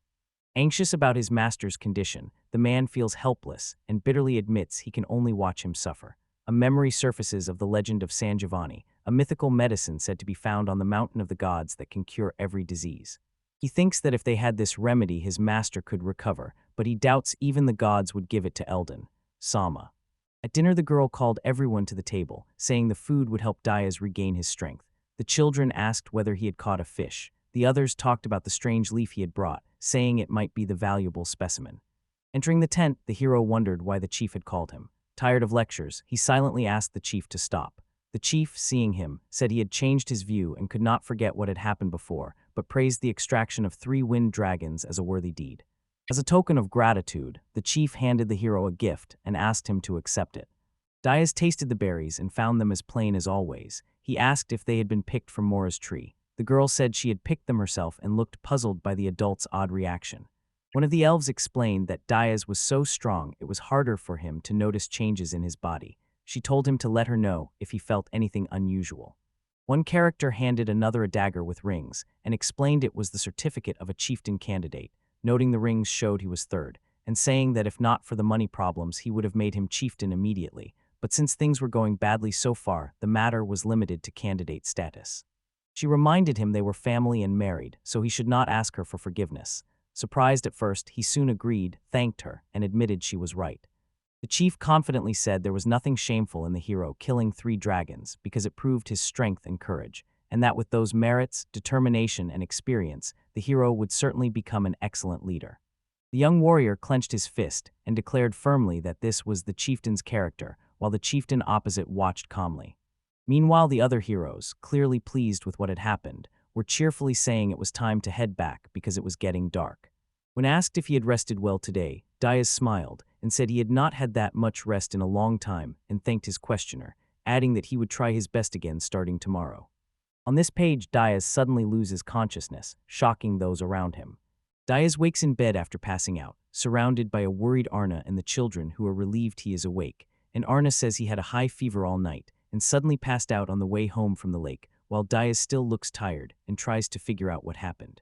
Injured while fighting wind dragons, Diaz likely collapsed from an infection that may have started when poison entered his body through a plant or insect, causing a high fever and loss of consciousness. Arune says she feels guilty for missing his decline and still sending him on a long mission, and she accepts full blame. Trying to console the young girl who blamed herself, the woman said things were not as she thought. If the disease had shown up at work, it could have been much worse. Because she rested in time, his condition was noticed immediately. The woman also reminded the girl that she had not slept all night caring for the patient and now needed to rest. With tears in her eyes, she apologized. Two girls came to the sick man holding a cup and gently offered him the medicine, asking him to drink it, and at first he thought even a sip of water was beyond his strength, but seeing their effort he gave up the idea of troubling them, thanked them, and despite his weakness managed to drink the potion. Surprised, the man found the drink oddly sweet, yet refreshing, and easy to drink even in his weakened state. He noted that medicinal infusions usually had a sharp smell and bitter taste, but this remedy was completely different. The girls smiled and said it was made from leaves they took from Diaz, which left him puzzled about what kind of leaves could taste like that and why they were taken from medicine. Diaz felt himself slipping again. Hot and aware the medicine was working, he wanted to sleep a little and tried not to wake the girls but fatigue one. They wished him a good night's sleep. Soon he was asleep, but after a while someone began calling his name, hoping he would hear. Waking up, Diaz felt an unexpected relief. The fever that had tormented him was gone, and he realized he felt better than usual. His wound had not yet closed, but looked like it would heal on its own. Worried about him, asked what had happened because he had recently had a fever. Arwina sternly told Diaz not to make her worry, saying he'd gotten off too easily after such a serious illness, and she suspected he was recovering faster just because he was Diaz, and asked if he'd taken any herbs or similar remedies, to which Diaz said he had taken nothing and everything was fine on his end, and he added that the wound was healing unusually fast, which surprised him. The heroes discussed Diaz's rapid recovery. One character recalled that Senjin Asian had given him a medicinal infusion, and someone apologized for being careless and not checking exactly what he had drunk. A messenger announced that news had come from the neighboring territory that the Duke of Cassidex would arrive soon, and warned that if Diaz was still ill they had to act immediately. But it soon became clear Diaz was well, and someone ran through the village to tell everyone he had recovered because they had been very worried.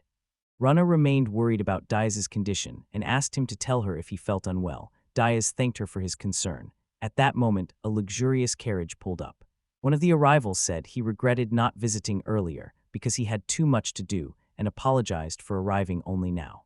Eldon greeted old acquaintances and apologized for dropping by without warning, saying his busy schedule had kept him from calling ahead. They told him he and his friends could come anytime.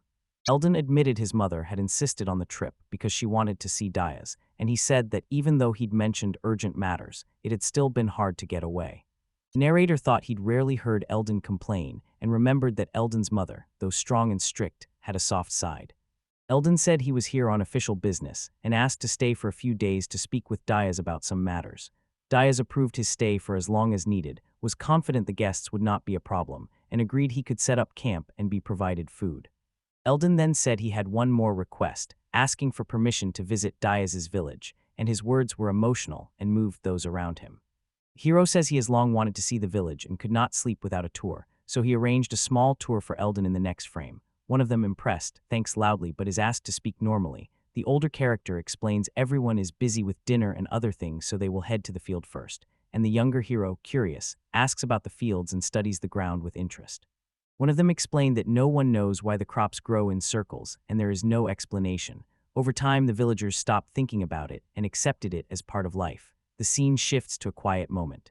One character gently touches a cow, enjoying the simple joys of village life. One character said all the animals looked good, which mattered most to him, and added their faces were expressive and their fur was beautiful. A companion agreed that they looked well-fed, well-groomed, and happy, matching his own impression. After that, the group slowly continued to walk around the area. Turning sharply, he stares in surprise at the horse, whose coat he thinks resembles a royal mare's, and though he looks worried, he keeps it to himself. His face tense as he forces calm, and when another character asks what's wrong, he waves it off, pretends nothing happened, walks away and loudly declares he didn't notice anything strange, deciding in his mind to pretend he saw nothing. Dayas notes Sani and Ahan are worried about the place. He recalls it started as a small field but has grown over time, and now he is not sure what is being grown there. Another character says the fields seem to be doing well, so they are allowed to do whatever they want. The animals cheerfully say they've been having fun every day and are glad they made it to the village. I bow. One of them thanks Eldon for everything. Eldon says it's nice to see everyone in good spirits. A man approaches and says the Skylia is finished. Dayas thanks him, but then feels unwell and staggers down to one knee, and Aruna asks with a worried look if he is all right, while Dayas says it is most likely just fatigue because he has no fever and no chest pain. They kept tasting the drink. One of them said it tasted like strong black tea and that he'd never had anything like it before. The elf girls happily agreed, and he thanked them, saying it lifted his spirits. At that moment, DS and Aruna's stopped them. Dayas apologized to Eldon, saying the girls might have given him something strange and asking forgiveness, but Eldon reassured him he was fine, explaining he had drunk the drink on purpose, could detect poison by smell because he had a special sense, and knew Sinai, Sama and Ikin had always cared about his health, so he took it as a kind gesture. Another character recalled once trying a similar tincture called Sanajibin and was sure it was not poisonous. Heroes kept talking about the mysterious herb used to make the drink, and one character, surprised, suggested it might be the legendary Sanjivani from the Age of the Gods, and said that if so they were incredibly lucky, while Eldon replied it was probably just an ordinary herb with a similar name since the real Sanjivani likely does not exist. A character recalled praying once for the real Sanjivani, but admitted it was more a legend or fairy tale since no one had ever found it, saying the remedy produced a special feeling that became synonymous with Sanjivani, and people assumed the one who gave that remedy to Diasama could call him that because of those feelings. The girls said they had done it with permission. He noted that both had simply wanted to help him. Concerned about his suffering, they acted from a sincere desire to ease his pain. While Ardias slept, the girls asked to take and use the leaves, and Ardias confirmed he had given permission and handed them the leaves. They prepared a medicinal tincture together and later discussed it with Ama and Grahamamia. The hero thinks the girls may not be to blame since they seem to have his permission, recalls they promised earlier to use medicinal herbs only when Aruna was present because the herbs can be dangerous, and at the end of the scene asks the children if they are ready for bed and suggests turning off the lights. Dayas reflects on Senia and Aiken, saying that although they seem energetic now they lost their parents to illness, understands they still carry feelings for their families and painful memories, thanks the children for their support, and says that despite his recent decline he is fine now, and the girl smiles warmly in response. Holding two girls close, a man sadly reflects on how pathetic he feels and tells himself he must protect everyone but keeps failing. Despite his inner turmoil, he smiles as he hugs the children, drawing comfort and warmth from them. Despite everything that had happened, he was truly happy now, as if invisible but strong bonds connected him to the people around him, and that feeling filled him with deep inner warmth. Surrounded by his dear family, the man embraced them tenderly, realizing their family ties were unbreakable and calling them family to show how deep their bond was. That morning Eldon lay in bed making strange sounds, as if something unusual was happening to him, and one of the onlookers worried it might be linked to the medicine he had taken. Meanwhile, Dayas felt a lightness in his body and thought he had returned to the strength of his youth and could do the impossible, and one person there, alarmed by what was happening, hurried to call for help. Eldon suddenly became energetic, and Camelot said everything was fine. Others were surprised that yesterday's medicinal infusion had worked so well. People said he had to take medicine every day or he would feel ill, yet that morning he got up and started running as if nothing had happened, and everyone watched his unexpected surge of strength even though he had not taken it. The group discussed Eldon's condition. One of them said he had simply overdone it and was out of breath. Although the illness had eased, it was too soon to call a full recovery and it would take time. Others doubted whether the medicinal herb was genuine because its effect had been too fast. They discussed Eldon's condition. One said he had simply overdone it and was out of breath. Although the illness had eased, it was still too early to call it a full recovery and it would take time. Others doubted the herbal remedy was genuine because it worked too fast. A large tent stood in the center of the clearing, and the meeting participants gathered there. One of the heroes called everyone closer. Then the man and the woman walked to the table where the others were already waiting. The meeting agreed to discuss important issues, including the king's words. One participant thanked everyone for sharing the valuable Sanjavanya with him and admitted he had no other way to express his gratitude. One participant said the situation with Sanjivani was complicated, explaining the medicine had already been used and only the seeds remained, and that he did not want anyone to think he was profiting from it. Knowing San Giovanni's effects, they admitted it would be hard to resolve the situation without malice. One participant said they had not used the medicine themselves, but others had, and the seed likely did not sprout because of the hay, so it was suggested to leave the decision to those who used San Giovanni since they meant well. They agree it's best to forget the San Giovanni exists, since no one can say what might make it wither, and they leave the plant's fate to Sani and Icon, promising to help if needed but not expecting thanks or official recognition. One warned that if word of San Giovanni got out it would draw unwanted attention and spark conflict, so he hoped the others would keep it secret. Another, thinking of the plant's benefits, gave the example of a dying man who could be saved by San Giovanni and wondered whether that would change their policy of silence. They concluded it was impossible to save all the sick, even with San Giovanni's help, and that it was too heavy a burden for one person. One of them said that receiving San Giovanni and its ending up with Sani and Icon was fate. Confident in the children's good intentions, he decided to leave everything to fate. Daya believed that if someone was meant to be saved, fate would bring them to Sani and Icon, and even when the children made mistakes, the adults accepted it as fate. Eldon asked Camelos to tell all the villages as soon as possible that everything must be kept secret. Camelos said he understood and promised to follow the decision. They resumed the meeting, and one participant said he had come to convey His Majesty's words about the Duke's rights, including the right to take a new surname. That participant added that he had decided to forget everything he had said before. Surprised, Diaz asked whether he was really being offered the title of Duke, and admitted he never expected to become a noble with a family name. The others reacted with bewilderment, and Diaz tried to explain he was only a commoner without a family name, but he was told he should be listed as a noble of the Kingdom of Sansarif, and that he should already have a family name. During the conversation, a hero told Diaz that if he had territory he needed a last name. The others were surprised he never used one. In the end his last name was Neutris, and Diaz remembered it with surprise. The group debated Diaz's last name. Diaz admitted he hadn't considered it before because he was rushed onto the plane, and a meeting participant reminded everyone that His Majesty had declared Diaz a noble so he could not change anything. And finally Diaz was asked to read a letter aloud, explaining his status and situation.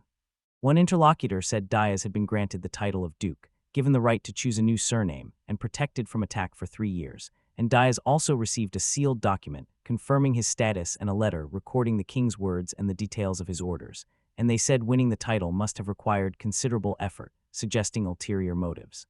Talks suggested that because of his mistakes in the fight for the throne, the king was in a difficult position and might soon abdicate, so it would help him to gain the duke's support, including Diaz himself, and the speakers said the monarch could have granted Diaz the title to obtain an ally able to oppose even the royal family. At the meeting, participants discussed the fund intended for Diaz, and one participant said more time was needed to prepare because of earlier losses, and added that the king had asked him to provide mutual assistance, while Diaz said he did not need the fund or the people, and that the king's help was sufficient.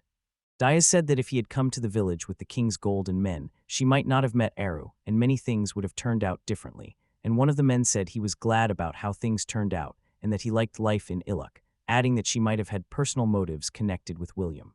The hero said they wanted to protect the villagers and build the village's future with everyone.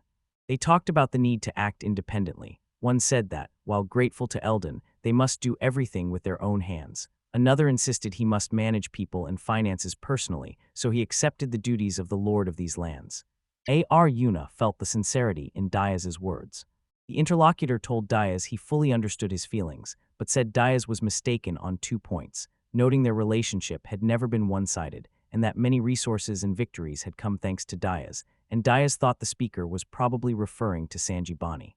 The speaker said the state loan is a credit to the country, and that a nobleman's wealth raises his status, added that the system strengthens the country's voting rights, said he will back Diaz in the budget vote so no losses are expected, and noted an alliance with him would benefit the king and increase the king's influence. Attendees agreed the government loan required no repayment and would not cause losses to the king. One participant said the aid was not selfless, so Diaz should not be modest. The girl proposed a compromise that respected the Duke of Kassadic's wishes and her father's desire to grow the village on his own. She spoke with emotion about the poor condition of the road to the village of Ilauk, saying it was unfit for carriages. Her listener was surprised, but those gathered saw that even Duke Kassadic's carriage had trouble passing, which confirmed the need for repairs. Participants suggested building a main road to connect the village of Ilauk with the nearest town. They said the current route is hard to pass, and a road would bring development to the region. Others supported the idea, noting that with a road plus resources and labor, any plans could be realized. They decided to use a government loan because they did not have enough funds. Eldon accepted the road proposal, saying it would improve logistics and make his visits easier, and others suggested adding a guard post and a rest area with a well, which observers said recalled Diaz's style, and one of them found quite impressive. They immediately agreed to go see a suitable place for the project. One participant said he had tried to make fresh tea as promised in the letter. The conversation turned to Juha, and they noted he was not always easy to work with, but his teachings were of great value. Another participant emphasized that, despite some carelessness, Juha is a talented person who inspired and taught them a lot. They discussed Juha. One said he admired Juha's desire to avoid war and put peace first. Another was surprised that a military scientist could hate war. They were told Juha saw war as the most useless thing in the world and urged them to avoid it, warning that otherwise humanity would be defeated by monsters. He held that avoiding war through diplomacy was the highest form of military science. His abilities earned him a seat on the Royal Council, and he pushed for a quick peace, but later accusations of incompetence forced his resignation. One character received a letter asking for a last name to get a response. Members said they had the right to take a new surname and urged the group to choose a beautiful, meaningful name to pass down through generations, with other members planning to adopt the same surname. But one hero felt so overwhelmed by the responsibility he could not find a worthy name, and the others mocked him, noting he seemed to have lost his courage. Diaz weighed his choice of a family name, knowing it would represent his family and become the name of the territory he governed. It had to be suitable for his descendants. He also understood that being granted a family name was a rare and significant privilege. At the table, Diaz tried to think of a last name, but admitted nothing came to mind. He decided it might be easier to let someone else do the thinking. Just then Uncle Ben entered the room, apologizing for disturbing him.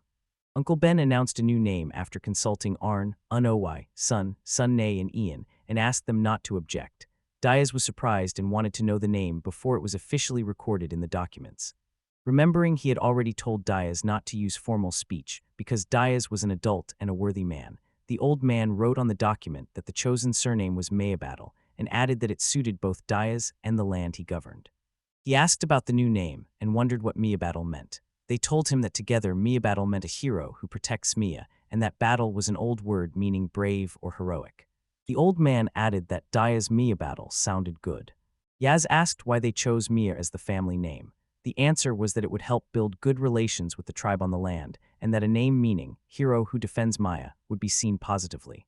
It was also noted the plain's old name meant unnecessary, and the new name sounded much better. Ben wondered if the surname had any hidden meaning, was told that branding a fabric as Miyabata would link the product to the region and be very beneficial, and said he had thought of it, but it would be a long time before he could make it happen. The old man said he wanted to build a beautiful temple and thanked Diaz for keeping the family name until then, while the narrator noted the uncle was often consulted in the village, and people expected he would sooner or later want his own place, a temple or something similar, because his sermons and parables were well received, and his practical advice was respected. The old man said the temple would be dedicated to Meha as a messenger of God, and that the Arab Sanjikavani was regarded as a gift from the gods. And he added that if Meha truly spoke the divine language, there was no doubt about her authenticity, so he thought it was logical to include the messenger's name in the surname of the ruler of these lands. The old man admitted a long road lay ahead and said he would stay on as everyone's temporary advisor. For their parents' sake, he hoped to become a worthy lord and honor the new family name. He found the name good, meaningful, sonorous, and linked to the worship of Meha. The woman asked Diaz whether he had finished registering his family name, and Diaz said the only step left was to deliver the documents to the king, adding that a banquet was planned that evening to honor his title and new family name, and that Eldon and the others would stay to celebrate in style. Diaz asked if they had a patronymic equivalent and if it was related to the family name.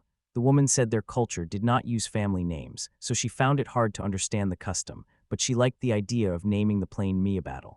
The girls listening to the conversation quickly caught on and clarified that they were talking about patronymics. The girls announced happily that they were Diaz's children and called themselves Sene and Aiken in turn. Diaz explained that a name showing whose child someone is called a patronymic.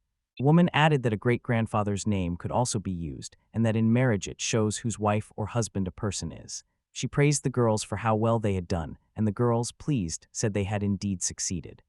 They discussed that giving children a family name officially makes them heirs, that anyone who takes that name must act like an aristocrat, and the woman wondered whether she could take a noble family's name and whether Senai and Aiken could become heirs. The man said he had no objection to taking the surname, but stressed the choice was up to the girls and that aristocratic behavior was complicated and should not be forced on the children. The woman smiled and said they would eventually understand how annoying it was. At the party, a guest thanked Diaz for the invitation and said he was enjoying himself. Diaz said he was glad to hear that. Later, the guest noticed the children of Senichin and Ahenshin sometimes glanced at him and Kamlats as if something caught their interest. Diaz suggested that Sign and I were happy because Eldon and Kamlats, who had been ill, were starting to recover. He also noted that the children had lost their parents to illness, so they were especially touched by the recovery of others. The man agreed, saying he now understood their smiles and was impressed by how friendly the human dogs were with other races. The hero admitted he had not known about the issue with small species before, thanked everyone for their help, and suggested the environment might be suitable. Another hero reflected on his inexperience, realized how much he still needed to improve, and said he was grateful for the chance to be with others and pleased by the scene before him. Veldon admitted he couldn't express his gratitude with money or words because the new opportunities he'd been given overwhelmed him. And although he'd always wanted to end discrimination and conflict, he knew he likely couldn't do that in his short life. So when he saw people of different races unite and smile, he felt humbled and resolved to work harder to spread that harmony across the world. The hero approached Diaz and asked for help and support, saying he wanted to meet him as a person rather than as an authority and admitting he needed him. And another character promised to do everything possible to help, showing serious intent and willingness to support. The heroes gathered for another lesson on aristocracy, and one character admitted he still had much to learn, as the teacher explained the system was set up to govern the country and encourage competition, using an example hierarchy from baron to duke. The lesson explained the aristocracy's structure and focused on the duke as the highest noble rank with special privileges, especially the right of territorial discretion, which let its holder buy, sell, or develop land freely, a right that boosted economic growth and strengthened power. During the lesson, the hero suggested applying the theory in practice. Pointing to the map, he said he wanted to sell part of his territory and asked them to name a suitable price, and he clarified he was not doing it out of gratitude but for his own reasons, which surprised his companion. Participants said the wood Diaz and others used came from the village of Arana, and when he asked where they had gotten it, the other person began to suspect it had been taken secretly. When it became clear the timber had likely been used without permission, the girl apologized for her silence and offered to sell the needed timber to prevent future problems, and Diaz said he would rather receive compensation and suggested buying the land to avoid bureaucratic red tape. Diaz said he understood the need to buy the forest, but stressed that being a duke is difficult and he must consider both parties' interests. Also, land cannot be disposed of at will if someone lives there. The girl admitted she did not know the price of the land, and Diaz considered what price they could offer. Diaz proposed paying with the materials from 2.5 wind dragons and asked if it would be enough, which surprised the others, but one admitted that in real value it was more than enough, though an unusual solution. At the meeting, LDAN called it a training session and asked to discuss formalities, but Diaz was not ready to negotiate and felt useless. In the end, Diaz decided these matters would be better handled by LA, who had successfully collected the materials to pay for the timber. Eldon finished the negotiations and training and went home satisfied with the result. Laura apologized to Diaz for not telling him about the wood, and Diaz said he was not offended, understood the situation with the lone tribe, and felt he should not interfere unless Eldon himself explained anything. Diaz said he would settle territorial disputes with the ogres honestly. The village returned to its routine, but the calm was deceptive. The girls pushed for adventures and forest trips, which caused many problems. The narrator described winter preparation as collecting salt, hunting, and storing food, and he said it should begin when migratory birds appear, noting the important rules not to disturb other villages and to be careful when hunting. Both girls eagerly asked to be led into the forest, but the man said the rights registration was not yet complete and he needed time, adding that they could not wait and were determined because they had once lived there with their families. Her announcement that she had permission to enter the forest cheered everyone, and she warned that with autumn coming they had no time to waste, adding that they would have to harvest every day and might even need Maya's help. Aruna said cheerfully that they should be ready, because starting tomorrow they would have to go into the forest every day, and everyone welcomed the news, looking forward to the harvest, while the adults said it was time to work and stock up for winter. An adult pointed out that the forest had not only food but also poisonous plants, mushrooms, insects, and monsters, so he stressed the need to be careful and follow the rules, and despite his worries, he believed the girls could cope and walk safely through the forest. Diaz tells Aruna about forest mushrooms and says some are edible. As an orphan, he learned to find wild foods and survived on what he could find during the war. The girl beside him is surprised and mentions many forests in the kingdom's east. The narrator reflects that working in the forest requires knowledge, especially the ability to identify edible mushrooms and other foods. The man in the picture became a steady companion and advisor to the pregnant human dogs. As a former priest, he used his experience to help others, including Franca, who was about to give birth. The heroes were gathering edible mushrooms in the forest. One of them said he knew a lot about wild food because he had been an orphan and had survived in the forest during the war. The girl was surprised and admitted she had not expected to eat mushrooms. They discussed how to cook them: frying, boiling, drying. The heroine tried to decide which mushrooms were edible and used only purification magic to tell edible from poisonous ones. Her companion thought she was too distrustful of mushrooms, and when she pointed at one, he stopped her, saying it was poisonous, and that although they looked similar, small signs could tell them apart. The mushroom with the fluffy umbrella was edible. Realizing she was learning from Diaz, the heroine began to see him as reliable in a new way, and although she had thought she knew more before, she now felt respect and gratitude toward him. Meanwhile, the girls kept searching for food together and found a walnut tree. Watching the children gather nuts, an adult noted they had only collected about 30% of the fruit, leaving some behind, and he was surprised that Sene and Lycan already seemed to understand how to prepare for winter, and wondered whether they even knew about the rule against overharvesting. Heroine explains that harvesting too much is wrong because it upsets the natural balance, prevents new plants from growing, and threatens the animals that depend on the fruits. And if those animals starve, people will be affected too, so children follow the forest rules while adults clean up trash and prepare for winter, taking only what they need from the forest. Heroine explains today's outing was meant to be just an inspection and study of the rules, but there is still much work to do, including preparing firewood and hunting older animals for meat, and they review hunting rules, noting that female animals cannot be touched during the breeding season, so older individuals are preferred to avoid wasting young meat. They discuss preparing for winter. The man says the forest is rich, and with hard work they can prepare enough food, adding that a powder will attract animals, but it requires tracking, and the girl praises his manliness, stressing that without a strong head of the family, winter is especially hard. Relieved, the woman admitted she had once been very worried about the lack of supplies and couldn't sleep well in winter. Now, thanks to her husband's efforts, she felt safe and called this the happiest winter in recent years. The man thought the supplies had not yet been checked and that winter preparations had only just begun. The man believed he had to meet the expectations placed on him and not disappoint. He kept working with determination and refused to give in to the pressure. Meanwhile, other team members were busy gathering resources in the forest. Diaz examined the dug-up potatoes, wondering if he should keep some in reserve. Two girls came over and asked whether he had really found potatoes. He invited them to look at his find. The girls carefully inspected the tubers, sniffing them. The girls say taste doesn't matter, and what matters is a potato's strength and ability to grow, so weak tubers are eaten and strong ones are moved to new places to spread the harvest. The girls said planting too many potatoes in one spot weakens them. Spreading them out gives a bigger harvest and makes the tubers grow strong like trees. Diaz noticed the girls had mentioned trees earlier and wondered if trees grew better when there were fewer of them. The girls replied it was important to keep a moderate number so sunlight could pass between the crowns. Diaz concluded there might be too many trees. Diaz noticed many mushrooms in the forest, but they were not very tasty. The girls explained that because the forest was dense, good trees could not grow and medicinal herbs were thin. Diaz said that next time he would cut some suitable trees to clear space. The girls replied that you cannot just cut suitable trees and must choose between those that are in the way and those that are weak. The hero laughed when he heard that Senai and Ikin were called teachers in the forest because they were the ones who explained which trees could be cut down. The girls were surprised to be called teachers. The adults then suggested trying everything again and praised the girls for their efforts. Aruna noticed the strange mushrooms and thought they might be new. Then one suddenly moved and changed, startling her, and she realized they were not ordinary and tried to defend herself as another released a cloud of spores or smoke.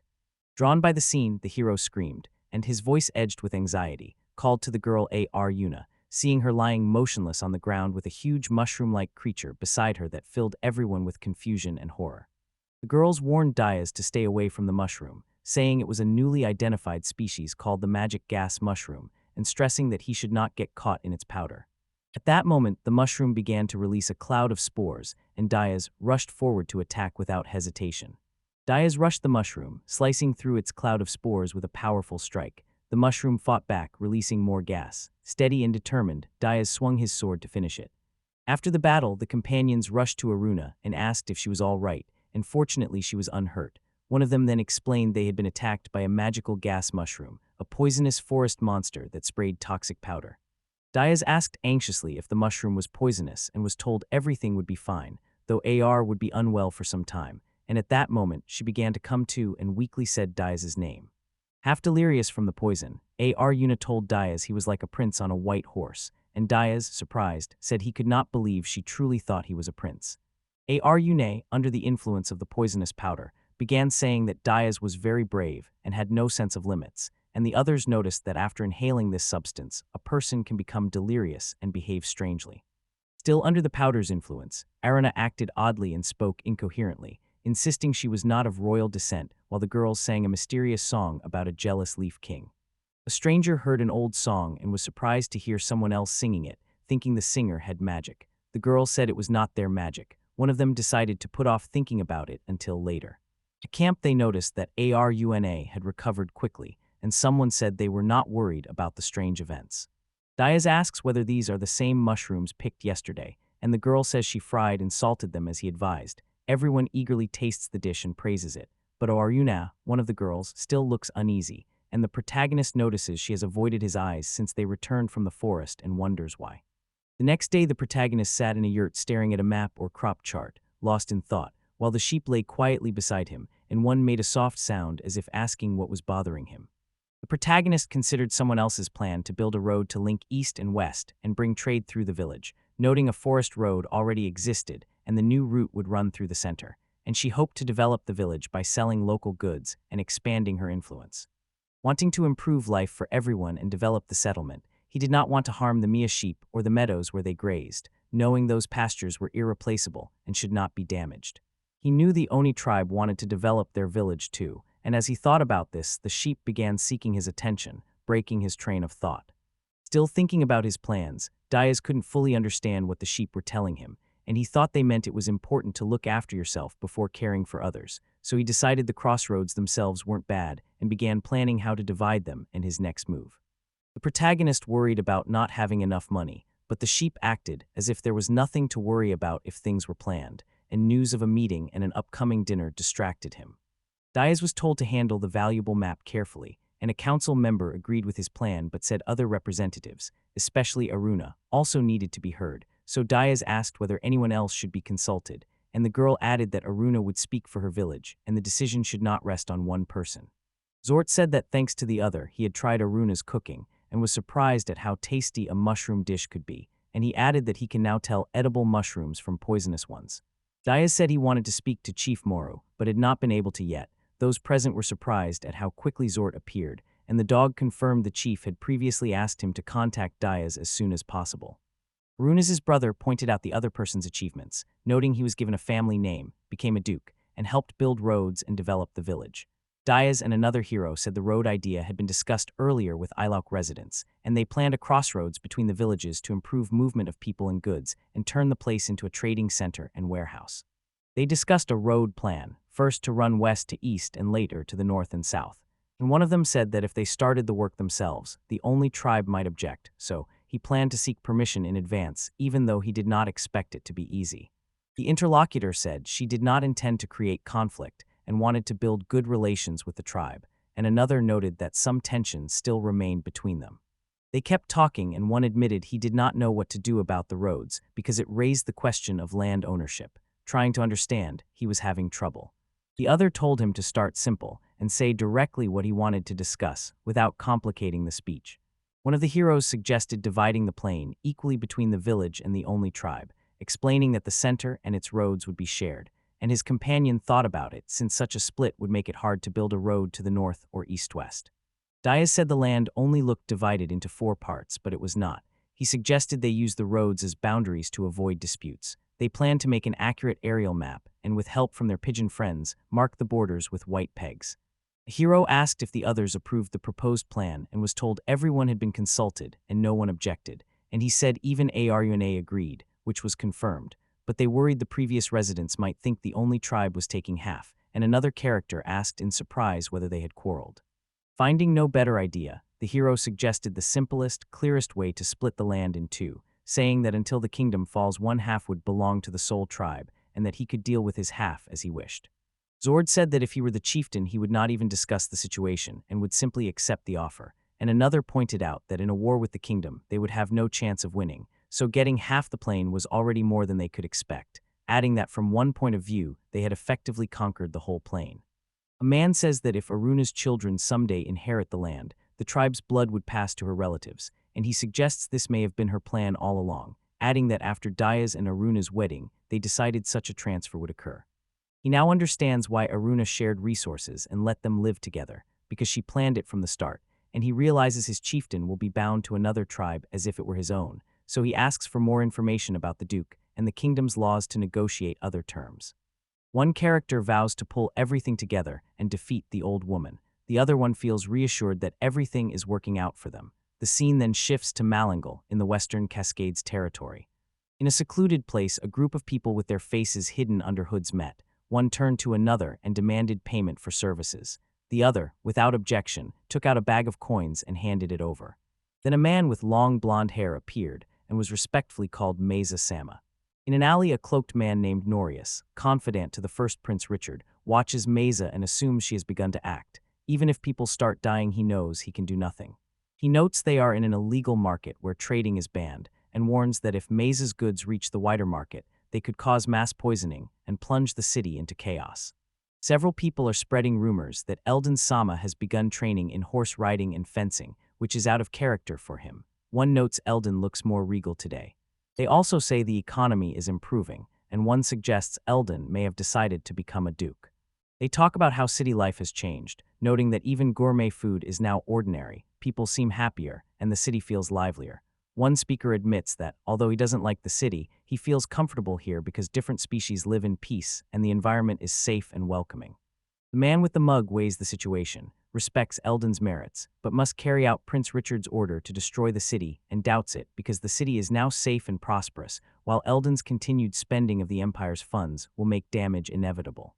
A man spots a rhinoceros woman walking with her children and is surprised they are out so late, at first thinking they are a family, but then realizing they are different species, and he is struck by how calm and safe the city is that even at that hour you can see such things.